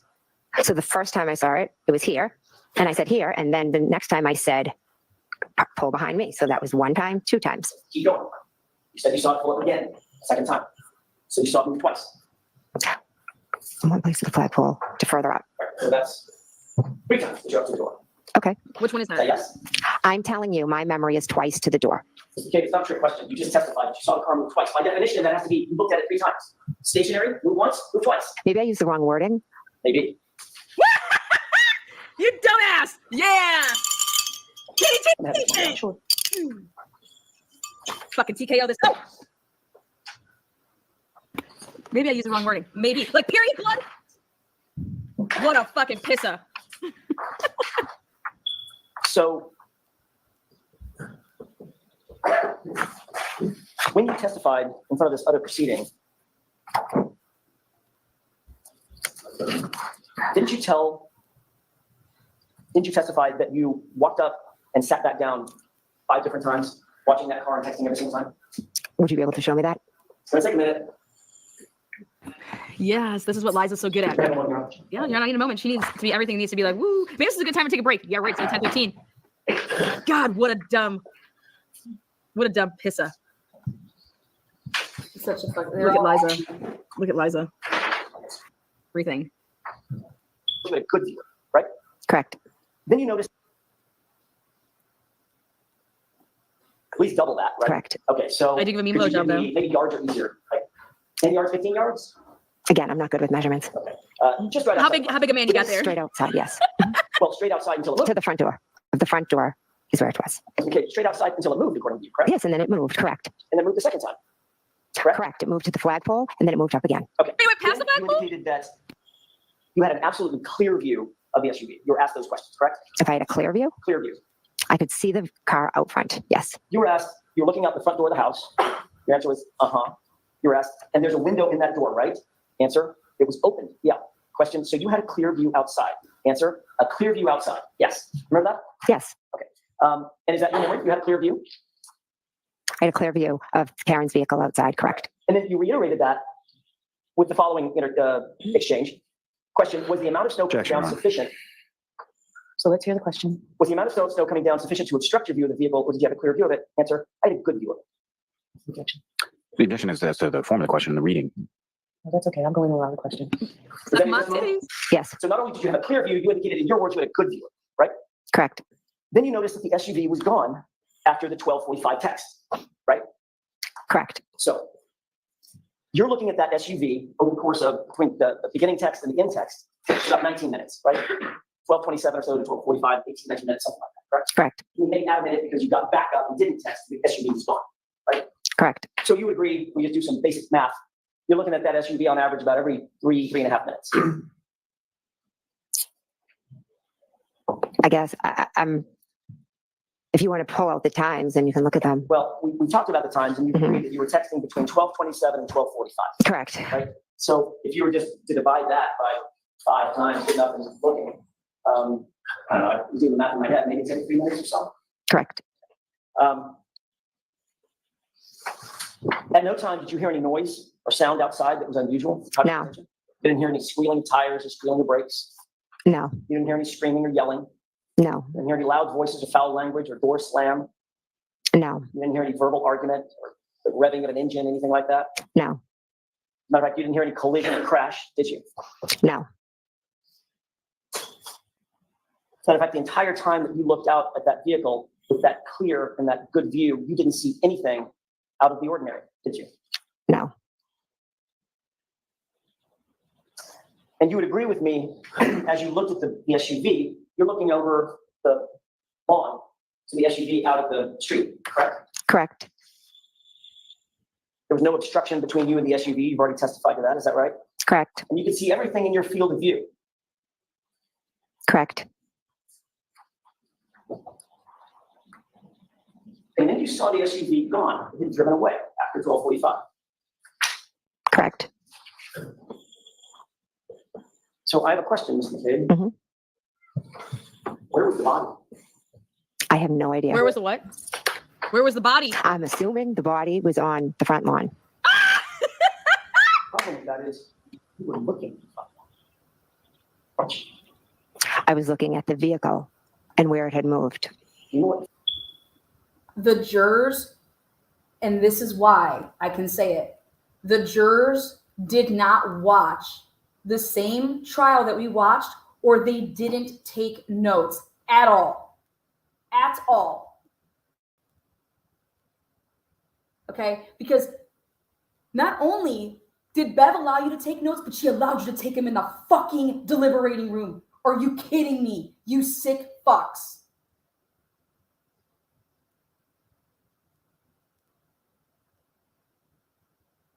There was nobody there. They have to say that, because if they don't, then they're negligent. Because if they would have saw a body, why aren't you helping him? I have no idea what these people have watched. I don't know what strong convictions you could have. I don't know what the fuck y'all have done for 31 days when we were all watching this. You're telling me that a juror didn't write what Jennifer McCabe, what the conclusion, when Alan Jackson said he handled Jennifer McCabe, I'd be like, why didn't they go? You guys, going back and second guessing this defense, when you actually try to go do that and you pick out all the different spots, Alan Jackson called it out at every point.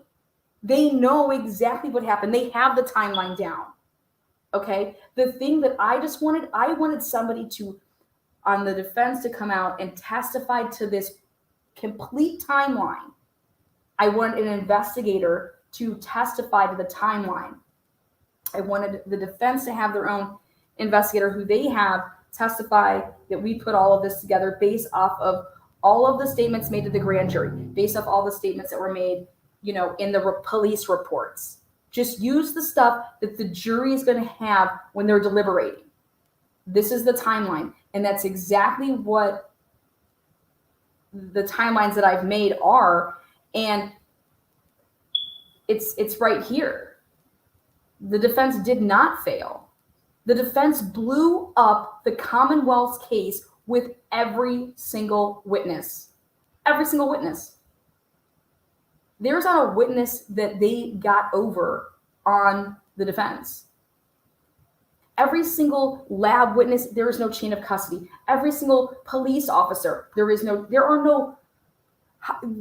looking in a deliberating room and you're trying to find the crime scene logs. You're trying to find the evidence logs. They don't exist. There is none.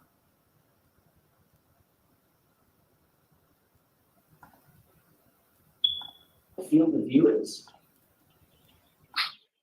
Would you like to explain it? You had clear and good view across that lawn to the SUV, didn't you? When it was straight out, I did, yes. You had a clear and good view of the SUV the entire time until it left, didn't you? I could see the black SUV, correct? Nothing was obstructing your vision. I wasn't looking at the ground. I didn't ask you about the ground yet. We'll get to the ground. Nothing was obstructing your vision, was it? No. So you had a clear and good, yours, not mine, a clear and good view of the SUV. Yes. And everything in front of it. I never said everything in front of it. I saw the SUV. It's black. It has lights on. And as it moved, I could see it with its lights. You had a clear view of everything between you and the SUV. All the things closer to you and the SUV. I wouldn't say that. So your view was obstructed on what was between you and the SUV, but not obstructed on the SUV? That's not what I was saying. No, of course not. Because if you had a clear field of view to the SUV, you could see everything in front of it as well, meaning between you and the SUV as well. If I'm looking straight out at an SUV, I'm not looking down at the ground. Let me ask you a question about that. You're focusing right now on my face. Yes. As you're answering these questions. You think you'd see, I don't know, an alligator sitting in front of me if it was there? You think you would see something? Can you clearly see that there is nothing between you and me except a podium? Yes. Well, there's a table. And you don't have to look down to see that, right? Correct. She's a basketball coach. But you can see things that are between you and me because you have a field of vision, right? Objection. So I'm going to see counsel at sidebar All for right. just a minute. Talk about she's a basketball coach. She has peripheral vision. Talk about being a basketball coach. Point guards, peripheral vision. You have great peripheral vision as a point guard. Ask her what position she played. Talk about coaching basketball. Don't you teach your players when you coach basketball to have peripheral vision and you want to see the whole, you want to see the whole court? Would you say that she have good peripheral vision? Didn't she drive them that night? Okay. So you weren't impaired. Your vision wasn't impaired. Listen, she just got literally, I'm going to say it. She got butt fucked. Okay. Right there, Eminem style. He came up and butt fucked the game. That's just what happened. Oh. She did. She got obliterated.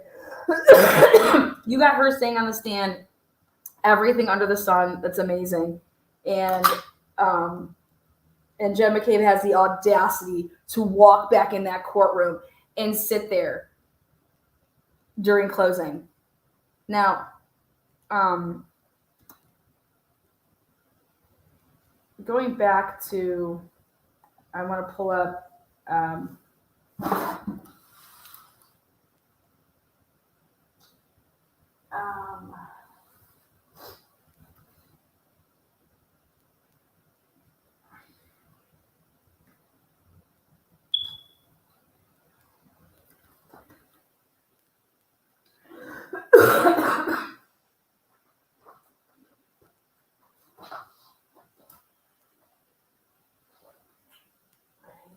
Good.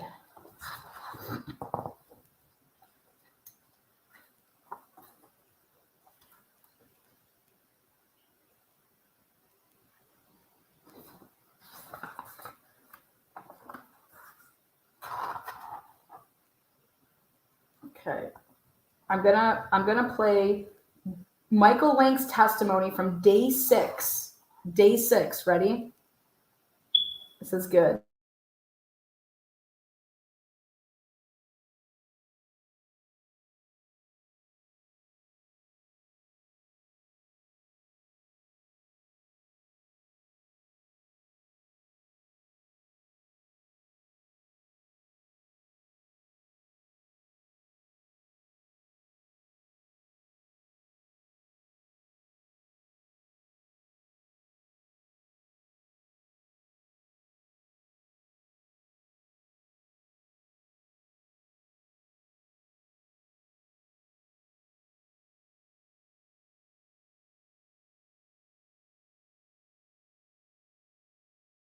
And when you arrived beyond sort of the other officers from your department, what if any other activity or what if any other persons did you observe on scene? When I arrived, I observed that the ambulance was still there. There was multiple EMTs, and I observed some witnesses also. And with respect to the ambulance, to understanding Mr. O'Keefe was in that ambulance? Yes. Did you ever see Mr. O'Keefe on that one? I did not. And at some point, the other officers who preceded your arrival, did they direct you to where Mr. O'Keefe was found when they first arrived? They did. And where was that sort of in relation to the property, as you recall? If you're looking at 34 Fairview Road, it was on the left side of the property, about 8 feet from the road. And in that sort of general area, what if any sort of landmarks or other sort of items in that area of the front yard? I observed a flagpole. There was a fire hydrant and some brush area over there. And upon your arrival on scene, The fire hydrant was way away from that. Sergeant Sean Good. And you had some conversation with him, is that correct? That's correct. And then following talking to Sergeant Good, with anyone else to speak to once? I spoke to Jennifer McCabe. And where was it in relation to the scene that you first spoke to Jennifer McCabe? I believe I spoke to Jennifer McCabe right in front of Mark Cruiser 683, which was assigned to Officer Sarif. And then about how long a conversation was that initially with Ms. McCabe? I would say probably 8 or 9 minutes. And in addition to Ms. McCabe, what if any other sort of civilians did you observe in that area around that time? I observed Carrie Roberts, and I don't recall seeing anybody else at the scene while I was focused on Ms. McCabe. Now, with respect to Jennifer McCabe, so after you spoke with Ms. McCabe for 8 or 9 minutes, then with anyone else did you speak to at that time? So after I spoke with Ms. McCabe, I believe I was able to then contact the CPAC unit. And what is the CPAC unit? CPAC unit is the investigative division for the Norfolk County District Attorney's Office. Why did you contact them? Because I was made aware at some point that it did not appear that Mr. O'Keefe was going to survive, and I wanted them to be aware of the situation. And did they respond to that? No. Now, with reference to, is that sort of a typical protocol, or what any sort of typical protocol would you have responding to a scene of this nature? Yes, any sort of scene where it appears that the person is not going to survive, we would contact State Police CPAC unit. And why is that? Because they investigate all deaths. So they have jurisdiction over all unattended deaths, is that correct? That's correct. Well, homicides, things of that nature. Correct. Now, once you recall with anyone you spoke to on that first call and notification to CPAC? It would have been just the dispatch center on the first call. And what any subsequent calls did you have with regard to CPAC while you were on scene that morning? I got a return call from Trooper Michael Proctor. Okay, we're going to talk about this. First of all, I broke down his little, so people say all they have is their notes to do.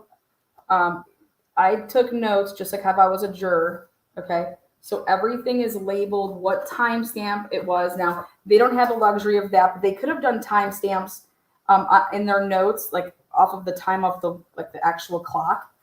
But so when I wanted to go to things, I had it timestamped on for my videos, so I can go straight to things that I want to know about.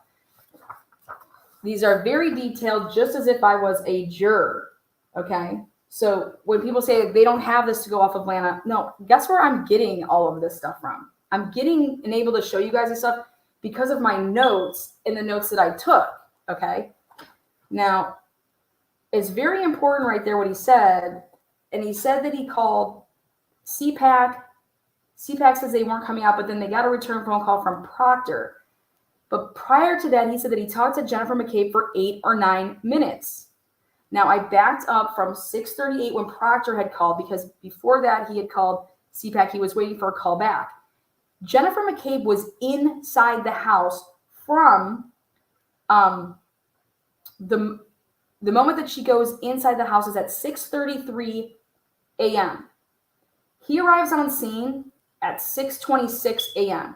If he would have gotten briefed by Good, like they talked to him first, briefed by Good, found out where his body, was located, all that stuff, had to then call CPAC, he couldn't have possibly talked to Jennifer McCabe outside for 8 to 9 minutes because Jennifer McCabe is inside that house. She goes inside that house and is walking up along the line at 6:33. Okay? So Officer Lang saying that he talked to Jennifer McCabe outside, you would have had to be inside that bedroom because Jennifer McCabe is inside at 6:33. You talked to Good before that when he arrived, like literally his car pulls up at 6:26. So he has from 6:26 to 6:33. There's not even 8 or 9 minutes if he would have just went directly to Jennifer McCabe. Okay. Now, this is a really important part when we talked about Proctor. Here it is. And from your conversation with Trooper Proctor, what was your understanding as far as their response to the scene at that time? So at that point in time, Trooper Proctor informed me that they would not be responding. They would not be responding. I don't know what that noise is, but if I could just ask you to repeat your last response, that's frankly got it. Yes. In speaking to Trooper Proctor, he advised me at that point that they would not be responding. And did he inform you as to why not at that time? Objection. Sustained. Now, when you arrived on scene, what anything did you note as far as the weather conditions? The weather conditions were extremely poor. There were high winds, heavy snow, and freezing temperatures. Now, you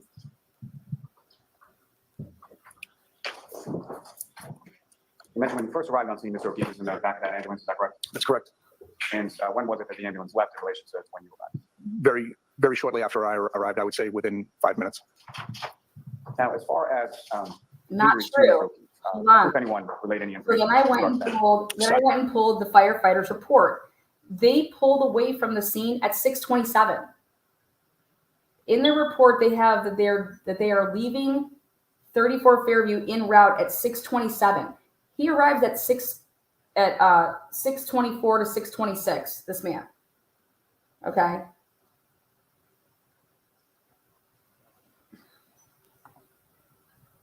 Sergeant Good advised me that Objection. Sustained.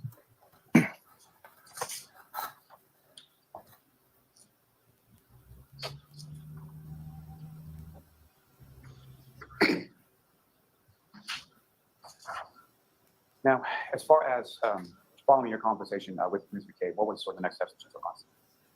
after I spoke to Ms. McCabe, I advised her that we were going to need to speak with the homeowners. She said that they were probably sleeping. I advised her that we were going to need to speak with them. And that's when I placed the call to the CPAC unit. And prior to that, when you were on scene, had you seen anyone come in or go out of the residence at 34 Fairview Road? No. And as far as sort of the other houses on the street, what, if any, activity did you observe with reference This to order's all whack. residents of those homes coming in and going out of their home? Here we go. So sometime after, is that correct? I'd say 15, 20 minutes. I would say at least 9 or 10 years. And how would you describe your relationship with Brian Asher prior to that January 29th, 2020? Civil. Do you friends? Do you socialize? No. Now, in addition to Brian Albert and Nicole Albert, who, if anyone else, where did you speak to them within the home? Just inside the door by the staircase. And how would you describe their demeanor when you were speaking to them? They appeared, especially Mr. Albert, appeared disheveled, looked like he had just woken up. And about how long a conversation was it between Brian Albert and Nicole Albert that initial time? I'd say 15, 20 minutes. And beyond that, who, if anyone else, did you see within the home besides yourself, Sergeant Goods, and Mr. and Mrs. Albert? Jennifer McCabe. No one else at that time? No. Are you familiar with a gentleman named Brian Higgins? I am. And how are you familiar with him? I met Brian when he was stationed at our police station. I don't know how many years ago it was, but he was assigned to our building years ago. That's how I met him. Assigned in what capacity? What I mean by that, what did he do for work? Brian is a ATF agent. And did you see Mr. Higgins at any point in time during the time that you were at Fairview Road that morning? Not on my initial response. So sometime after, is that correct? Yes.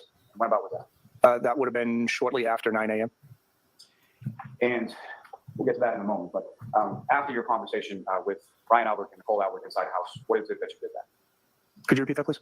After talking to the homeowners, what was your next step on scene that day? What did you do next? After speaking with the family, came out. By that point, Lieutenant Gallagher was on scene and spoke with Lieutenant Gallagher as to what we were going to do next as far as. Okay, right there. Lieutenant Gallagher gets on scene. All right, so Lieutenant Gallagher gets on scene, and he's saying, at that point, when I came outside, Lieutenant Gallagher was on scene. So where was Lieutenant Gallagher, right? Because Good was the one that called Gallagher. Good called Gallagher on his way. Well, it could have been any time between 5 when he got the call from Carrie Roberts, but where was Gallagher up until 7 o'clock in the morning? Oh, we find out that Gallagher went none other than where? One Meadows. That bastard went to One Meadows because he said he got it confused. He got it confused. And he thought that the incident was at One Meadows. Is that because you listened to Carrie Roberts' 911 call when Carrie Roberts said that that's where John lived was Meadows? Were you listening to the scanner, Gallagher? Did Good call you after the 5 o'clock phone call because it was a missing Boston police officer? Because Carrie Roberts said John O'Keefe's name, said he was a Boston cop, and said Meadows is where. That's the only time that Meadows has ever been said was on the Carrie Roberts 911 call. And that would come from none other than either listening to it or Good, because Good took the fucking call.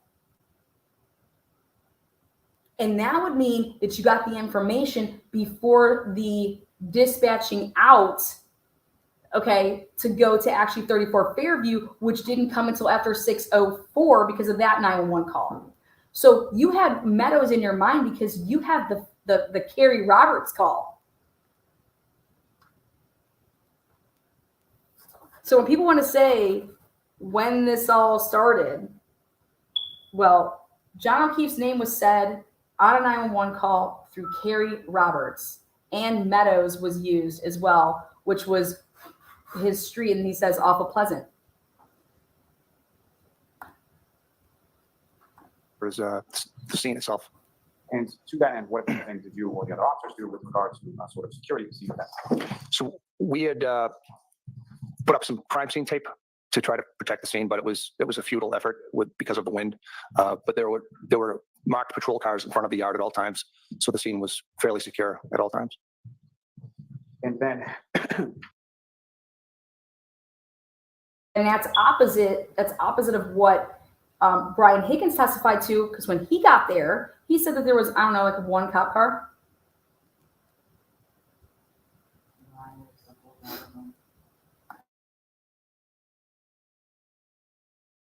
with relation to the scene or the area that you were directed, or your attention was directed to as where Mr. O'Keefe had been found, what, if anything, did you do with reference to that area? I stood by and observed while Lieutenant Gallagher used a leaf blower to try to clear the top layers of snow off of the scene. And at some point in time, well, that particular process, was that memorialized in any way? Yes. And how was it done? In my report. I'm sorry, beyond that, was there any sort of photos or video that were taken of that leaf blower process? Yes. Sergeant Good was able to take video while Lieutenant Gallagher used a leaf blower. You've seen that video, is that correct? Yes. And what's contained in that video, is that a fair and accurate portrayal of sort of what happened on scene that one? Yes. Now, in addition to, so let me ask you this.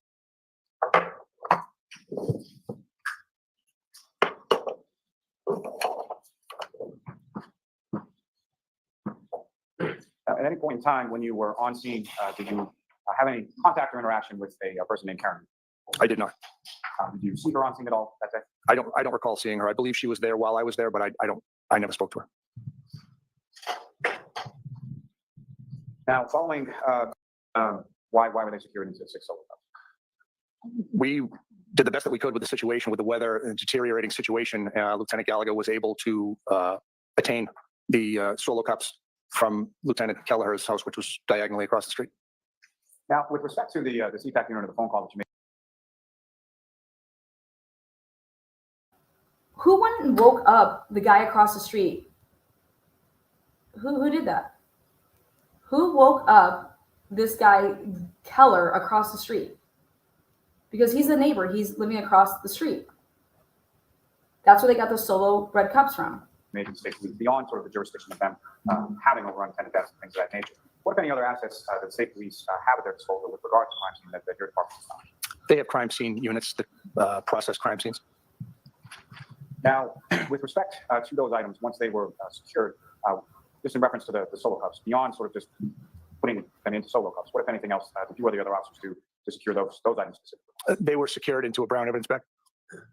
And following them being secured, where did they go from there? They were then, excuse me, they were then placed into my truck at that point, my police truck that I was using that day, and ultimately transported back to the police station. And transported back to the police station by me. And once you were back at the police station with those items, what, if anything, did you do with them at that time? They were secured into temporary evidence in the refrigerated unit for the solo cups, and the glass was secured into temporary evidence. So I have this wrote down. Evidence, temporary property, number, label assigned to the offense. So there should be this temporary evidence tag label and all this. But wait a second. Nobody testified. Who is the evidence coordinator? Who is your evidence supervisor? Because you put it in a what's this temporary where is this temporary holding for this evidence at? This is what you cannot find. The jurors cannot find this because it doesn't exist. Okay? It doesn't exist. And so when you say temporary evidence, why were they secured into temporary evidence? They were secured into temporary evidence so that they could ultimately be turned over to the state police. And as far as when you secure something into temporary evidence, just in general terms first, what is it that you do with that item to secure it or label it or anything else? So it's assigned a property number, and we would print out a property label, and then that's assigned to the OF number, which is the report. The OF stands for a report offense, is that correct? Offense, yes. So each report that you generate has a specific number with an OF following it? That's correct. And then that number is associated with the evidence that you secure, correct? Yes. Now, with reference to that evidence, whether it's temporary evidence or otherwise, what, if any, restrictions are there with regard to access to those items within your department? So temporary evidence is accessible to all officers. And to officers from your department, correct? From our department, yes. And following that, are you aware, or what, if anything, are you aware of what happened with those items after you secured them into temporary evidence? I believe they were ultimately turned over to the state police.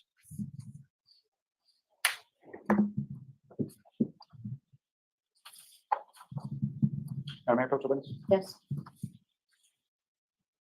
Yes. Roll call vote to introduce in the minutes of next two.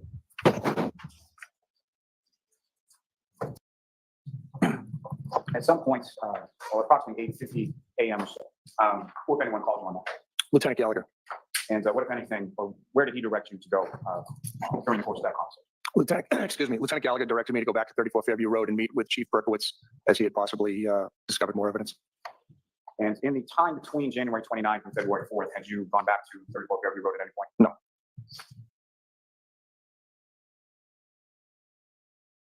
Here it is. This is what I needed. Holy fucking shit. No way.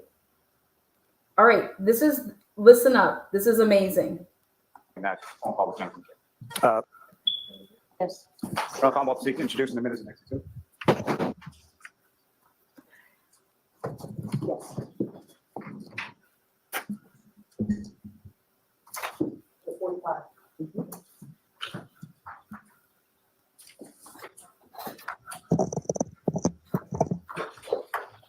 Now, Lieutenant Lank, once you were back at the police station, what, if any, call did you receive from anyone in regard to what happened? Who, if anyone, called you once you were back at service? Jennifer McCabe called at 9 a.m. Okay. You guys, no, she didn't. Holy shit. I didn't realize his testimony said this. Oh my goodness. This is amazing. Oh my God. Perjury like a motherfucker. Jennifer McCabe didn't call. They called Jennifer. Insert phone records straight from it. Check it out. No way.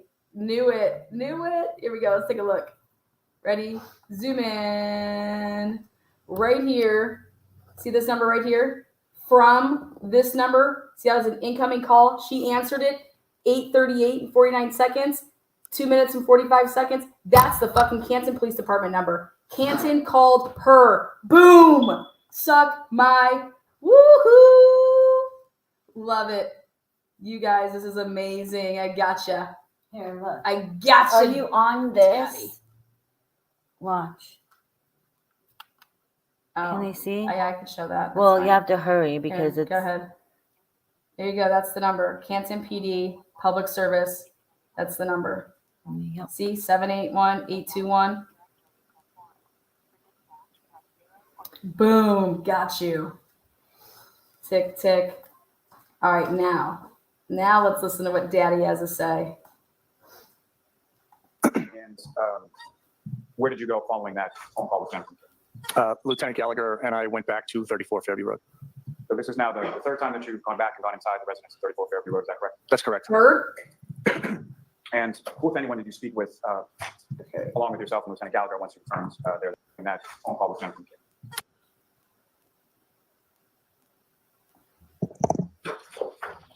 Now, Lieutenant Lank, once you were back at the police station, what, if any, call did you receive from anyone in regard to what happened? Who, if anyone, called you once you were back at the city? Jennifer McCabe called at 9 a.m. And where did you go following that phone call with Jennifer McCabe? Lieutenant Gallagher and I went back to 34 Fairview Road. So this is now the third time that you've gone back and gone inside the residence of 34 Fairview Road, is that correct? That's correct. And who, if anyone, did you speak with, along with yourself and Lieutenant Gallagher, once you returned there that way? Jennifer McCabe. But how long a period of conversation was that second conversation that you had with them? Between 5 and 10 minutes. And then following that, where did you go from there? Returned to the police station. Now, I could turn your attention to February 4th of 2022. You working on that day? I was. And in the same capacity that you had described earlier? Yes. And What the fuck? See, it's about the shoe. That's why they would have to lie about that. Came back over there. They called her about the shoe. Lank was called on his personal cell phone, which was after the fact. Okay. Oh my God. Oh my God. Did you hear that somebody escaped, a prisoner escaped from across the thing? Like it Went running. Yeah. 29 minutes ago. Like you can't make this shit up. Yeah, I heard that. at some point, well, approximately 8:50 a.m. or so, who, if anyone, called you on that? Lieutenant Gallagher. And what, if anything, or where did he direct you to go during the course of that conversation? Lieutenant Gallagher directed me to go back to 34 Fairview Road and meet with Chief Berkowitz as he had possibly discovered more evidence. And in the time between January 29th and February 4th, had you gone back to 34 Fairview Road at any point? No. Now, between that time of January 29th, 2022 and February 4th, 2022, what, if anything, occurred in regards to the weather in between the two? So the weather had, the temperatures had increased and there was some rain. And increased, if you know how, approximately how much? I believe it made it up to the mid 40s. So well above freezing, is that correct? Correct. And with regard to the snowfall that had come from the 28th and the 29th, what, if anything, just in general, had you, well, not in general, specifically to 34 Fairview Road, what, if anything, did you observe between the snow that you observed there on the 29th and the snow that you observed there on February 4th? A lot of the snow had melted and a lot of the ground had been revealed.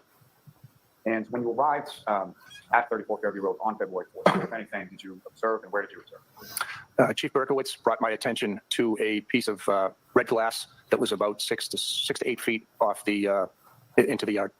Now, before we get to that, as far as when you responded, who, if anyone else from your department, responded along with you? Detective Tim Taylor. And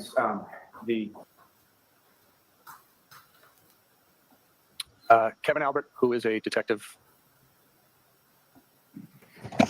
All right, jurors, so you're about to hear evidence of an event that happened in 2002. This evidence can be considered by you insofar as it demonstrates or relates to the credibility of this witness and the thoroughness of the investigation into this case for which the defendant is currently on trial before you folks. You may use this evidence to the extent that you find it credible in deciding whether there was any bias or favoritism on the part of the police in their investigation in this case. Yeah. Mr. Jackson, yes. Lieutenant Lank, I want to start by asking yourself the call that you got from Sergeant Good. Yes, that's correct. What made you decide, or could you have decided to take this particular call? Was it up to you, in other words? I would never not take that call. Okay, fair enough. So once you got the call, you knew that you were going to respond because there was something very serious afoot. Correct. Did you know at the time you got the call that that very serious incident was occurring at 34 Fairview? No. When did you realize that? Upon speaking with Sergeant Good. Okay, so Sergeant Good didn't, I guess that's what maybe I asked an inartful question. I was asking whether or not Sergeant Good told you before you actually arrived, he sort of had to have, that it's at 34 Fairview. He did. Okay. At that point, did a light bulb go off and you think to yourself, bing, that's the outcomes? I don't recall if I realized it then or once I turned onto the street. I don't recall. At some point before your car came to a stop behind the vehicle that was destined. When McCabe goes inside. 40 mark or so.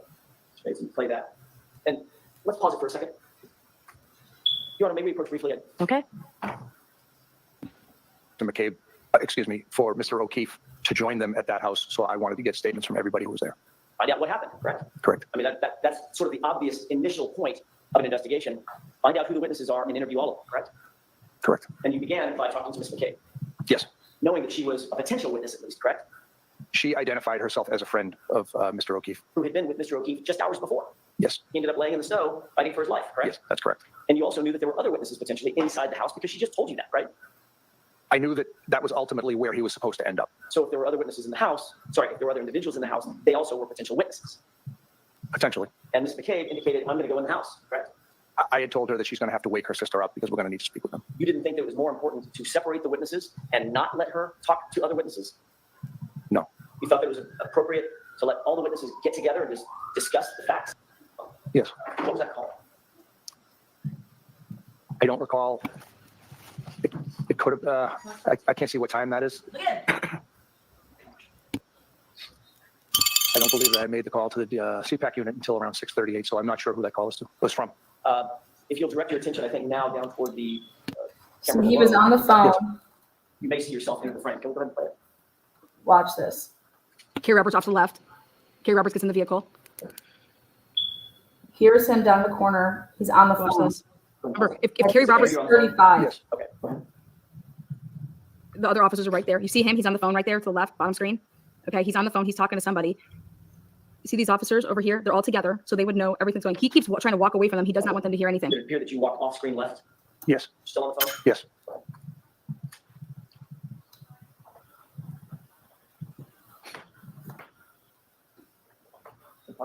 That's Gallagher. That same direction? That's Gallagher. It looked like Officer Seraph. Officer Serap's the fat one. Actually, I'm wrong because that's Officer Seraph right there, so I'm incorrect. Yes, Good. Could we play it back? With court's permission. Sure, go ahead. Look at, okay, here we go. There he is, bottom screen left. He walks out of, because he wants to get away out of the camera of the dash cam. He's not dumb. Then here we go, right here. Who is this? See what type of jacket he has on? This is going to matter, guys. Yes, I'm mistaken. That's Sergeant Good. Okay, so Sergeant Good. Okay, so good has it. Good. Good was black. Yeah, wait for it. Yes, I told you yesterday. This is going to be so good. Wait for this. Hold on. Okay, so then you have Seraph there, and then you have Mulaney. Okay? And so yeah, there's the four. There's the four. Look at what time it is. 6:36. Jen McCabe's inside, okay? Jen McCabe is walking around because I have her now. Look at, now who's this? Wait, who's that? Appear that you walked back into the frame? Yes. Are you followed by anybody? I believe it's still Sergeant Good. Are you speaking to Sergeant Good or are you walking away from him? No. Can you tell? In that frame, it appears I'm standing right next to him. Okay. Sergeant Good? Okay, there he goes. Now he walks away. Look, he walks away from him again. How's it? It appeared you were sort of walking away from Sergeant Good off frame again? Yes, it appears that I'm pacing. Were you still on the phone? Yes. Oh, this is so good. I'm right. Didn't think I wasn't, but shit. No, wait. Gallagher doesn't get there until 7:02, guys. Gallagher doesn't get there until 7:02, unless he's lying, which we're gonna find out. Hold on. How's it? Directing your attention to the top video. Do you see the SUV in the video?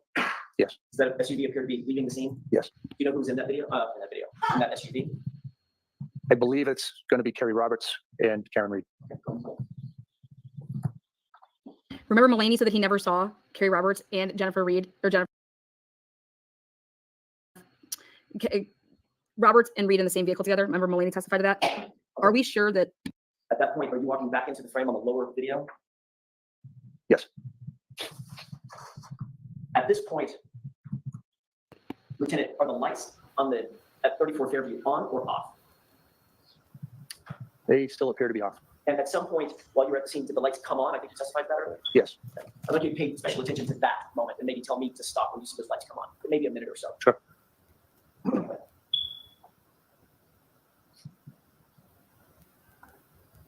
Well, you're so fucked. At this point, does it appear that you're still on the phone?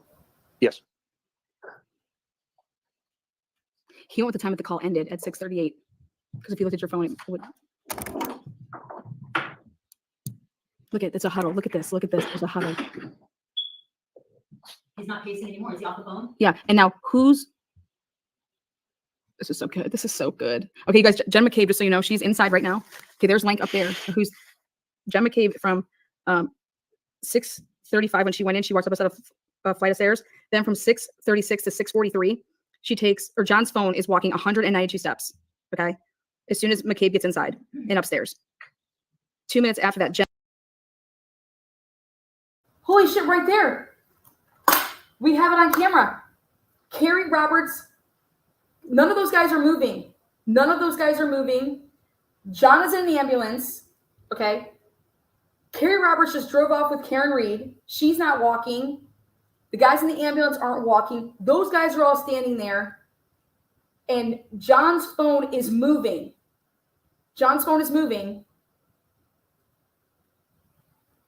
And Carrie Roberts testifies that she picked it up and handed it to one of the first responders. She couldn't remember who she handed it to. Look in front of us. None of these guys are moving.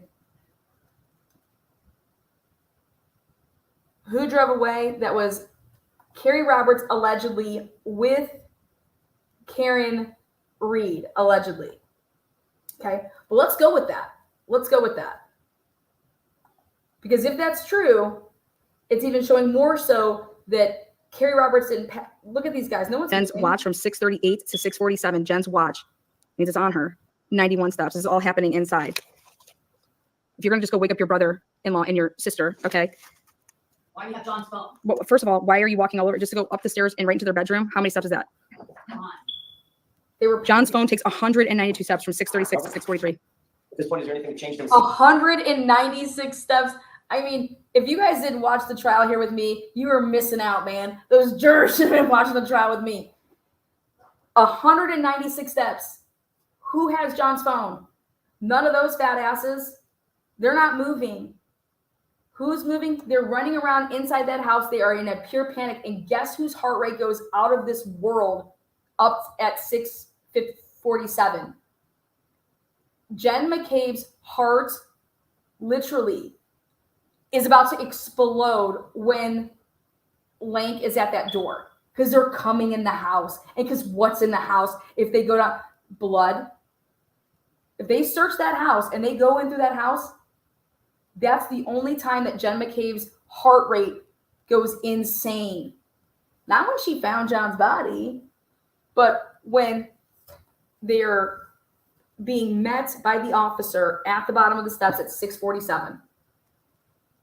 Unbelievable. These guys aren't looking around trying to see, like, why aren't they standing over there where John's body was found? Why aren't they looking for shit?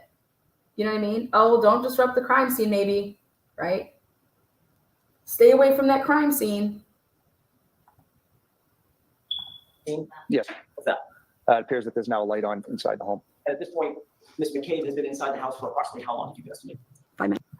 5 minutes. Maybe 3 minutes. What? And are you still on the phone? Or have you been to that call? I can't tell if I'm still on the phone at that point. I know that right around this time is when I end up speaking to the CPAC unit, because I believe I get into the vehicle. Let's play just a little bit further forward, maybe another 30 seconds or so.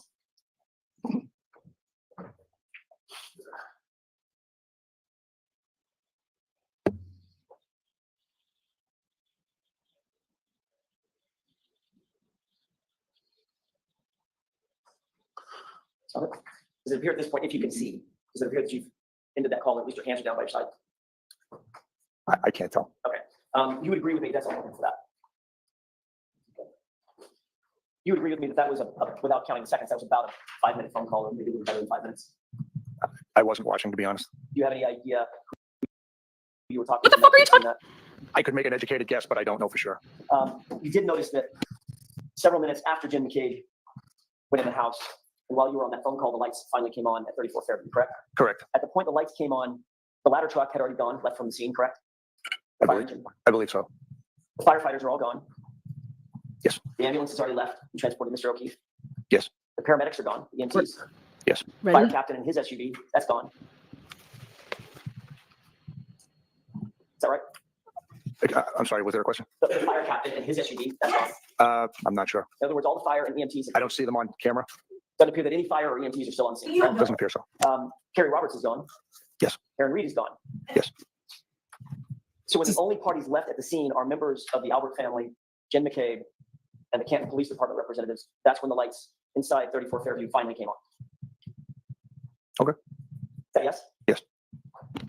And then minutes after that call, you did then speak to CPAC. I'm sorry, to dispatch, correct? CPAC dispatch.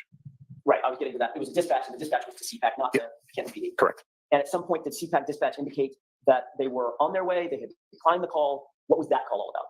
So there are two separate calls. Your Honor. Sustained. Compound, go ahead. Who did you talk to at CPAC? I don't recall who handled the first call at dispatch. Okay. Do you remember having a conversation with Kelly Dever? No. Yes. I think we're talking about two different things. I'm talking about CPAC dispatch, not Canton Police dispatch. Okay, fair enough. At some point, did you have a conversation with, well, let me ask it this way. I just don't know. Did you talk to both Canton dispatch and CPAC dispatch? I definitely spoke to CPAC dispatch. And, okay. I'm not sure if I spoke to Canton dispatch or not. All right. At some point, did you say, did you indicate to one or the other, I'm responding to 34 Fairview, we have a Boston police officer who was just found? I stated that I was already at 34 Fairview. You indicated that he does have some trauma to his head area, correct? That's correct. And you said, quote, I'm not sure if he's been in a fight or whatever. Our medics don't believe he's going to make it. Correct. End quote. Sergeant Lang, you never saw John O'Keefe's body, correct? Correct. So somebody disclosed to you that it appeared that he had been in a, quote, fight or whatever, at least at that point. That was your thought. No. And what made you say, well, you didn't say to dispatch, the victim appears to have been shot, correct? Correct. You didn't say it appeared he'd been stabbed? No. He had been strangled? No. You didn't say it appeared he'd been hit by a car? Correct. You said it appeared that he'd been in a fight or whatever, correct? I stated that he had some trauma to his head, and I said, I don't know if he has been in a fight, and then I believe I described it as a, I don't remember my exact terminology, but it was a crazy scene. Chaotic scene? Possibly. I don't recall my exact words, something to that effect. But you do recall your exact words to dispatch being, I don't know if he's been in a fight or whatever. Correct. Okay. I want to talk about inside the house for just a few minutes, if I could. You've talked extensively about the crime scene outside, and we'll get to that in a second, but I want to talk about what did or did not happen inside the house. Did you actually make it inside the house at some point? Yes. Okay. When was that? How long? Let's use Jennifer McCabe as the time frame. How long after that did you finally go inside the house, after she'd been in the house? So it was specifically just after I got off the phone with CPAC. So just a few minutes after we ended that video? Yes. And you walked you said either along the driveway or through the yard? I believe it was up the driveway. Okay. Once you went in the house, you made contact with the individuals in the house, correct? Yes. And you believed, at least at that point, that there was a potential, that there was a, let me rephrase that. You knew that you were dealing with a violent incident, correct? No. You thought maybe it was just a heart attack? I didn't know what it was. At that point in time, I didn't know what it was. Could have been a multitude of things. But what was going through your mind at that point was it could have been a fight or whatever, because he had trauma to his head. Those were your words. Those were my words, yes. Okay. So you didn't think it was like some old man who died of old age, right? Based on his age, no, I wouldn't have suspected that. Maybe it was an accidental drowning or something. Again, it could have been a multitude of things to cause those injuries. So at that point in time, we had no idea what we were looking at. But you were aware that it had something to do with a violent incident. He had trauma to his face and he's unconscious, correct? Objection, Your Honor. Sustained. Did you believe that there were any indicators that Mr. O'Keefe had been involved in some sort of a physical altercation? Possibly. Okay. And that's because you used the phrase, he had trauma to his face and head, right? That's what I had been told, yes. So based on what you had been told, you knew that there was a person laying out unconscious just outside a residence that may have been involved in a physical altercation. That's fair. It's a possibility, yes. But again, there were a multitude of things that were going through my head as possibilities. But that's one of the premier possibilities, right? I wouldn't say it's premier. It was one of the possibilities. And it's logical to believe that if a fight had occurred, very well may have started inside the residence 30 feet away. Objection, Your Honor. Sustained. Did you believe in your mind that it was possible, given the fact that a violent confrontation was possible in your mind, that it could have started inside the house? Objection. Sustained. Yes. This goes to his experience in training. Okay, this goes to his experience in training. And that's exactly what he's arguing right now. Sidebar. This goes to, this officer has already testified that he's a detective. And as a detective, your training experiences have you assess the situation. So unless you want me to void dear him on that, so that's fine. I can ask all these questions and we're gonna be here forever. That's what's happening right now. Okay. But his training and experience that he testified to on direct, it allows this. Ma'am? Sure. Lieutenant Lang, given what you believed at the time and the possibility that there was a fight or whatever, did you logically think in your mind, your state of mind was it possibly could have started in the house? If it had been a confrontation, it could have started anywhere. Right. The house is part of anywhere, right? Correct. So in other words, the house is not excluded in your mind at that point as a starting point for the investigation. Is that right? Well, the starting point would have been where Mr. O'Keefe had been discovered. And then based on speaking with the witnesses, there was no indication that he had ever made it into the house. Well, you didn't know that until you followed up on your investigation, correct? Yeah. I learned that by speaking to Ms. McCabe. So you just took Ms. McCabe's word for it? At that point in time, that was the only person I had spoken to. And she gave me a timeline of events from that night where Mr. O'Keefe was supposed to come back to the You house, lying but right never made here. it. Alan, You set ever her up. been in your course of investigating cases? You ever been lied to by a witness? Objection, Your Honor. Can you answer that? Have you ever been lied to by a witness? Yes. So it's not necessarily the best investigative technique to just take a witness's word for something, correct? Objection. That's sustained. When did You this? need to actually investigate the circumstances for yourself and to your own satisfaction. Is that a fair statement? Sure. One of those investigative techniques would be to walk into the house and Again, right here, this is reasonable doubt. If Canton police would have done their job, then we could actually come to a conclusion. If the police would have went in and searched that home, they could have then ruled out that there was nothing here, nothing there, nothing there. We didn't find any blood, blah, blah, blah. This would go to, I mean, what were these jurors watching? And when everybody kept reporting that these jurors were taking such diligent notes, what do their notes say? I mean, my notes right here at this point says, well, you ask him, he wasn't shot, he wasn't stabbed. You didn't say he got hit by a car. It appeared to be in a fight. Crazy scene. Dispatch. CPAC. After you talk to them, then you talk to Jen McCabe. Isn't it your work experience to investigate? Why would you just take the word of a witness? Don't they lie to you? Front door. Explaining the inside of the home. I don't recall. Foyer. Seeking guidance in your mind. Witness statements. Did you recall seeing an animal? Then Matt McCabe is making his way in when you're making your way out. Then Good walked into house with him. No photographs, no drawing of diagrams. There didn't put anywhere the furniture was at in the house. No diagrams of where anything was, where anybody was. Then at 3:15 and 4 seconds, right shoe missing, search for missing clothing. So here at the 3:15 mark, this is where I would have been like, okay, here they knew about the shoe. Let's see. I think I know the answer to this, but you didn't do any search for any missing clothing from the victim inside the house. I did not.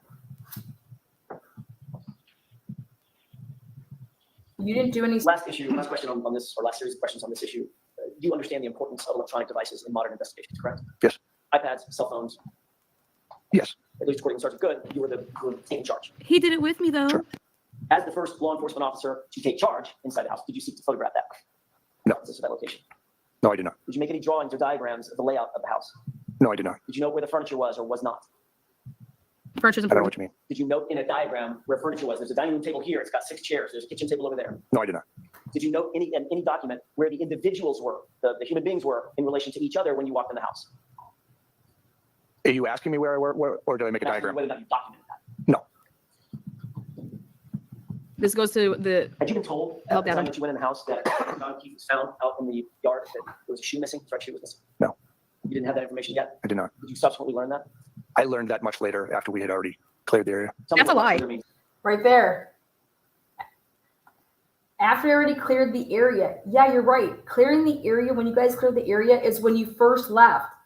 He said he learned it afterwards, after he cleared the area. But you went back out there at 9 o'clock and you knew about it. He says it right there. It was after we cleared the area. Yeah, at 8. But then you went back at 9. And it was because of the fucking shoe. Days, hours, weeks? I honestly couldn't give an exact answer on that. I think I know the answer to this, but you didn't do any search for any missing clothing from the victim inside the house. I did not.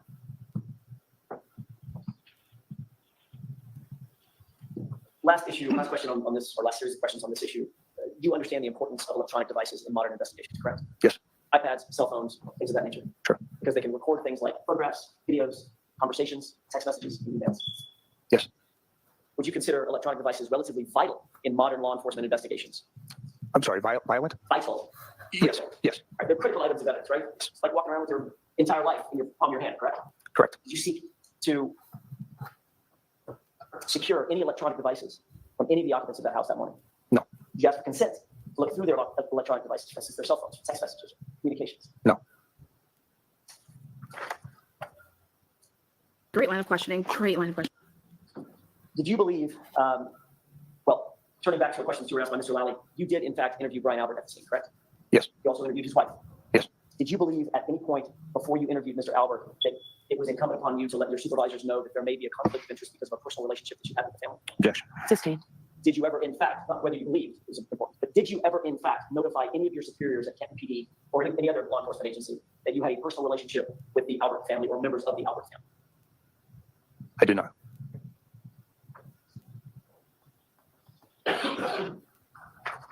You indicated that you believe you spoke to Mr. Albert and his wife, Nicole Albert, for maybe 15 to 20 minutes. Is that what you said? Roughly. Did you record that conversation? I did not. You had your cell phone with you, correct? Yes. You know that has recording capability? Yes. Was anybody else with Nicole? When I say with, I mean in earshot of Nicole and Brian Albert when you interviewed either one of them or both of them? Jennifer McCabe. So you interviewed them together? Yes. Did you then interview Jennifer McCabe? I had spoken to Jennifer McCabe outside. To the best of my memory, I believe once we were inside, I was able to get some more information from her based on the chronological order of events. And when you were getting this information about the chronological order of events, that was within earshot of Brian Albert and Nicole Albert. This is gonna be amazing. So when you interviewed Brian Albert, Nicole and Jennifer McCabe were listening, correct? Yes. When you interviewed Nicole Albert, Brian Albert and Jennifer McCabe were listening. Yes. And when you got this chronological layout of the night before from Jennifer McCabe, Brian and Nicole were both listening. Yes.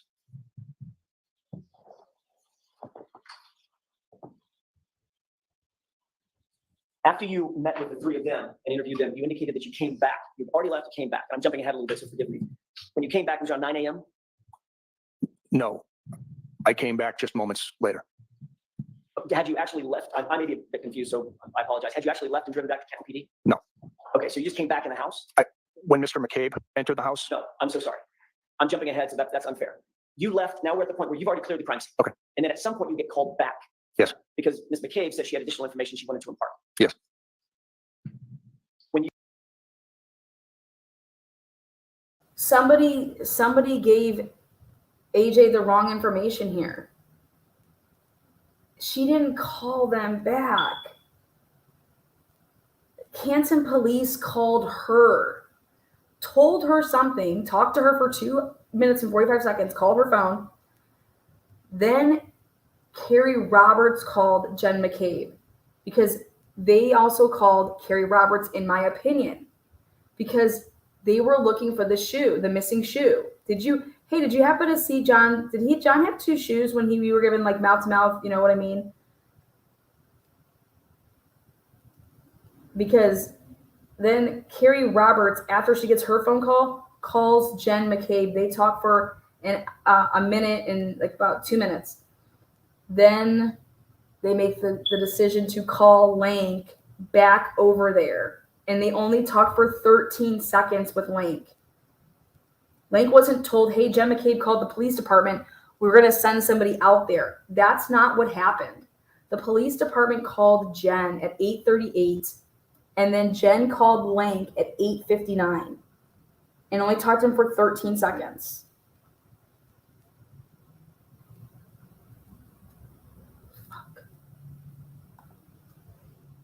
You interviewed Ms. McCabe that second time. Were Brian and Nicole Albert there?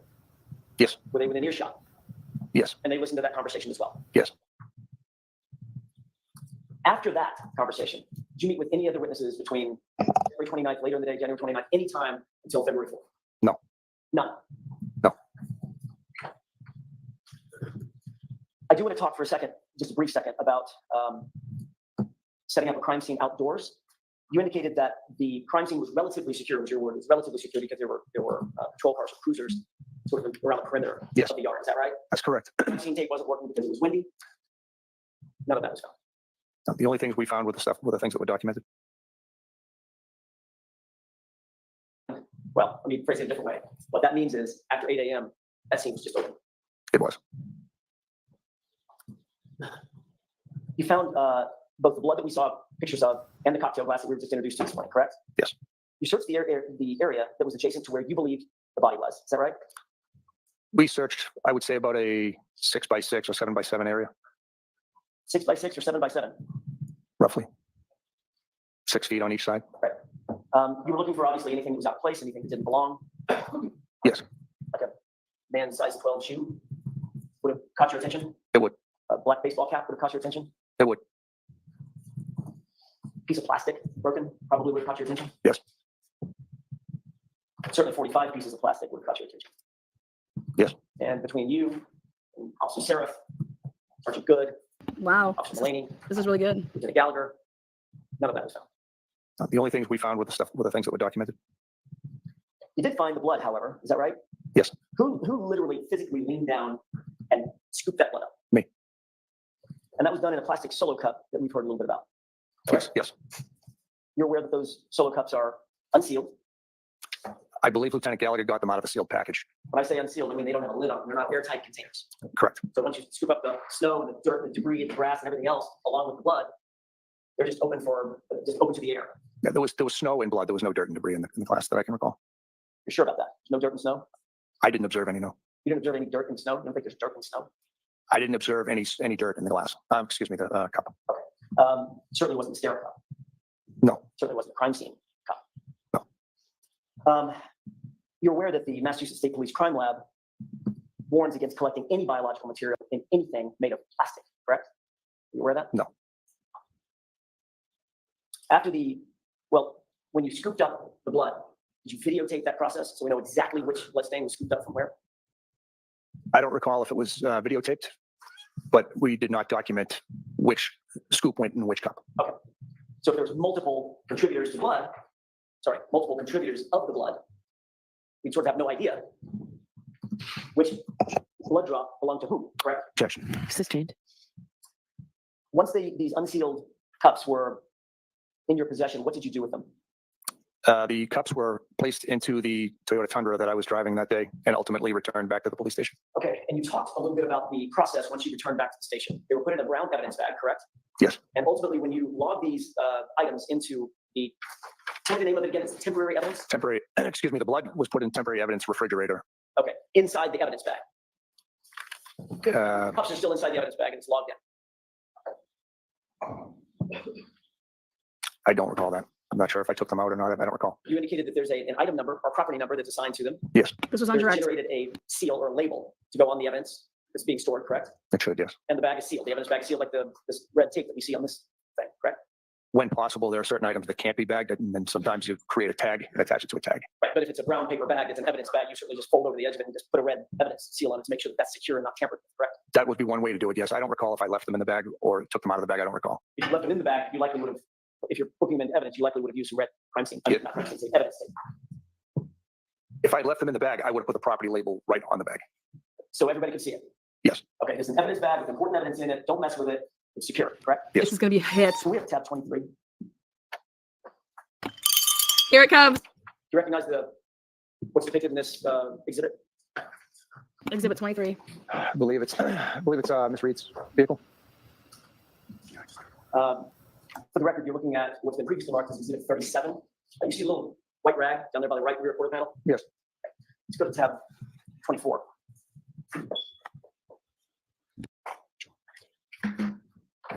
You see that white rag? Yes. Sorry? Yes. Okay. Sorry. You see a bag sitting next to it? I do. Doesn't look like an evidence bag, does it? No, it looks like a Stop and Shop bag. But actually, it looks like an evidence bag. It just doesn't say Canton Police on it. It says Stop and Shop, but it does look like an evidence bag. It's the same thing.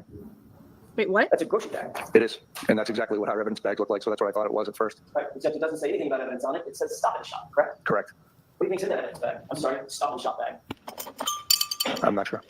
You were when these pictures were taken? I could tell that it's the Canton Police Sally Port. So it's at some point after the state police had seized the vehicle. And at some point after you had brought the solo cups back to the station. Correct. Matter of fact, these were taken on February 1st when the Massachusetts State Police Crime Lab finally took possession of these. Okay, so explain to me what this juror is watching, whoever would be holding on. So now we're watching this a second time, right? All right. Because the notes you should have taken, which should have just been like, oh my God, this guy said he put the evidence in the refrigerator, in the temporary refrigerator, for holding. That was on the 29th. Then you have the 30th. Okay. Then you get to the 1st. And on the 1st, when this picture was taken, there was no red evidence tape on that bag. There was no seal on that bag. Okay. And this bag is right next to Karen Reed's car. And the next picture shows that there's 6 cups in there. What are you, where's your fundamental fucking opinion now, motherfucker? Yes, there also was a 31st. Thank you. 29th, they collected it. He said he put it in the refrigerator. Do you know why Alan Jackson is frustrated? Because a 4th grader, a 2nd grader. This isn't a complex case. This is embarrassing. And the only reason I want them to have a second stab at it is to get all of the liars on perjury. Because everybody testified already, right? And now you're going to sit here and tell me that I have a chance to march my happy ass and see Miss Little and Alan Jackson and say, listen, I don't want a damn dollar, but whoever did your timeline screwed up. I want to show you something. Jen McCabe didn't call Canton Police. Canton Police called Jen McCabe. They were looking for that shoe. They wanted to ask questions about that shoe, and they called Carrie Roberts, and then that's why Carrie Roberts then called John McCabe. That's my opinion. And it flows perfectly within why she called Lank to get the fucking ass back over here. And I don't even know if it was Lank or if it was Jennifer McCabe that actually talked to Lank, and instead if it wasn't someone like a Julie Albert or a Chris Albert or Brian Albert and said, hey, you need to come back over here.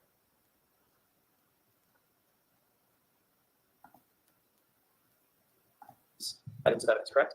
I was not in the police station for those 2 days. Let's look at the next tab. Tab 25. This is amazing. Recognize that? You remember It appears to be solo cups what he with testified to on direct? substance inside. Are those just any solo cups or the solo cups that you took back to the station from 34th Area? I mean, I couldn't say definitively, but it certainly looks like it. It appears that they have red liquid material floating in the bottom. Yes. Appear to be blood. The top 3 I can see. Yeah, the only 2 I see that don't have it are the bottom 2 left. Okay, let's look at the next tab, which is 26. And you see somebody with gloved hands opening that bag, same bag, little white rag right there? I do. Okay, that appear to be the same 6 solo cups? That you just showed me in the previous slide? Yes. Yes. So are those the same 6 solo cups that you gathered at the scene at 34 Fairview? This is and amazing. ultimately brought back to Canton PD? They certainly appear like they are, but I can't say definitively, but they appear to be. I'm sorry, I didn't mean to start with words. Go ahead. Sure. They appear to be the same solo cups, but I couldn't say definitively. Let's go back to tab 24. And the reason you can't say definitively, Lieutenant, is because there is no label on this bag, is there? Not on that side of it, no. There is no property number on this bag, is there?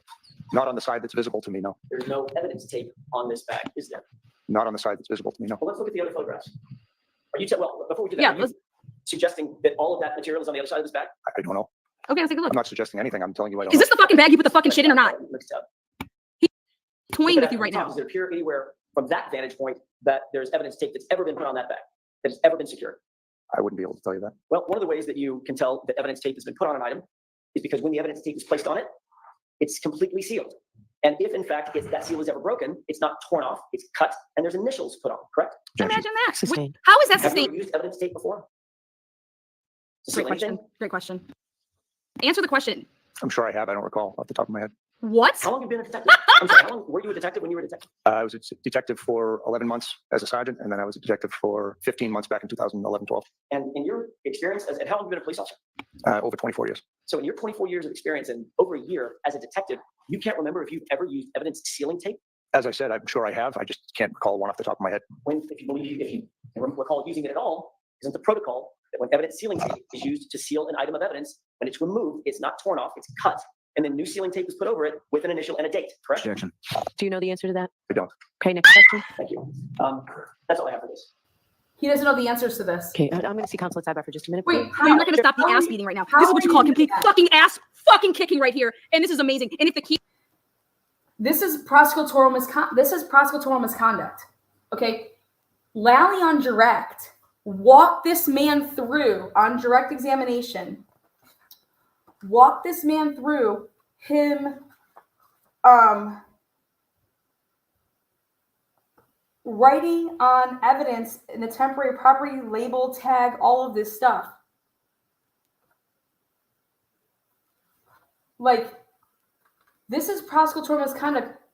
how are you looking at this work, Lally, and allowing and literally asking questions and guiding somebody to commit perjury?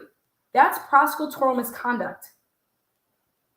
This is prosecutorial misconduct. This is the definition of it. You cannot do this. He knows that this bag was not bagged and tagged and put anywhere. There's no logs, and he's allowing this guy, Officer Link, to testify under oath falsely. And then the jury saw all of this, and it's like, this is why Alan Jackson did not suppress any of this, because he wanted the jury to see it all. Because he's defending his client and showing that his client didn't do this and she was framed. There should be evidence logs to, if you in fact want to go take something out of temporary evidence, for what purposes, because you're going to give it to who? Oh, Hartnett, the girl that went out of there with the 6 solo cups. And then when she was on the stand showing her this shit, I mean,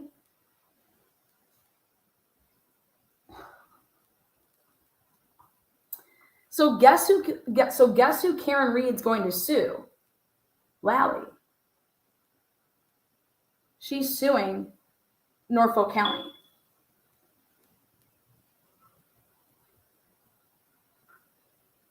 Shouldn't she? I don't know what fundamental differences anybody could have, but as long as one of those jurors has ever seen Law and Order, CSI, this is not how you collect evidence. Your evidence just doesn't show up sitting next to this. I thought that Trooper Proctor and Trooper Buchnick took this stuff. Isn't that what Lang just testified to? That they, when the Massachusetts State Police took over, which they took over on the 29th, they took this stuff. Just like they took the phones. And they put it at their Massachusetts State Crime, like, where they keep their evidence. So how in the fucking world is this even in the Sallyport? But there's fundamental differences. There's opinions that are, there's no opinions that could be different. Like, I can't wait till these jurors have to talk about this. And trust me, they're going to talk. Because you have to be deaf and blind to see it any other way with this. And this is the stuff that if you're going to be convicting any, you're trying to use physical evidence.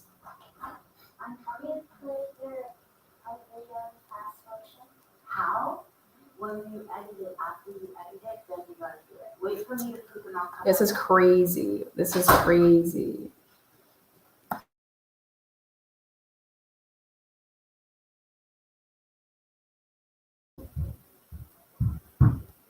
Unreal. Family is not sitting there seeing what the fuck is going on. I can't pity them anymore. I can't have empathy for this. They need to come out vocally and start vocally defending this woman. She did not kill your brother, your son, your loved one, your niece, nephew, friend. What the fuck? How can you sit there and listen to this shit? You know how calm, cool, and collective Alan just did that, though?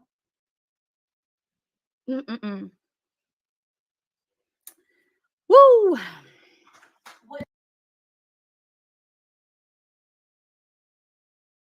Because I'm going to start telling you what's about to happen. If they don't start defending Karen Reed, it's going to look like that.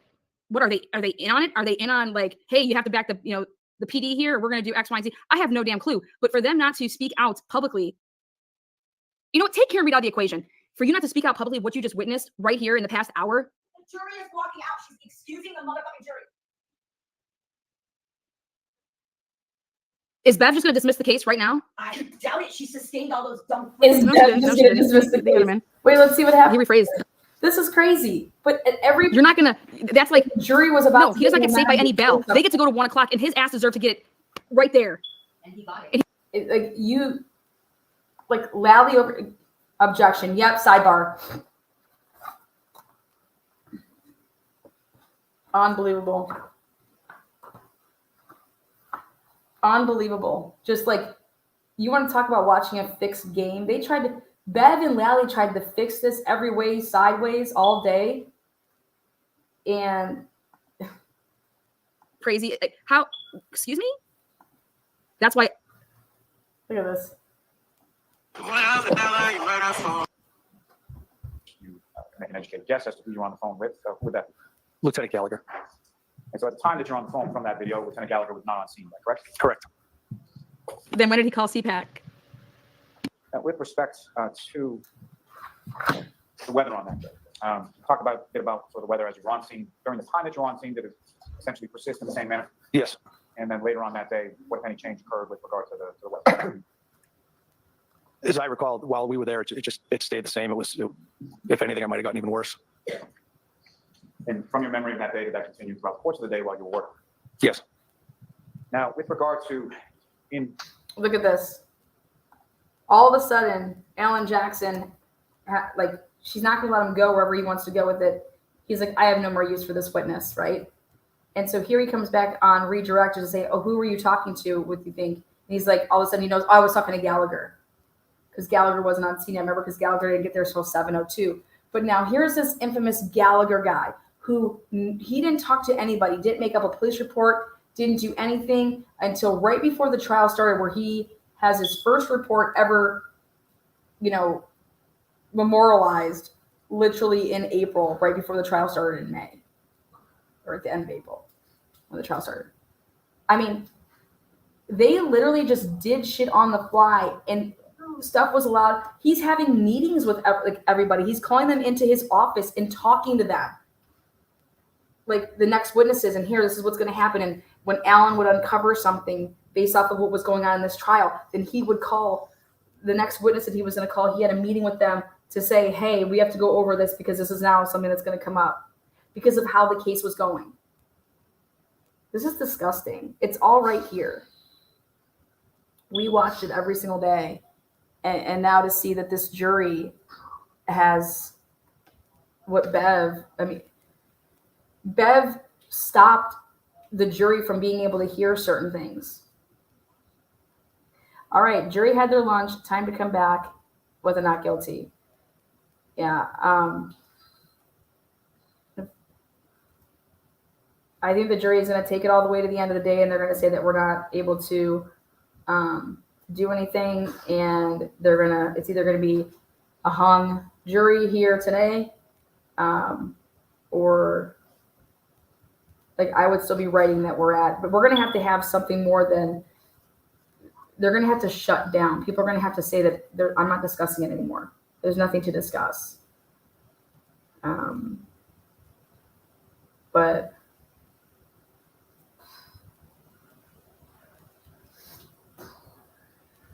I think everything looks really good for Karen Reed. Suing the show, these people. Suing these people looks great. Winning the second trial looks amazing. The amount of perjury, the amount of lies, it's just, they're never going to be able to remember what the heck they said. Somebody's going to have to get them all these, you're going to have to provide all these witnesses with the trial transcripts. They're going to have to know exactly what they said when they said it. But guess what? When you can point out it doesn't matter what you said, I now can prove something else. So, and so are you going to change your story again?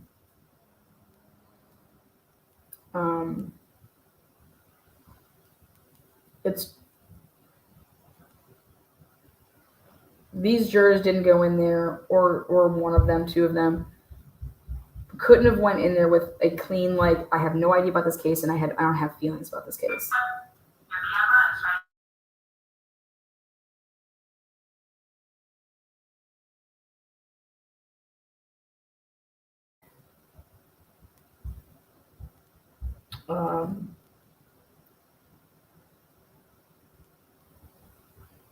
I went back and thought about when they went to D&E's Pizza to the media, went to go talk to Chris or whatever, supposedly.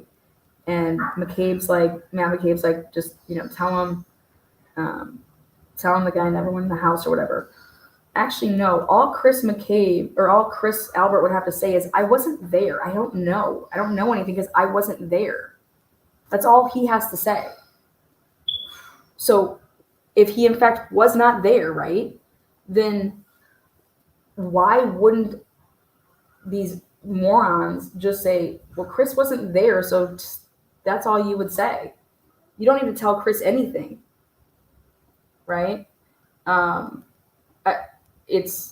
That should just tell you even more so now the question, well, was Chris there? I mean, who knows? But if I wasn't somewhere and someone came to my pizza place, I would say, first of all, why are you guys here? Why would the media be at my place? I wasn't even there. I wasn't there.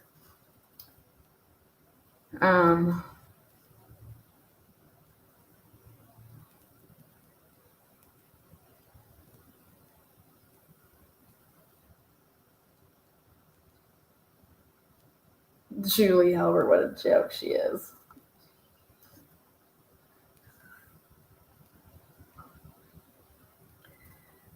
I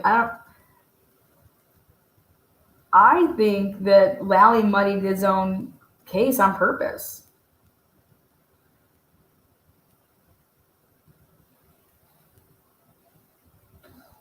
Can you imagine going into the story blind and you got to go through all that stuff and then trying to build a timeline, but people already not even want to listen to you? I can't wait for these jurors to talk. And I just hope it comes back as, there's also no one's asking hey, what if we can't come to a decision about one of these charges, but we have a decision on these other charges? Where's even just any type of, the only question that we had that was actually a question, which was the cert report. That's it. There's been no other questions. It's just been, we've deliberated, we can't decide. We deliberated, we can't decide. So when anybody wants to say what questions the jurors are asking, there are no questions except for the one. And then they said, can we stay until 4:15? Which isn't a question about the case. It's a question about a time on when they can leave. I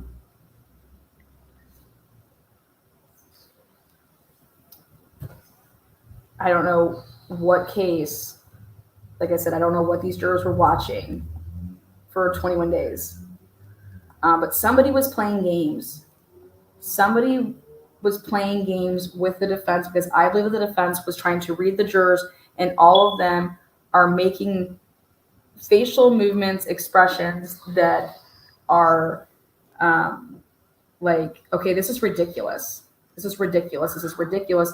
Basically saying once we finally get this case, that this is going to be the quickest not guilty.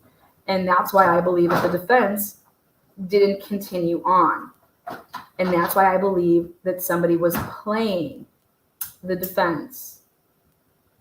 They were acting like they were, oh my God, I can't believe this, making scuffs or doing whatever. They were playing a role until it got to deliberating time. And then that's not really truly how they felt.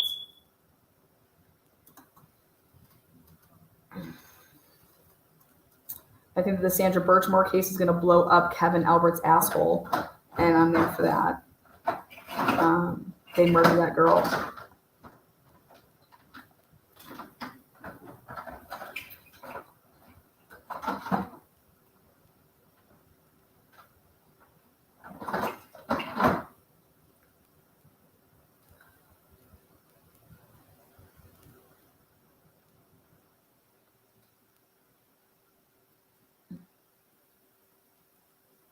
I think Allie McCabe, the apple doesn't fall from the tree.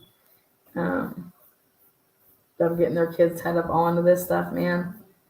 Damn is all I gotta say. All the lights are on. Joanne says, Lana, you must never switch off thinking and analyzing stuff. You do a great job. Occasionally I switch it off. Start doing some shots.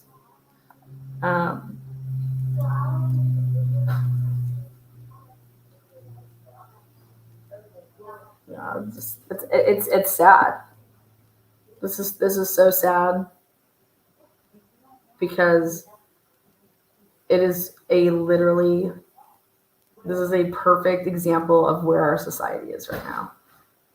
That something so obvious can literally, like, somebody on that on that jury either was, obviously bought and paid for, or is an ignorant fucking dumbass. But that's where our society is, because this is the definition of reasonable doubt, and way more. This is the definition of corruption. And I think that Alan and them should not be they should not be questioning anything that they did. Oh, we didn't put Karen on the stand. No, you don't take the stand. You don't need to take the stand. They didn't prove anything. And in fact, they proved to themselves that they're idiots. Canton Police Department not knowing how to tape a bag.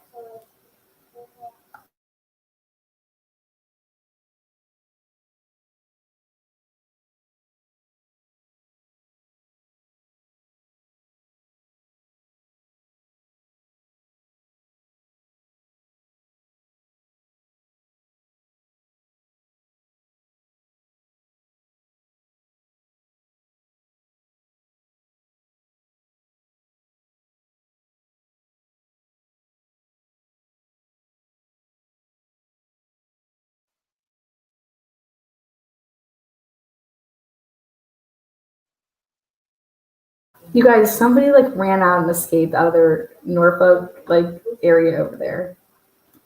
It's all over Twitter. They can't even keep their damn arrestees in check. These people are just morons.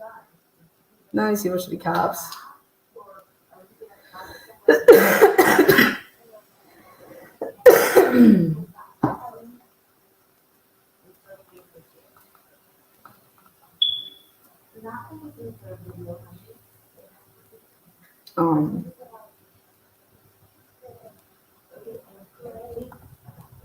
Lally led on every question he asked. Okay. Juror number 7 was the only one crying when Bev was reading the instructions. She was likely threatened. I don't know about that. She could be crying for numerous reasons. I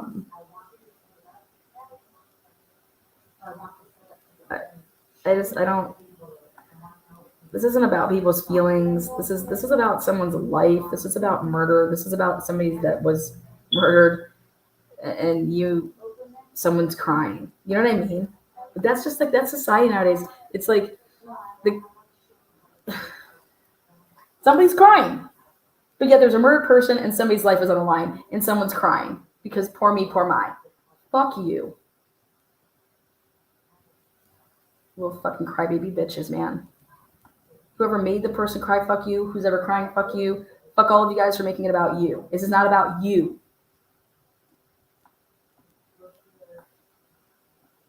God.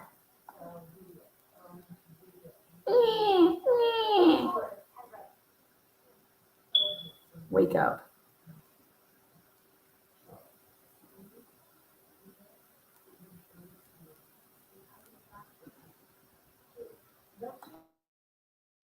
They're all victims. Yep, they're all victims. Everyone's a victim. I can't believe I got picked on this case. I tried to get off of this, exactly. Everyone's a victim.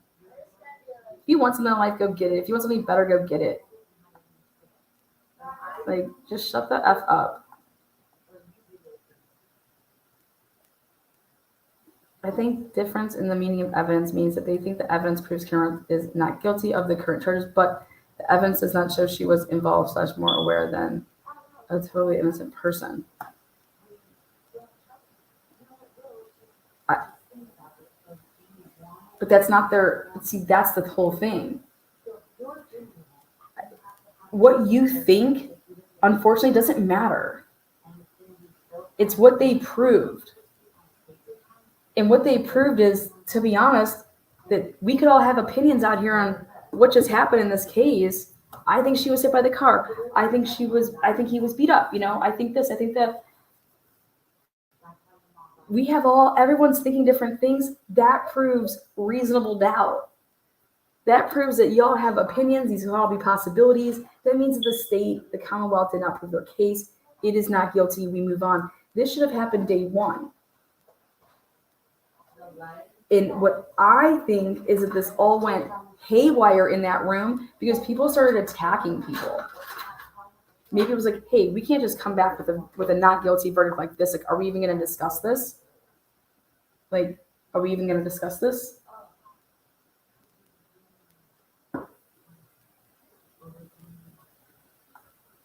I need to have my opinion validated. Okay, great. It's validated. Yep, it's reasonable. Sure, could have happened. Yep, that could have happened. Yep, yours could have happened too. So what does that mean, guys? It means that all of us can't be thinking all these crazy things, or not. I don't want to say the word crazy things. All of these possibilities, and the Commonwealth proved their case. So the Commonwealth doesn't prove anything, and so therefore it's not guilty. Using the word fundamental means that your parents failed you, because I don't know what trial y'all were watching, but you can't fundamentally get anywhere if the foundation was broken from jump. It means everything that you gathered at the scene is broken. Everything that you gathered at the scene was not done according to the standards. And that would affect the way, I think the defense should have had their own lab person testify that if anything was sitting in plastic and how that was collected and blood is in plastic, would that affect, the test results? Yes.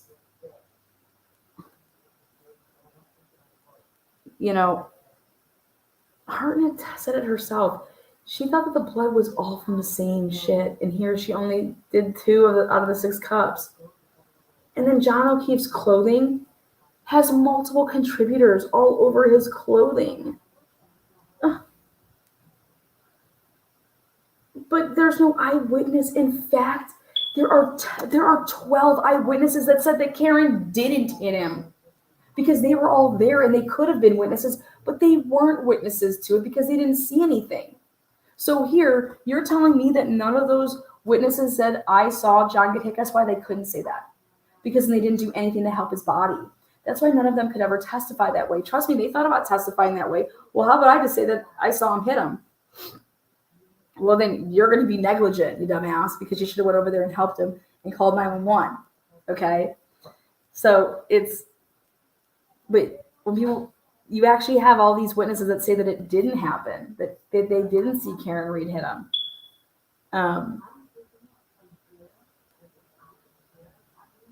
And it would be so easy for me to sit here and say, I'm telling you, if Jen McCabe was up and I was not, if it was Jen McCabe, I would have to say, yeah, I get it. I think that she's guilty of conspiring to commit, to frame, but right now,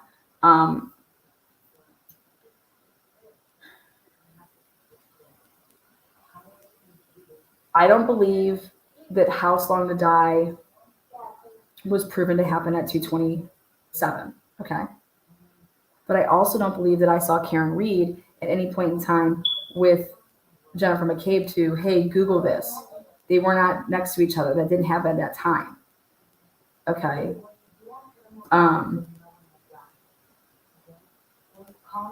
But I don't believe that the Commonwealth has made their case. So whoever would be in that chair would be found not guilty from me, because, and that's going to be the way all the way to the close of this. Because of the way they did this investigation, nobody will ever be held accountable for John O'Keefe's death unless somebody wants to turn state's evidence. Unless somebody wants to come with some shit. Okay? But nobody's going down for this.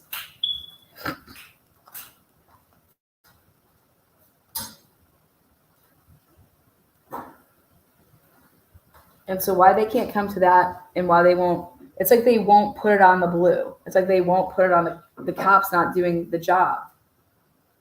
And that for me is the struggle, because screw this whole conspiring against Karen Reed. Take that out. Take out. They didn't do their job. And now, unfortunately, because they didn't do their job, John O'Keefe's not going to get justice, right? That's how it should be. Examples of fundamental differences, and this is the fundamental difference between a mere secret and a full-fledged revelation mystery. There is a fundamental, I was trying to grab that. You want to show them my shirt? If you haven't seen it. Oh, I was trying to get that comment, sorry. Angel says, why would cops be corrupt and be part of a cover-up? Because they can. They know they will get away with corruption and probably have. You guys, this took on a world of its own. Nobody knew that Proctor was going to go forward and they were going to charge Karen Reed with murder. Okay? This was done to get people out of trouble, not put somebody in trouble. Okay? So if everybody goes back to the beginning of all these police reports, the police reports from Canton, it wasn't that Karen, I hit him. That wasn't it. Okay, this was going to be an accident. This wasn't to frame Karen Reed from jump. This took on a complete, whirlwind of its own at the hands of, it.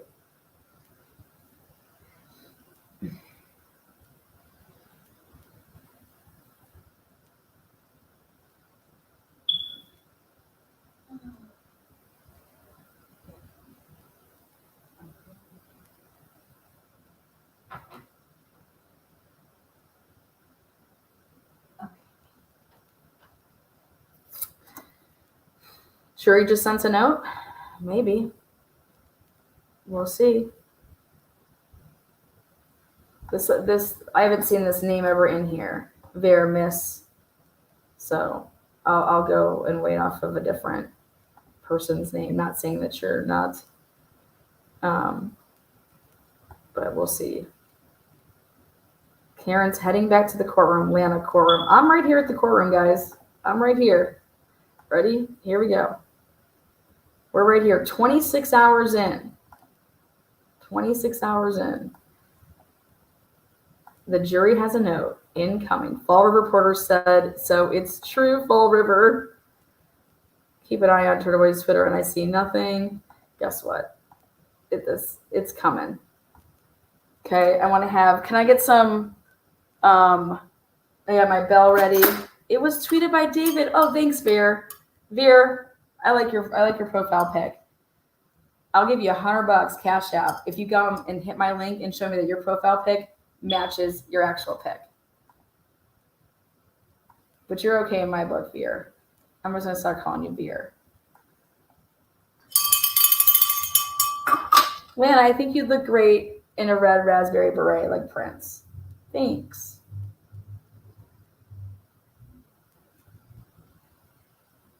I hope the letter reads, Dear Bev, we tried, we came, we saw, we got conquered by the Alberts.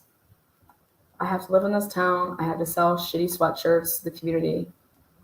And if I vote not guilty, I'm not going to be able to sell another shitty sweatshirt. All right, guys, jury is in. Jury said, this is our, hey, we just ate. Oh, they're back in. Yeah. But I want them to say, listen, Bev, juror number 6 is hammered. She has been drinking airport bottle vodka for the past 4 hours. 7. You guys, I will die. Come on. Dear Judge Canone, juror number 6 decided to bring airport bottles of vodka. And she is smashed. According to Chewy Rodriguez, they can't send them back another time. I know. Come back. It's a 227 note that says, how long do we have to stay in here? Juror 6 then spread the vodka bottles to juror 10, 12, and 3. Oh, she left out 7? Yeah. That's why 7's crying? That's why 7 is crying. 7 has been crying because nobody has been sharing any of their bottles of vodka with juror 7. Vodka at this hour. Okay. And so therefore, we have no choice but to vote not guilty because finally we incapacitated everybody that was saying guilty.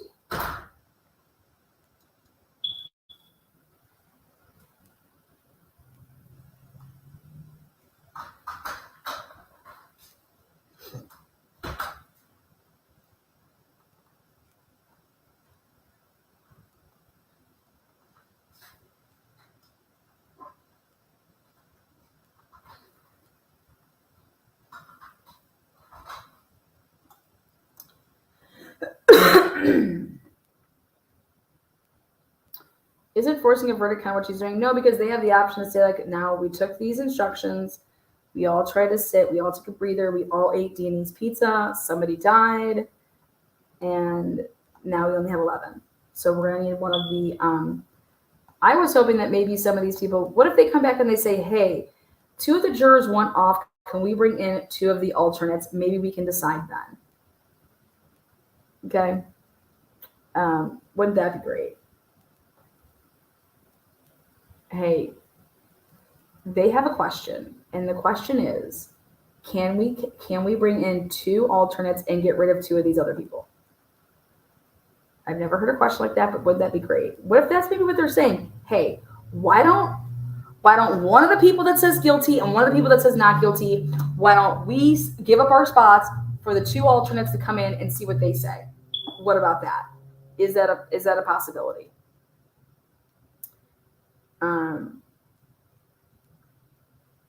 Just in, number 7 was actually drunk crying. She got her period, and now she's feeling really bad for Karen Reed that Jen McCabe would ever talk about that you got your period and there's period blood all over you. Now she feels it. You want to know what I think would be great? I think it would be great that we put a little black box from now on in jury deliberating rooms, right? But that little black box does not ever get shown until after everything, and then we get to hear how these fools deliberated. Because then maybe it would make sense. But I would love to hear somebody say, you know what? Go fuck yourself. You know? Everybody can just get hella bent. I would just love to hear something like, God, that judge is a real prick. Oh, God, did you guys see Alan Jackson? I mean, regardless of Karen's innocent or guilty, Alan Jackson is just sexy. Hey, did you guys see that Lally guy? I wonder if he'll give me a chance. We're just reading off the black box here.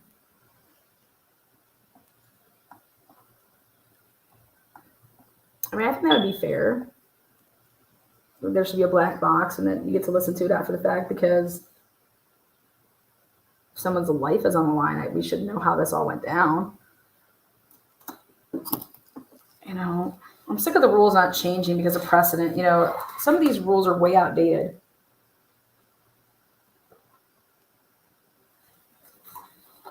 Questioning if they can leave earlier today. That'd be great. Hey, Bev, heard it's going to rain the next couple days. So we're going to all celebrate 4th of July tomorrow. So if you'll give us the day off tomorrow, then we'll come back in here when it's raining.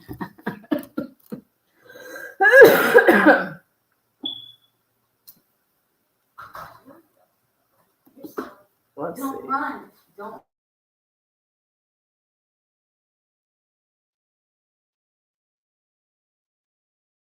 Dear Bev, your hair looks beautiful today. Even though we were unable to come to an agreement, we do agree on your bangs. Please keep them. Love, Foreman. Are you doing thank you notes? I should do thank you notes. Well, I think that the only thank you note is Bev's only fan. Bev's only fan. I will 26 miss you hours. when this is over. Hey, Well, Bev, if you can give us vodka, we could probably come to an agreement. You know, everything's better with vodka. A prisoner escaped and we caught him. Did they catch him or not? Who knows? Who cares? I hope he got away. What? You don't want that. Lana, for what's it people about to say about her children. shirt or something? Oh, yeah, she bought the pull-up bang bang. Oh, they want to see it here. Sean. I just my favorite man in the world. Pull up, bitch. And then the back says. And then the back says. Bang bang. That was so fast. Bang bang. I don't even know if they got it. Wow, Lana's so close to 50K. Yeah. Make sure you guys hit the thumbs up. Make sure you guys go Make sure you're subscribe. subscribed. Make sure you subscribe. It's free. It's free to subscribe. You ain't never gonna get a timeline like this.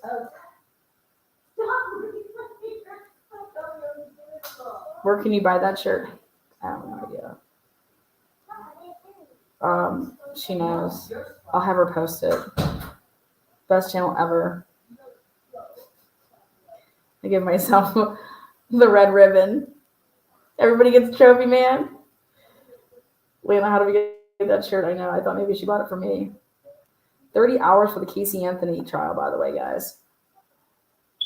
Shay says, I'm subscribed. Her husband's like, we're totally members and we're total super fans. Shay's husband's great. We'll get to 100K, no problem. People just love to be jealous and hate on Lana. I've made it through every scandal. The escaped prisoner is putting you over 50K. I'm not covering the escaped prisoner. I literally hope the prisoner got away. Serve some karma motherfuckers right. I'm not happy with this town at all. And it sucks because I've met some really cool people in that area. But like, I mean, it should just also tell you, like, as awesome and as cool as those people are, there's like way more people that aren't cool. I think Turtle Boy did a great job. I think Turtle Boy was able, though, to do what he did because Karen Reed was communicating with Turtle Boy, and she had the right to do that. Just like when I work with families, they have the right to communicate with me, and I can choose to put out what I want from that, as long as there's no gag. There was no gag in this case, and Karen Reed could do and say whatever she wanted. She wants to put her whole goddamn discovery out there, she could. There's no law against that. You are unmuted. Oh, here we go, guys. Here we go. Holy shit, guys. Oh, God, Bev. Blow up, Bev. Oh, my God. Thank you. Be seated. Closing session. 22-117 Commonwealth versus Karen Reed. All right, the jury is at an impasse. So we'll bring them in. Impasse.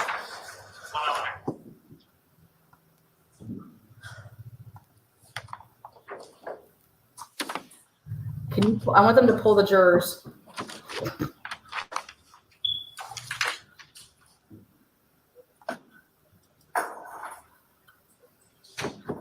That's a victory. It's a victory for Karen Reed. Maybe. We'll see.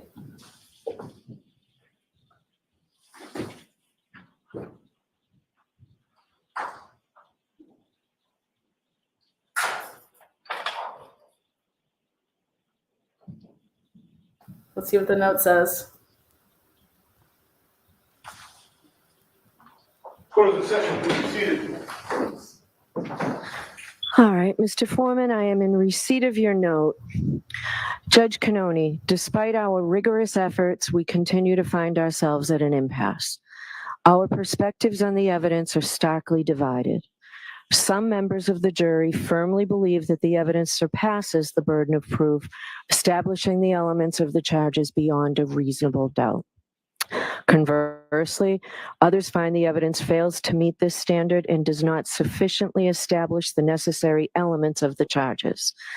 The deep division is not due to a lack of effort or diligence, but rather a sincere adherence to our individual principles and moral convictions. To continue to deliberate would be futile and only serve to force us to compromise these deeply held beliefs. I'm not going to do that to you folks. Your service is complete. I'm declaring a mistrial in this case. I'll be in to see you privately in a few minutes. So thank you so much for your service. Yes, they're all going down. Wait, are they back? Yes. With what? Mistrial. Yes. Yes, yes, yes, yes, yes, yes.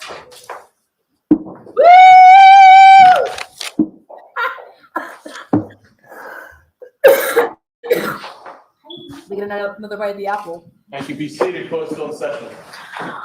All right, I'd like to pick a status date to find out what our next move is. So I'd like to come back sometime maybe the end of July.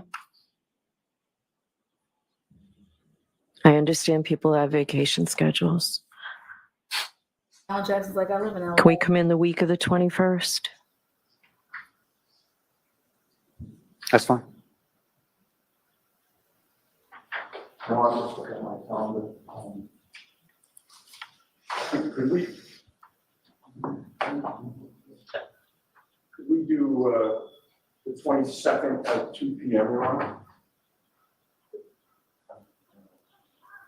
And I would hear from my client. All right, is there another day that week? Could you do the 25th or 26th? Unfortunately, I think I'm supposed to be for vacation on the 20th. Okay, the 22nd and the 24th are not great dates. So What about the 19th and 9th? Is that whole week? no, that week's not good. Teaching that I cannot get out of. Can we do August 7th, 8th, 9th? Any of those days? No, we'll do the 22nd. We'll go back to the 22nd at 2. I can't let it go that long. Your Honor, so the court knows, Ms. Little and I are not available on the 22nd. We have a hearing in Los Angeles on the 22nd. Okay. We're proposing to appear remotely anyway. Okay. But for a status conference, I don't want the court to think it's disrespectful to the court, but Ms. Little and I probably will not. Okay. So you and your client will be here in person, Ms. Giannetti. Yes. All right. All right. Thank you. We'll see you then. All rise.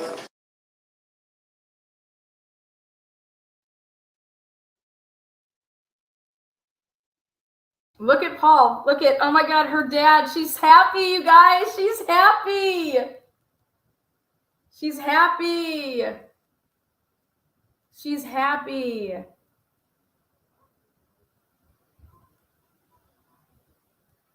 Yes. Yes, she should be happy.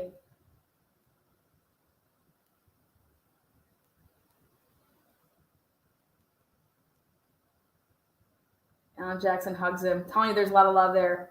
Okay. God, he loves him, man.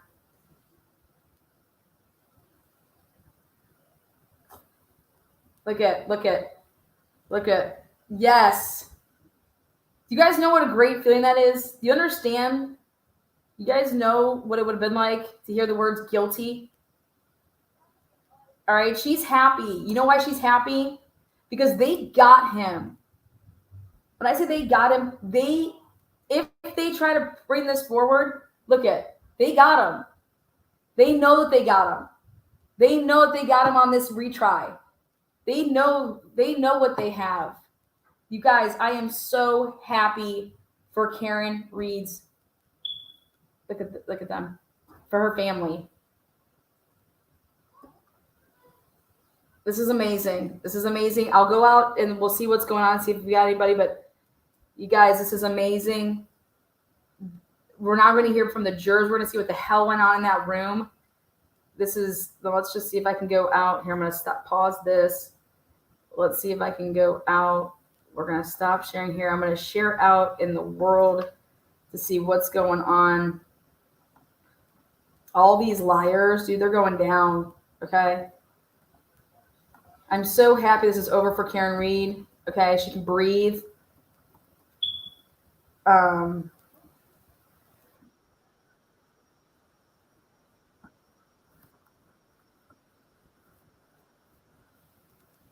Okay, is anybody live down over there? Yes, here we go.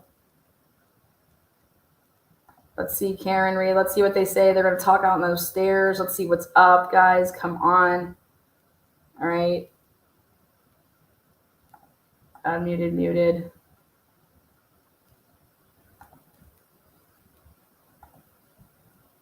Again, it's Massachusetts state law. Okay. A lawyer said 30 to 60 days to file a retry. They have to try this case within 365 days. This is not something that you can just wait. Oh, we're going to charge her in like 2-3 years. This is something that you would have to decide if you're retrying her, okay? Because the court case has to be underway within the 365 days. It's not like you can file day 364, okay, we're going to go ahead and do this. You have to bring her like to a trial 365 days from today. So yeah, you would be filing 30 to 60 days because you're trying to get all that paperwork in. But I just know that it's the Massachusetts rules of criminal procedure rule 36. It's right there. Did you just see that? Paul yelled at her. Paul yelled at who? Karen, as he was walking out. No, where's it at? Go back to when they're walking out of the courtroom. Paul yells at Karen. His wife was like, what? And Karen looked at Alan like, did you just hear that? Okay, well, I'll have to look at that in a little bit. Yes, I'll please investigate when we get this through. Wife turned around and got into it. Oh, good. What the heck's Tom doing down there? Why isn't this working? See, guys, but this is why I didn't go, because this type of shit. I was not going to be unable to stream. Come on, Tom. This is what it looks like.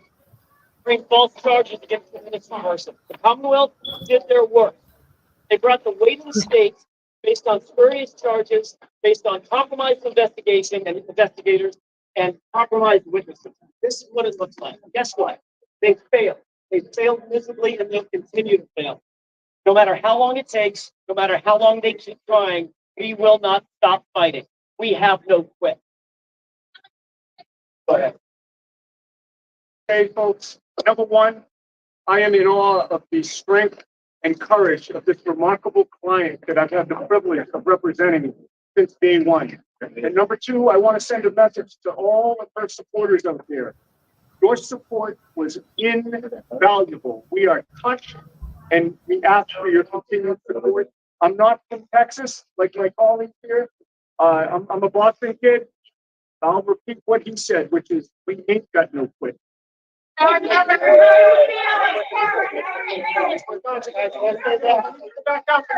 up, please.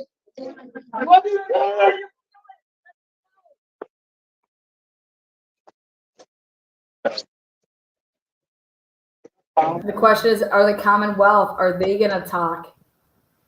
I would be waiting out there. Where's the Commonwealth? See, he's going to try to get over there and get in. You think? I'm so happy for Aaron. Yeah. Well, what do you think? I heard the crowd going loud. We heard him all the way in there. Yeah. You heard him.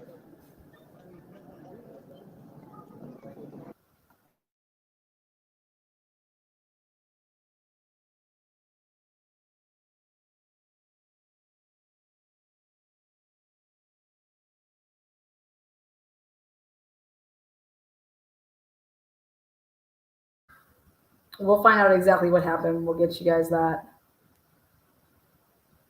This is why I didn't go. I'm so glad, because this would have pissed me off.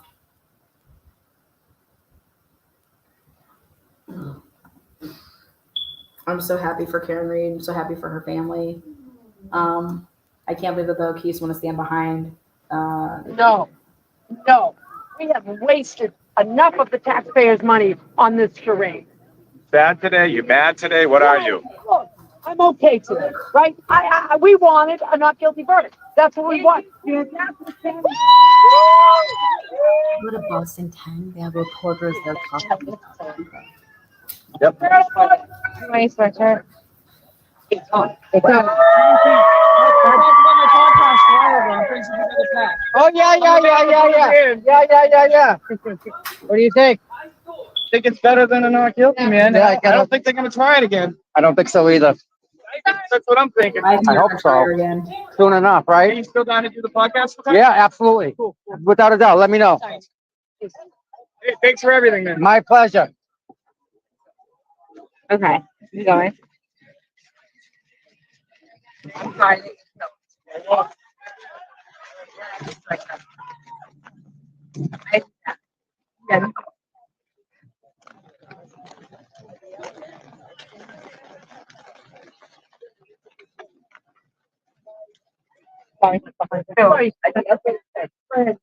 What do you think? Good or bad? I don't know. I don't know. I don't know either. That's what she said. I'm I think this is disappointed. awesome. I am too. Definitely. I feel the same way. Everyone was cheering him like we won. Like we're just Because the jurors should come out and they'll probably, you know, there's going to be jurors that speak on this. But I want to know what the divide was. Because if this divide is anything like every poll that anybody has taken, it's been 80-20, 90-10. If you're telling me that that courtroom and those jurors were divided 6-6, I'm going to tell you that I don't believe that. I'm a numbers person. There's just no way. There's just no way that every other poll out there, there's been no polls out there that have been 50-50 guilty or not guilty. Not a single one of them. That is a way to cover up for so that we're not going to single anybody out. So the letter that gets read out loud, we want to make it so that we're not singling anybody out. That's what I believe. But I'm going to do my best to see if I can just get in touch with like one juror. One juror. I want the juror that got kicked off right before deliberations. That's the juror I want. I want to know why she was off the case. But I want to say thank you guys so much for everybody that has been watching since day one with this. I personally believe it was a victory. That means that there's a handful of people that believe that the cops are corrupt. Okay? All right. I'm over that. Awesome for me to see that. I think it says something that people didn't give in to peer pressure one way or the other. Okay. So I don't care what the O'Keefes think. Anybody that can stand behind this investigation. I couldn't imagine that being my sibling and seeing that that's what they did and that they're going to try to convict somebody like that.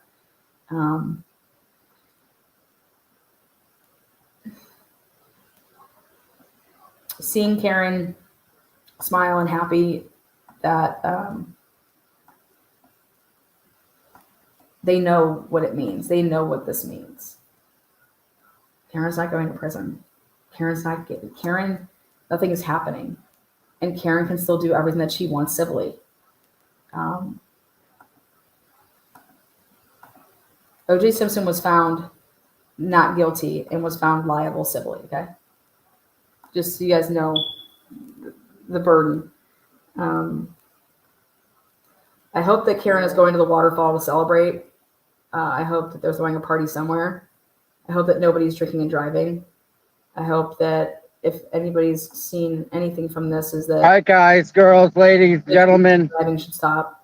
I'm going to get off because it's pouring out and I have a little bit of battery left. All right, Tom, I understand that. Where's the party at? Look at all those roads. I'm going to need some time to process this to figure out what's up. So look at this. I will let you guys know what's the deal because this is just a little ridiculous. Look at this. All right. Dedham Police. Thank you, everybody, for being here. Nobody was getting service. We thought long and hard about going, and we decided that we're going to stay.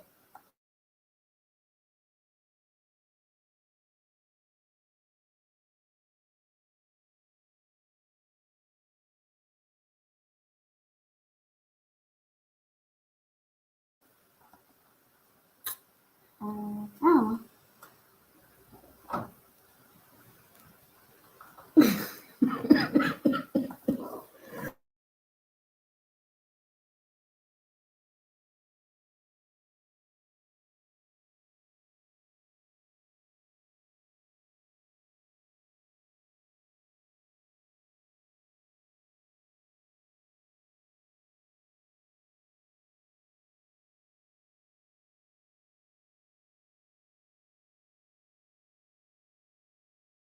What did it?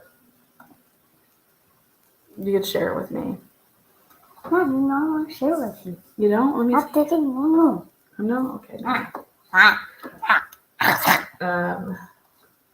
Again, thank you guys so much.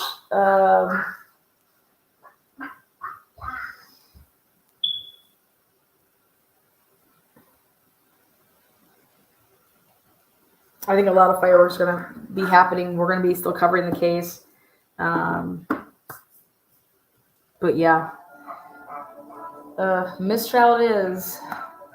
Hung jury. The jury was hung. Hung jury. Mistrial. And they have 365 days to try her again. Otherwise, they can never try her again. So, again, thank you guys so much. Take care. And I will look into what Paul said to Karen. So, we'll keep digging over here. You guys be kind to one another. Thank you so much. On your way out, hit the thumbs up and subscribe to the channel, and then hit the notifications. That way you guys can be notified when I am covering stuff. If you are following along for the Karen Reed case, you'll know what's up when I do Karen Reed stuff. Again, thank you for the moderators, everybody that won Bev's bingo. Can't believe Bev bingo coming to a close.